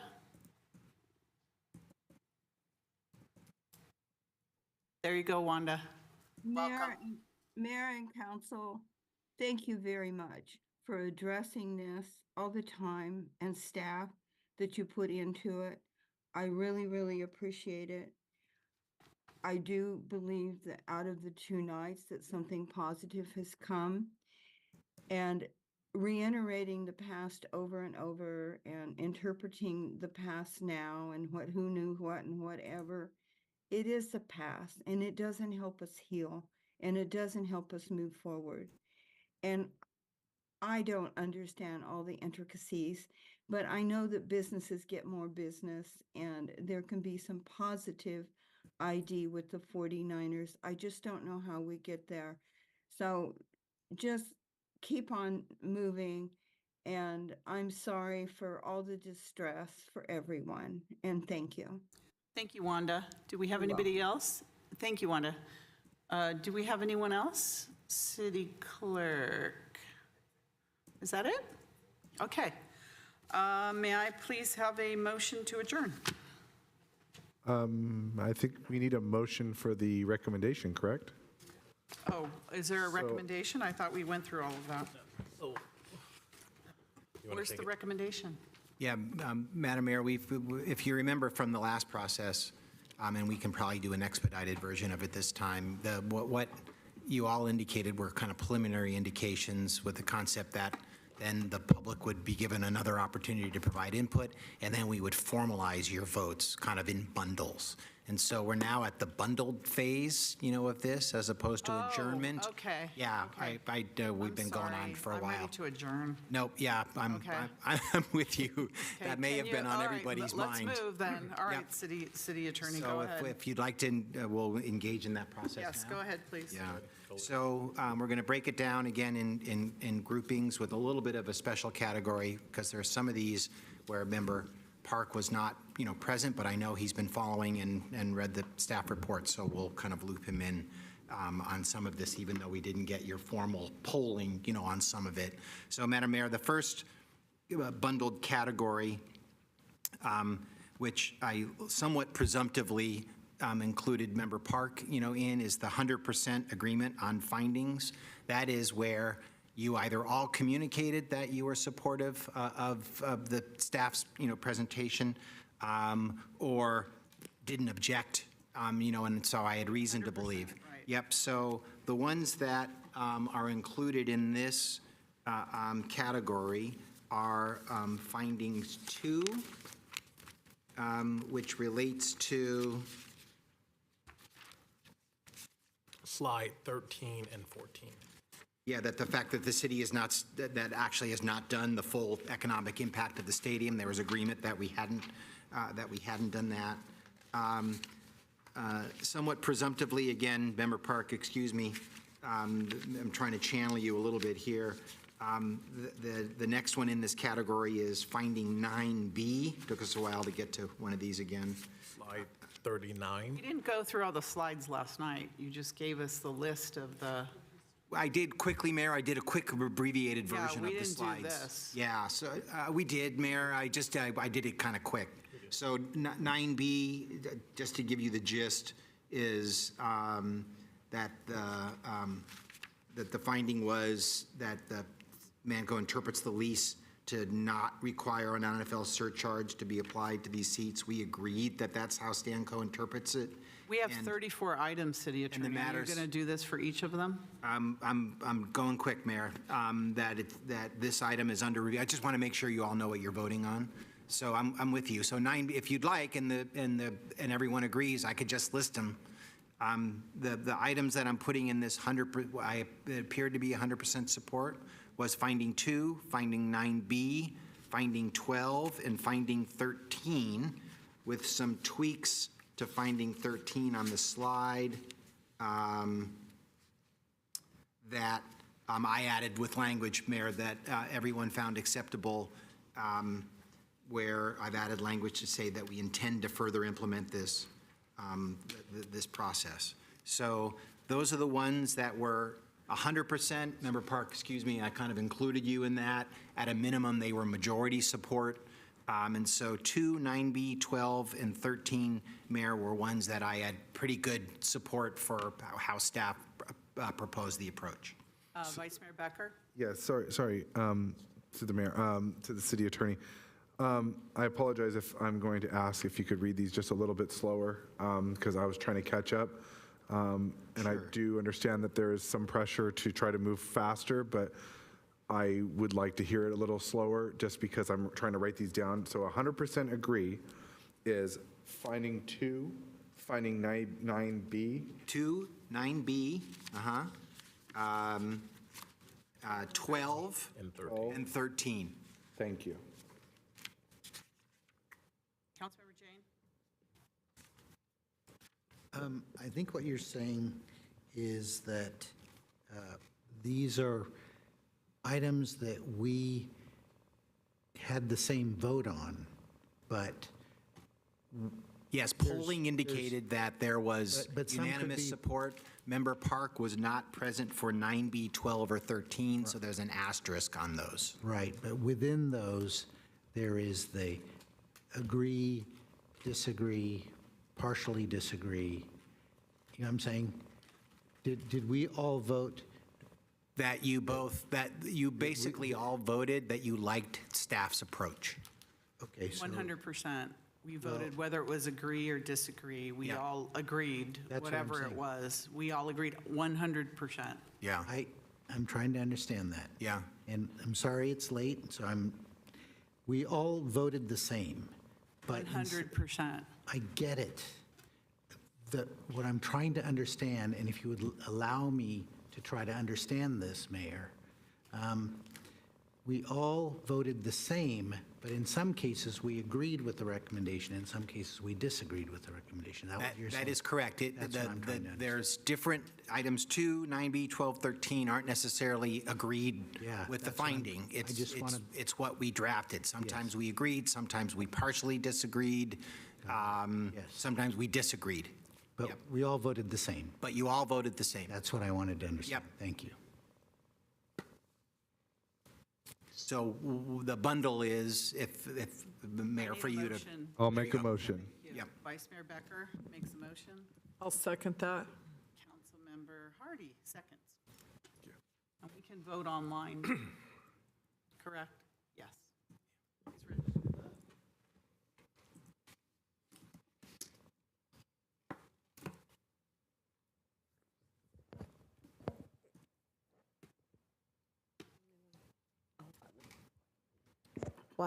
Councilmember Watanabe? Yes.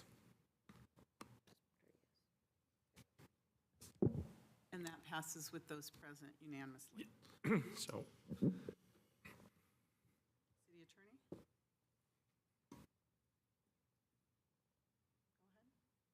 I'm ready to proceed. I see Member Park, though, wanting to be recognized. Councilmember Park? yeah, so I understand the desire to go quickly. I understand that, I mean, I just reviewed the findings, and I just reviewed the draft responses, and I can imagine how they went, but I don't actually know how they went. So I think that it would be really nice to go over for each of the ones that you're going over, what you think the agreement or disagreement was. Because, again, when you say that we came to the same conclusion, but for different reasons, that's also important to me. And I wasn't here part of the deliberations, but I did review the items. I mean, I do have the report. Some of the draft responses are relatively short. It's fairly straightforward in some cases, but just for completeness, it would be nice to go over what the agreement was or what the slight disagreements were, if there were any. That's just a note. Thank you. Yeah, and Madam Mayor, I do have where there's asterisks and tweaks on slide and notations. I do have some notations to make consistent with that. Okay, can you move ahead, please? The next category, again, with a nod to Member Park, because I put you in this generally supportive where there was majority support of the findings as drafted by staff, with not 100% support are the following findings. I'll read them slowly, but I won't actually refer to them unless a council member indicates, or the mayor, that they need me to dig in deeper to it. These are where there was majority support based on polling. Apologies to Member Park. Are items 3, 4, 6A, but there was a tweak on that, if you remember, that we made that to add some language that was supported by a majority of you that I can go over if there's a desire. Item 6B and C, which were taken up together because they were similar. So 3, 4, 6A with a tweak, 6B and C, which were taken up together. And then the following ones with Member Park not present are 7A, 7B, 8A, 8B, 10B, and 11. And if there is going to be majority support for those, Member Park's support would be necessary, to that. So 3, 4, 6A with the tweak, 6B and C were majority support with Member Park present. 7A, 7B, 8A, 8B, 10B, 11 were plurality support with Member Park's vote in favor of staff's draft language regarding the finding necessary for a affirmative action. And I'm happy to respond to anyone's questions about any one of those. Vice Mayor Becker?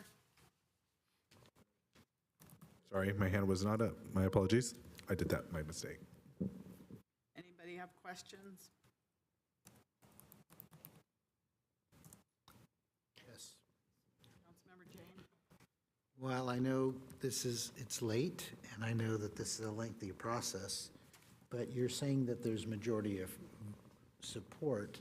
But before we vote, it would be important for you to explain, unfortunately, for each of these, what the majority support was, whether it was agree or disagree or partially agree, because I have to know what I'm voting for. Can you tell us how we voted on these things? Yeah. That might be easier to let us know. Yeah, very good. It does require some reference to each one. And so, you want to do it? You want me to go? Okay, so finding 3 was Measure J's promise to protect the general fund was realized. And this successfully allowed Stadium Authority to pay off stadium construction loans and fund required waterfall reserves faster than originally planned. The draft finding for your consideration was City Stadium Authority agrees with this finding. There was majority support for that. Go ahead. I think in the interest of time, when the majority agreed with staff's language, we'll just reference that versus reading the draft, and we'll only read the draft and talk about it when there was a change to the staff language. I get what you're saying, but in each of these cases, the majority agreed with staff's language. Right. So in this category, we can just touch on them briefly. But I think in the next category, there's some wording. That's right. There's Needed. work needed. That's right.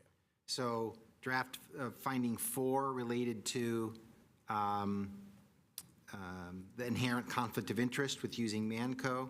We agreed with this finding, but we noted this materially advantages to using the the Mancota as the entity managing both non-NFL and NFL events. We also emphasize the importance of proper oversight and accountability going forward to make sure that that inherent conflict is managed properly.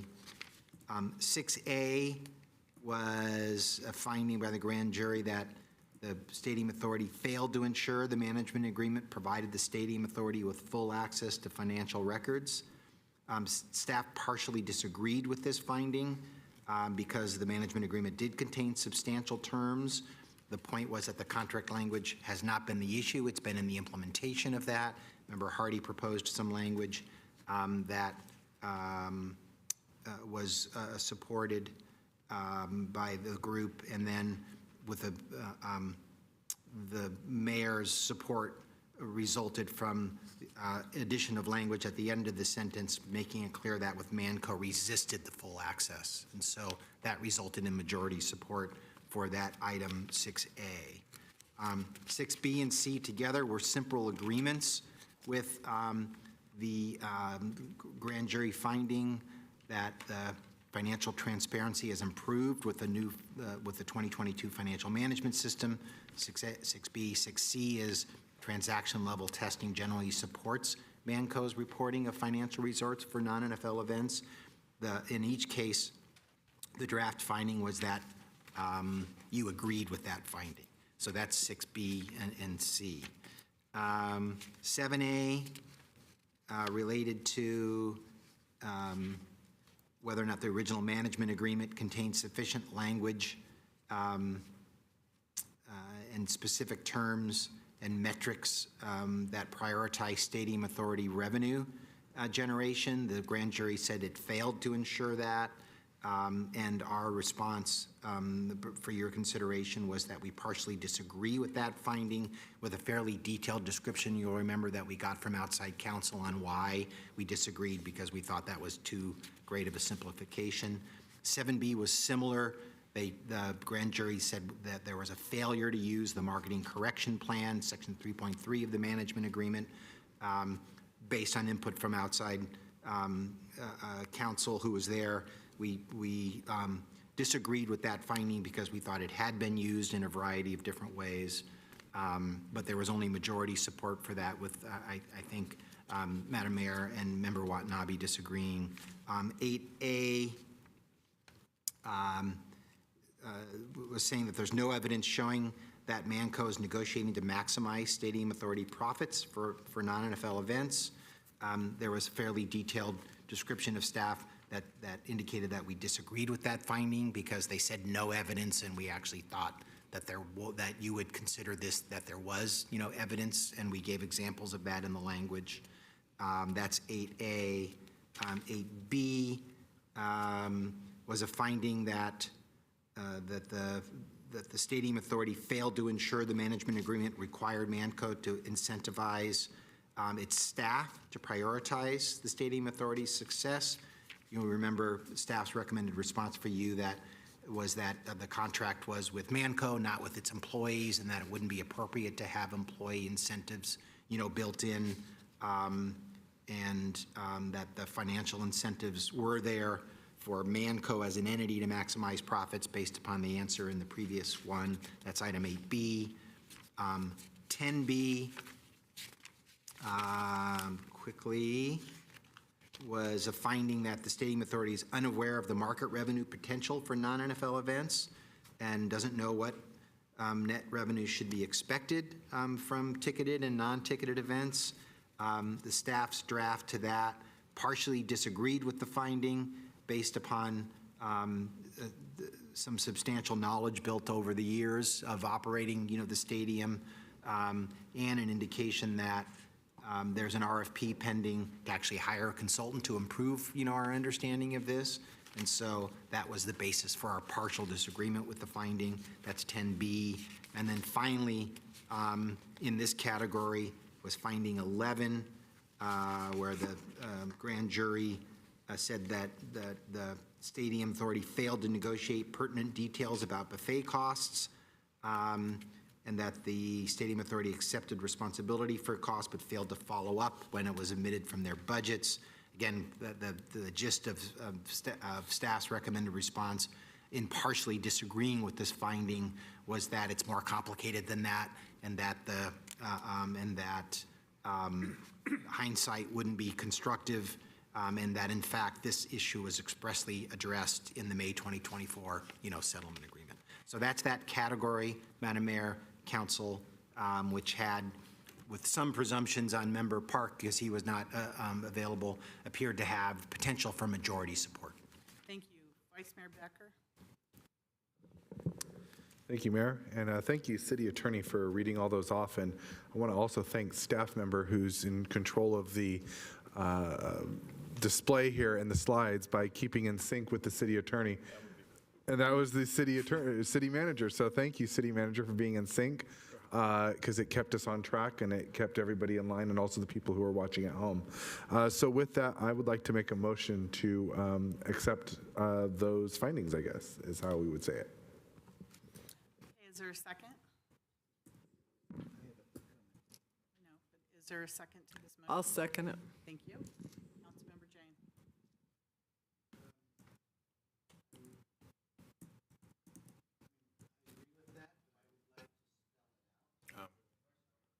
I agree with that, but I would like to spell it out. I would like to revise the motion, if it pleases the maker, to say that our official response will be agree to number 3, agree to number 4, partially disagree to number 6, agree to 6B, agree to 6C, partially disagree with 7A, disagree with 7B, disagree with 8A, disagree with 8B, partially disagree with 10B, and partially disagree with 11. Now, I don't know whether we can get a vote to pass all of that together, or we have to do them individually, but that's Clerk, my is that something you friendly can amendment. Can I, put in an amendment? I'm sorry, if I can comment. I appreciate that desire for the detail on that. I think what, in my head, the motion and the second would be is on staff's drafted language for your consideration, and it includes all of those things. So to layer on what you just layered on, I'd have to go back and check to make sure that accurately aligns.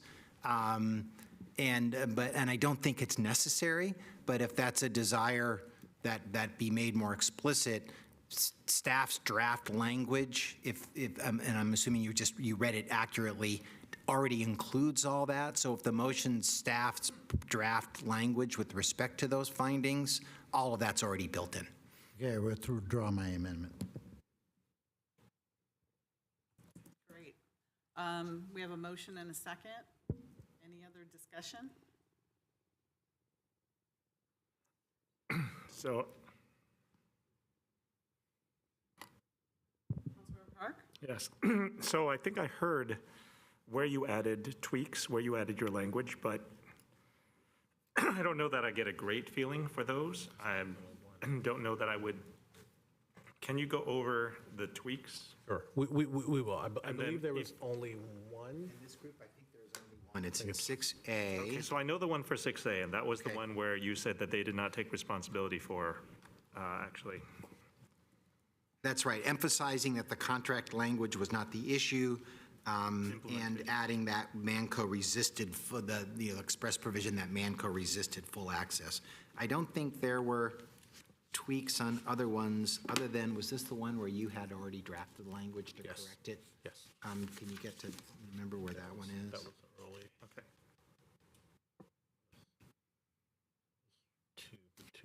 Two we already took up, so that wasn't that. So I think that's the only actual language tweak.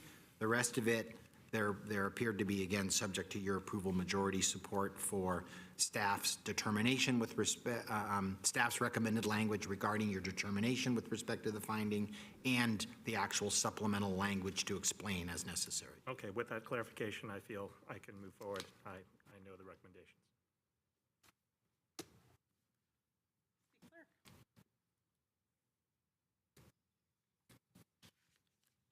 Please register your vote.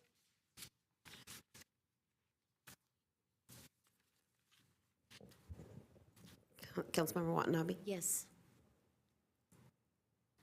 And that passes 5-1 of those on the dais. Okay. Next. Madam Mayor, there's three findings that didn't have full consensus, but I think we may have developed some suggestions that could at least get majority vote on these. The first one is on finding number 1, if you'll remember, long ago. And this aptly begins from the beginning. From the beginning, the city was impatient and overmatched in its negotiation posture with the 49ers to the long-term detriment of the city stadium authority.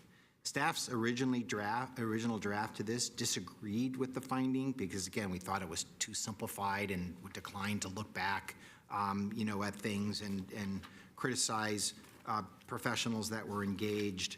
But there really was, though, mostly, I think we gathered city council majority consensus around that you agreed with this finding, but that there was not entire agreement on how it was characterized. And so one possible version of this, Madam Mayor and Council, for the consideration would be to revise staff's proposed draft language to say that the city stadium authority generally agrees with this finding, but to have language that, borrowing from the language that's here, essentially says that we agree with this finding in that the stadium, that the original agreements did not include provisions or did include provisions that put the stadium authority at a significant disadvantage, but to also note that Stadium Authority notes, however, that one primary objective was to minimize the contribution of public funds and to protect the city's general fund from liability to the maximum extent possible, and that this was generally achieved. And so you agree with the finding, but with some explanation that there were disadvantageous provisions in the original contract, but that at least a couple of core primary objectives were achieved. That's not necessarily what everybody agrees or wants, but was trying to stitch together from the comments that I got, Mayor, both with respect to the finding and the supplemental language to see if there was majority support for that proposal. Councilmember Hardy? I could make a motion for that change in the finding number 1. All right, is there a second? Yeah, I'll second that, and we're saying agree, right? Yeah. Yeah, that it's agree with the finding with explanation. Yes. But not the elaborate explanation that was it. It's very much pared down. Good. All right, we have a motion and a second on that. Please register your vote.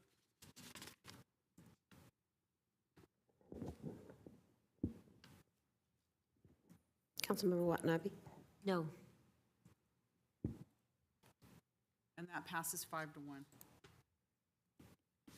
Very good. The next finding, Mayor, that maybe is a little less elaborate than that was the draft response to finding number 5.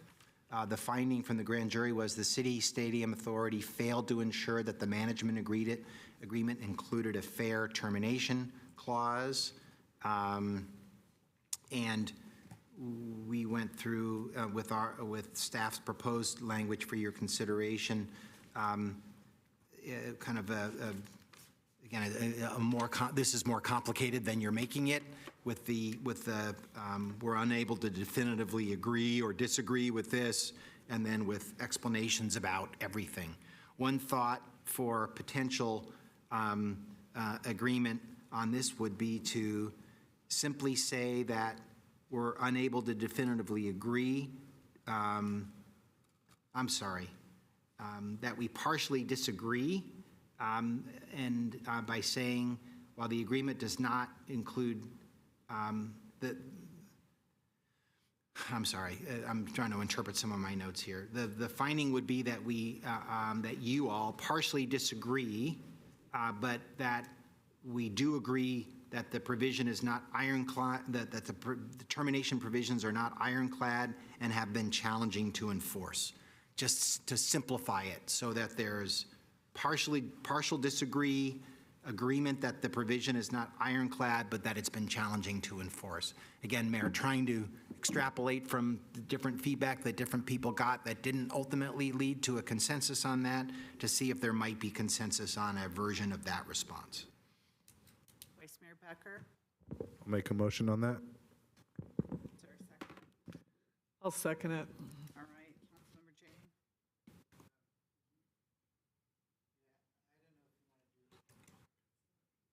I don't know if you want to do another poll on this.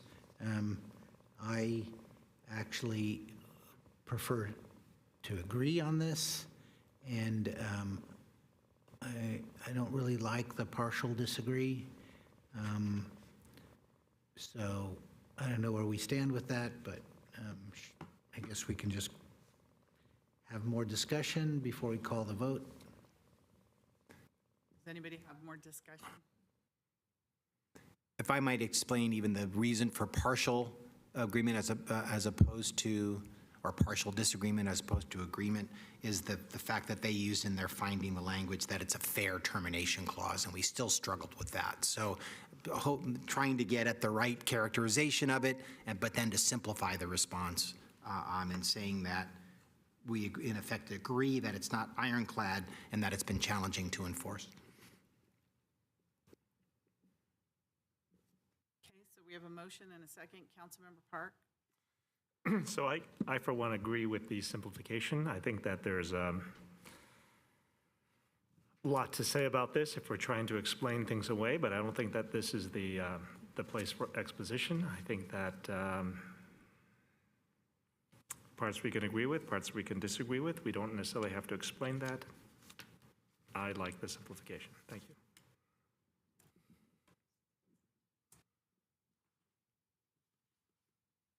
Motion and a second.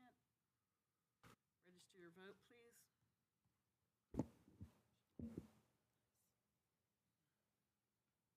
Passes 4-2. All right. The last finding in this category, and I think the recommendations will be a little bit easier, is 10A. 10A.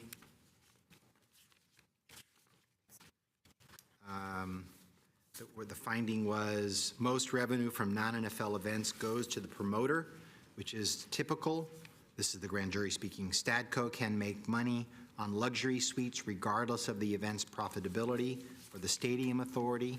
There was mostly agreement on this, but there was a concern, I think, expressed by Member Jane that he partially disagreed. What staff's draft was that for your consideration was that the Stadium Authority generally agreed with this finding, and it kind of restated the finding.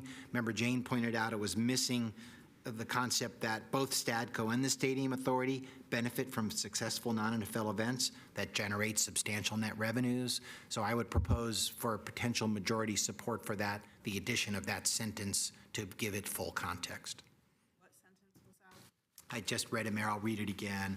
Both Stadco, just to be added on at the end, that, again, you would generally agree, but that the comment would be made, both Stadco and the Stadium Authority benefit from successful non-NFL events that generate substantial net revenues.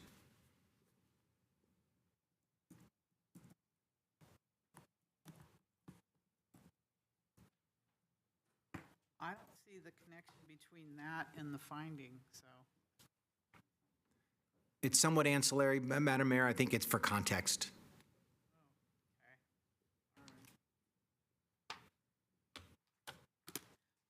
All right, was there a motion on this one?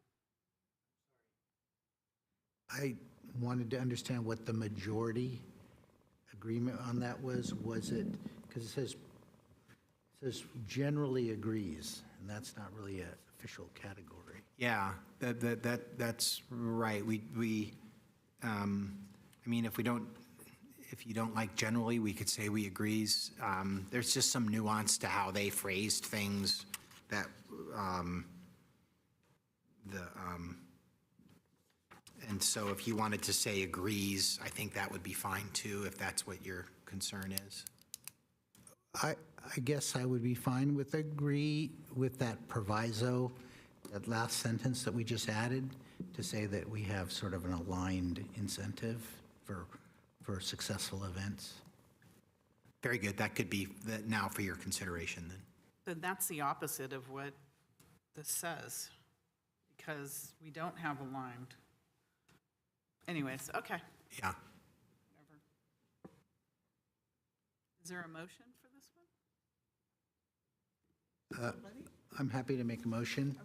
I would say that we agree with this finding, but adding that last line to say that there is that aligned incentive.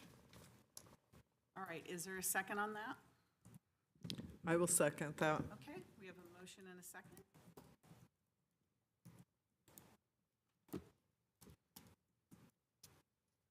Please register your vote. And that passes 4-2. With that, Mayor, we're on to recommendations. If you give me a sec to scroll down here. There are a few of these that fall within the 100% agreed, category. The first of these is recommendation 3, which related to the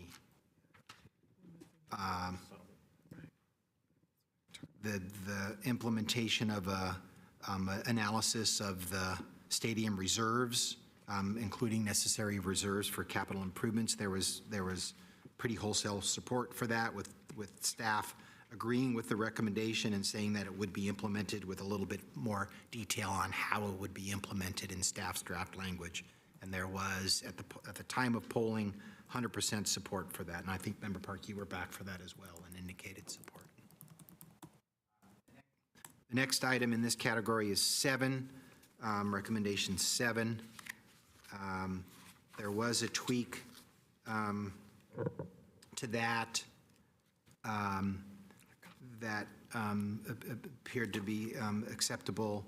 And instead of saying the recommendation has been partially implemented, there were some concerns about that. It really focused on it being a Category 2 thing, that it will be implemented, and then the language would stay, right? Because it's okay for us to explain things that were done already, but the focus as a result of that change is on things being done going forward, with some desire for clarification language to distinguish what we're recommending and what the grand jury recommendation was, to clarify that it's not technically an audit, but that we're agreeing with the thrust of what the grand jury recommendation was. And there was 100% support on that with those tweaks. Mr. And I'll just add that we should add a date to the end of that is 6 months out, because if we say that we will implement it, we need to provide a date by when.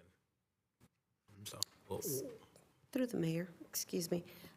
Jovan and City Attorney, I think we missed 9B and C. 9A and 9C. Yeah, on the findings. let's go back. Let's finish this first, and then we'll go back. Let's just finish these recommendations, and we'll go back to findings, because we're in the middle of this one. Thank you, City Clerk. B was in 100%. So we'll go back on that. Yeah. So I'm sorry, I think we're still in the 100% category, and I just explained the tweaks on recommendation 7. The last one in this category is recommendation 12. While folks had somewhat different narratives and perspectives on it, there was ultimate 100% agreement on the language. The finding was that the existing site for the community facility is not in an appropriate location, and that Stadium Authority should work with 49ers to identify and procure alternative space. Bless you. The staff's draft for your consideration said that the recommendation has not been implemented, but that it would be implemented with further analysis on how to go, on what their criteria were, for what the community space, might need and what the alternatives will be. So we hadn't drafted that language yet, but that was the concept that put that within the 100% support category. So, Mayor, 3, 7, and 12. 7, and 12, with a tweak to 7 and 12 that you would delegate to staff to implement the collective will. All right, Councilmember Jane, Hardy, and Becker.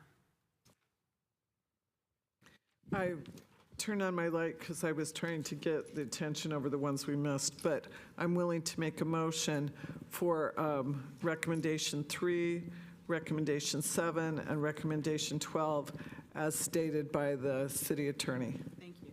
Is there a second it. And we have a second.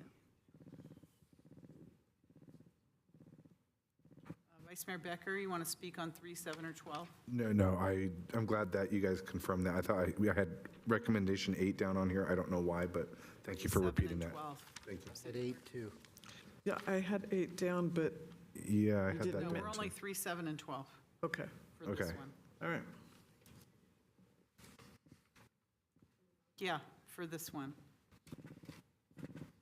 Please register your vote for 3, 7, and 12.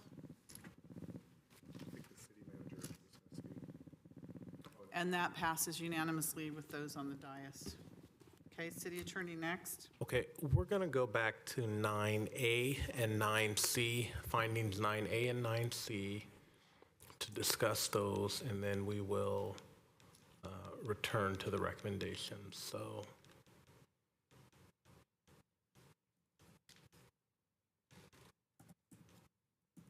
9A was a finding about how Stadco and Manco interprets the lease to require non-NFL ticket surcharges to be applied to rental and trophy suites, but also stating that they failed to remit all of the corresponding surcharges to the Stadium Authority. We had a draft response to 9A that agreed with the finding that it is the correct interpretation. However, we disagreed in part that Manco and Stadco failed to remit all corresponding surcharges. This is again where we noted that we were able to confirm for the last 2 years, but not before. And then we made no assessment of Manco's interpretation of the lease. All right. Yes, and there was support for staff's finding language, draft language for the finding and approach by members Jane, Becker, and Hardy. Member Park, you were not here, at that time. Member Madam Mayor and Member Watanabe were more definitive about agreeing with the grand jury response, but with insistence that previous years should be there, aggressive action should be taken with respect to previous years.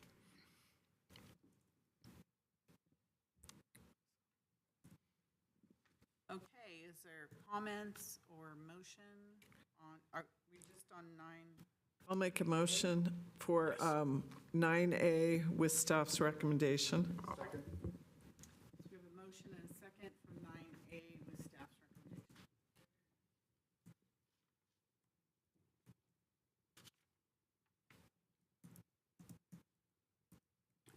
Please register your vote.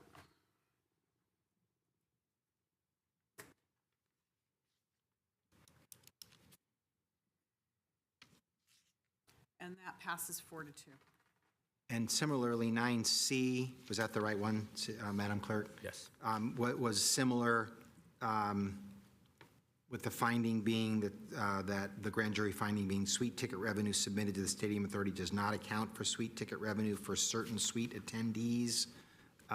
Staff proposed draft language was that Stadium Authority partially disagreed with the finding, referring back to 9A, that we were able to confirm using the financial management system these numbers for the most recent 2 years, but not able to verify payments going back. So there's the same split on that, with, again, Member Park, you not being present at the time. Is there a motion on this? I'll make a motion to approve 9C as written by staff. Second. We have a motion and a second. City Clerk? Please register your vote. And that passes 4-2. Okay. Madam Mayor, we're at the last bundle, which is back to recommendations and where there was majority support, but not reflected 100% support. And the first one is recommendation 1. And there was a tweak on this one that I'm getting to.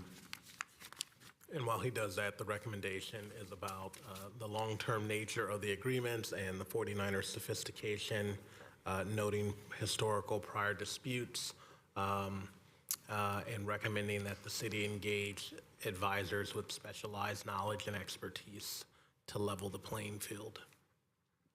And staff's draft included that the recommendation has been implemented, but we suggested adding language in that initial sentence that says, and will continue to be implemented. And then there's some context in draft's language, in staff's language, that talks about that very thing. So recommendation has been implemented and will continue to be, implemented.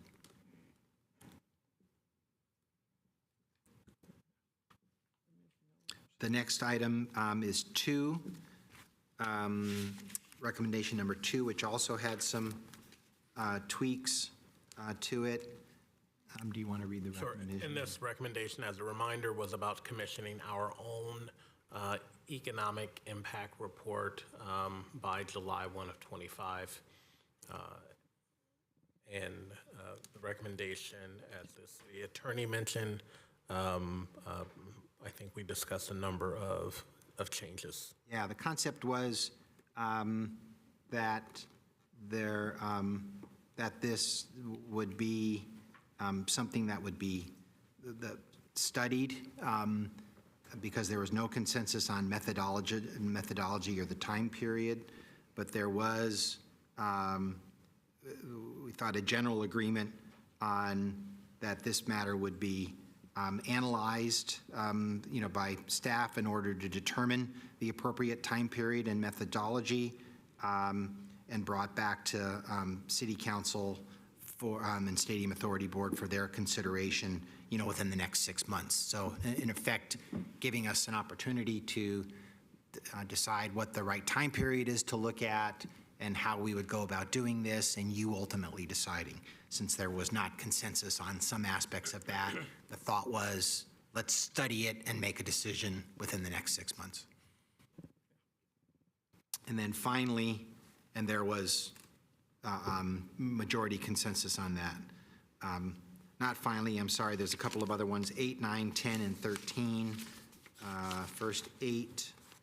8 was about the marketing plan and requiring Manco to produce a plan that maximizes profits by December 31st. There was a staff response that referred back to our responses for findings 8B and 10B, as well as recommendation 7. It said that it has been partially implemented and additional efforts will occur. Also noting that maximizing profits was not the sole objective, but noted that it was an important objective, but not the only objective.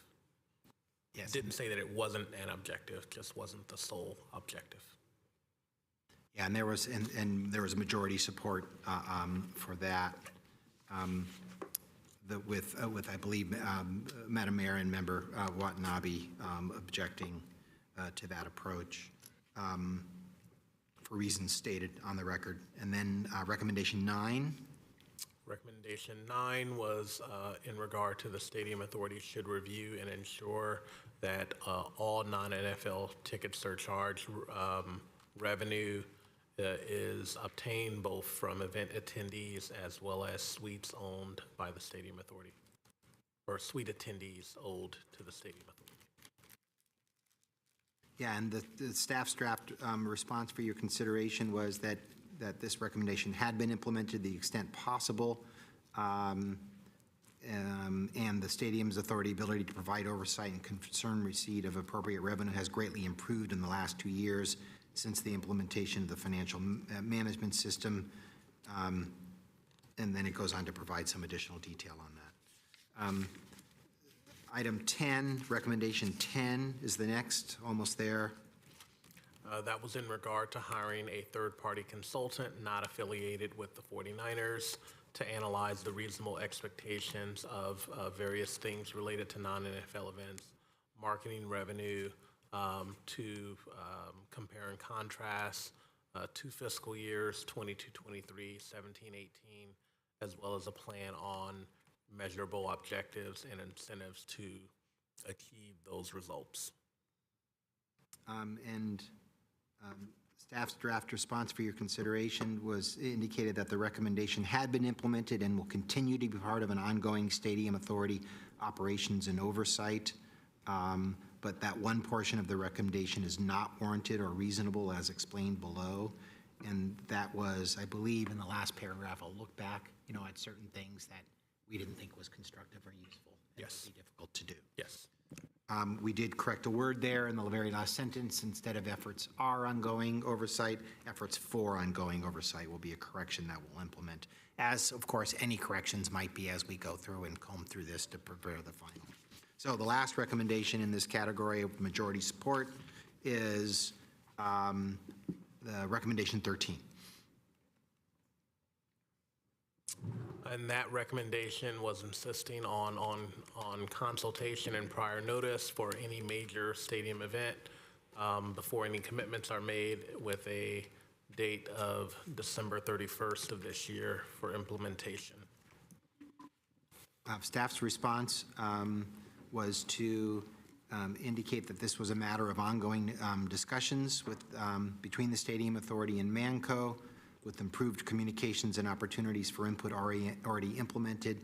We proposed some amendment language to make it clear that that we intend to further implement this recommendation as follows, and then it continues on within the next 2 non-NFL event booking years. The intent is to formalize the process as described there.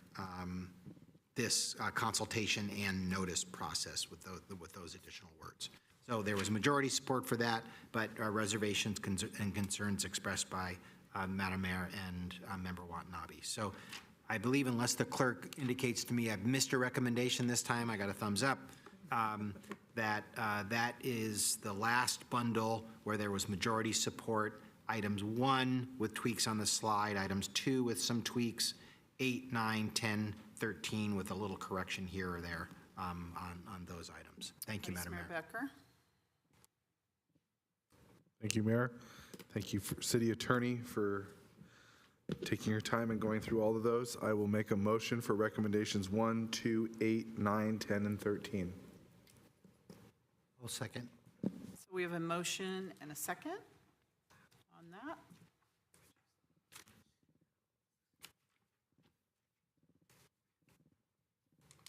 Please register your vote.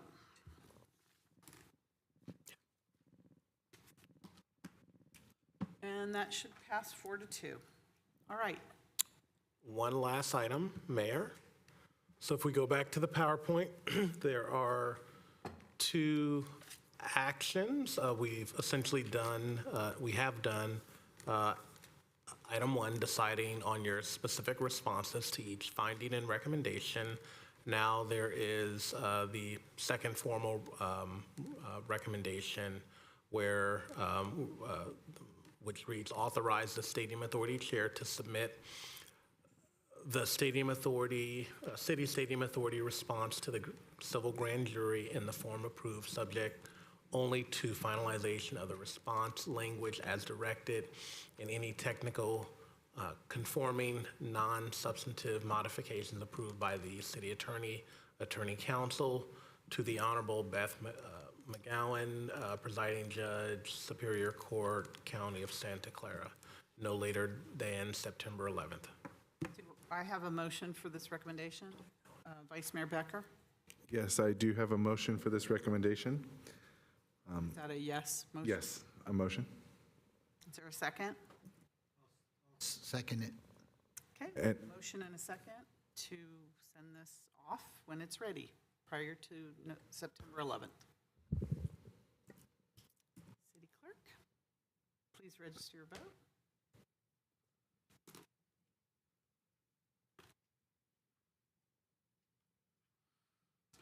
Oh, I'm sorry. And that passes unanimously with those present. Thank you very much. May I have a motion to adjourn, please? Motion to adjourn. Is there a second? I'll second that. I was going to say something, but yeah, sure, I'll second. Okay, we have a motion and a second to adjourn. Please register your vote. And that passes unanimously with those present. This meeting is adjourned.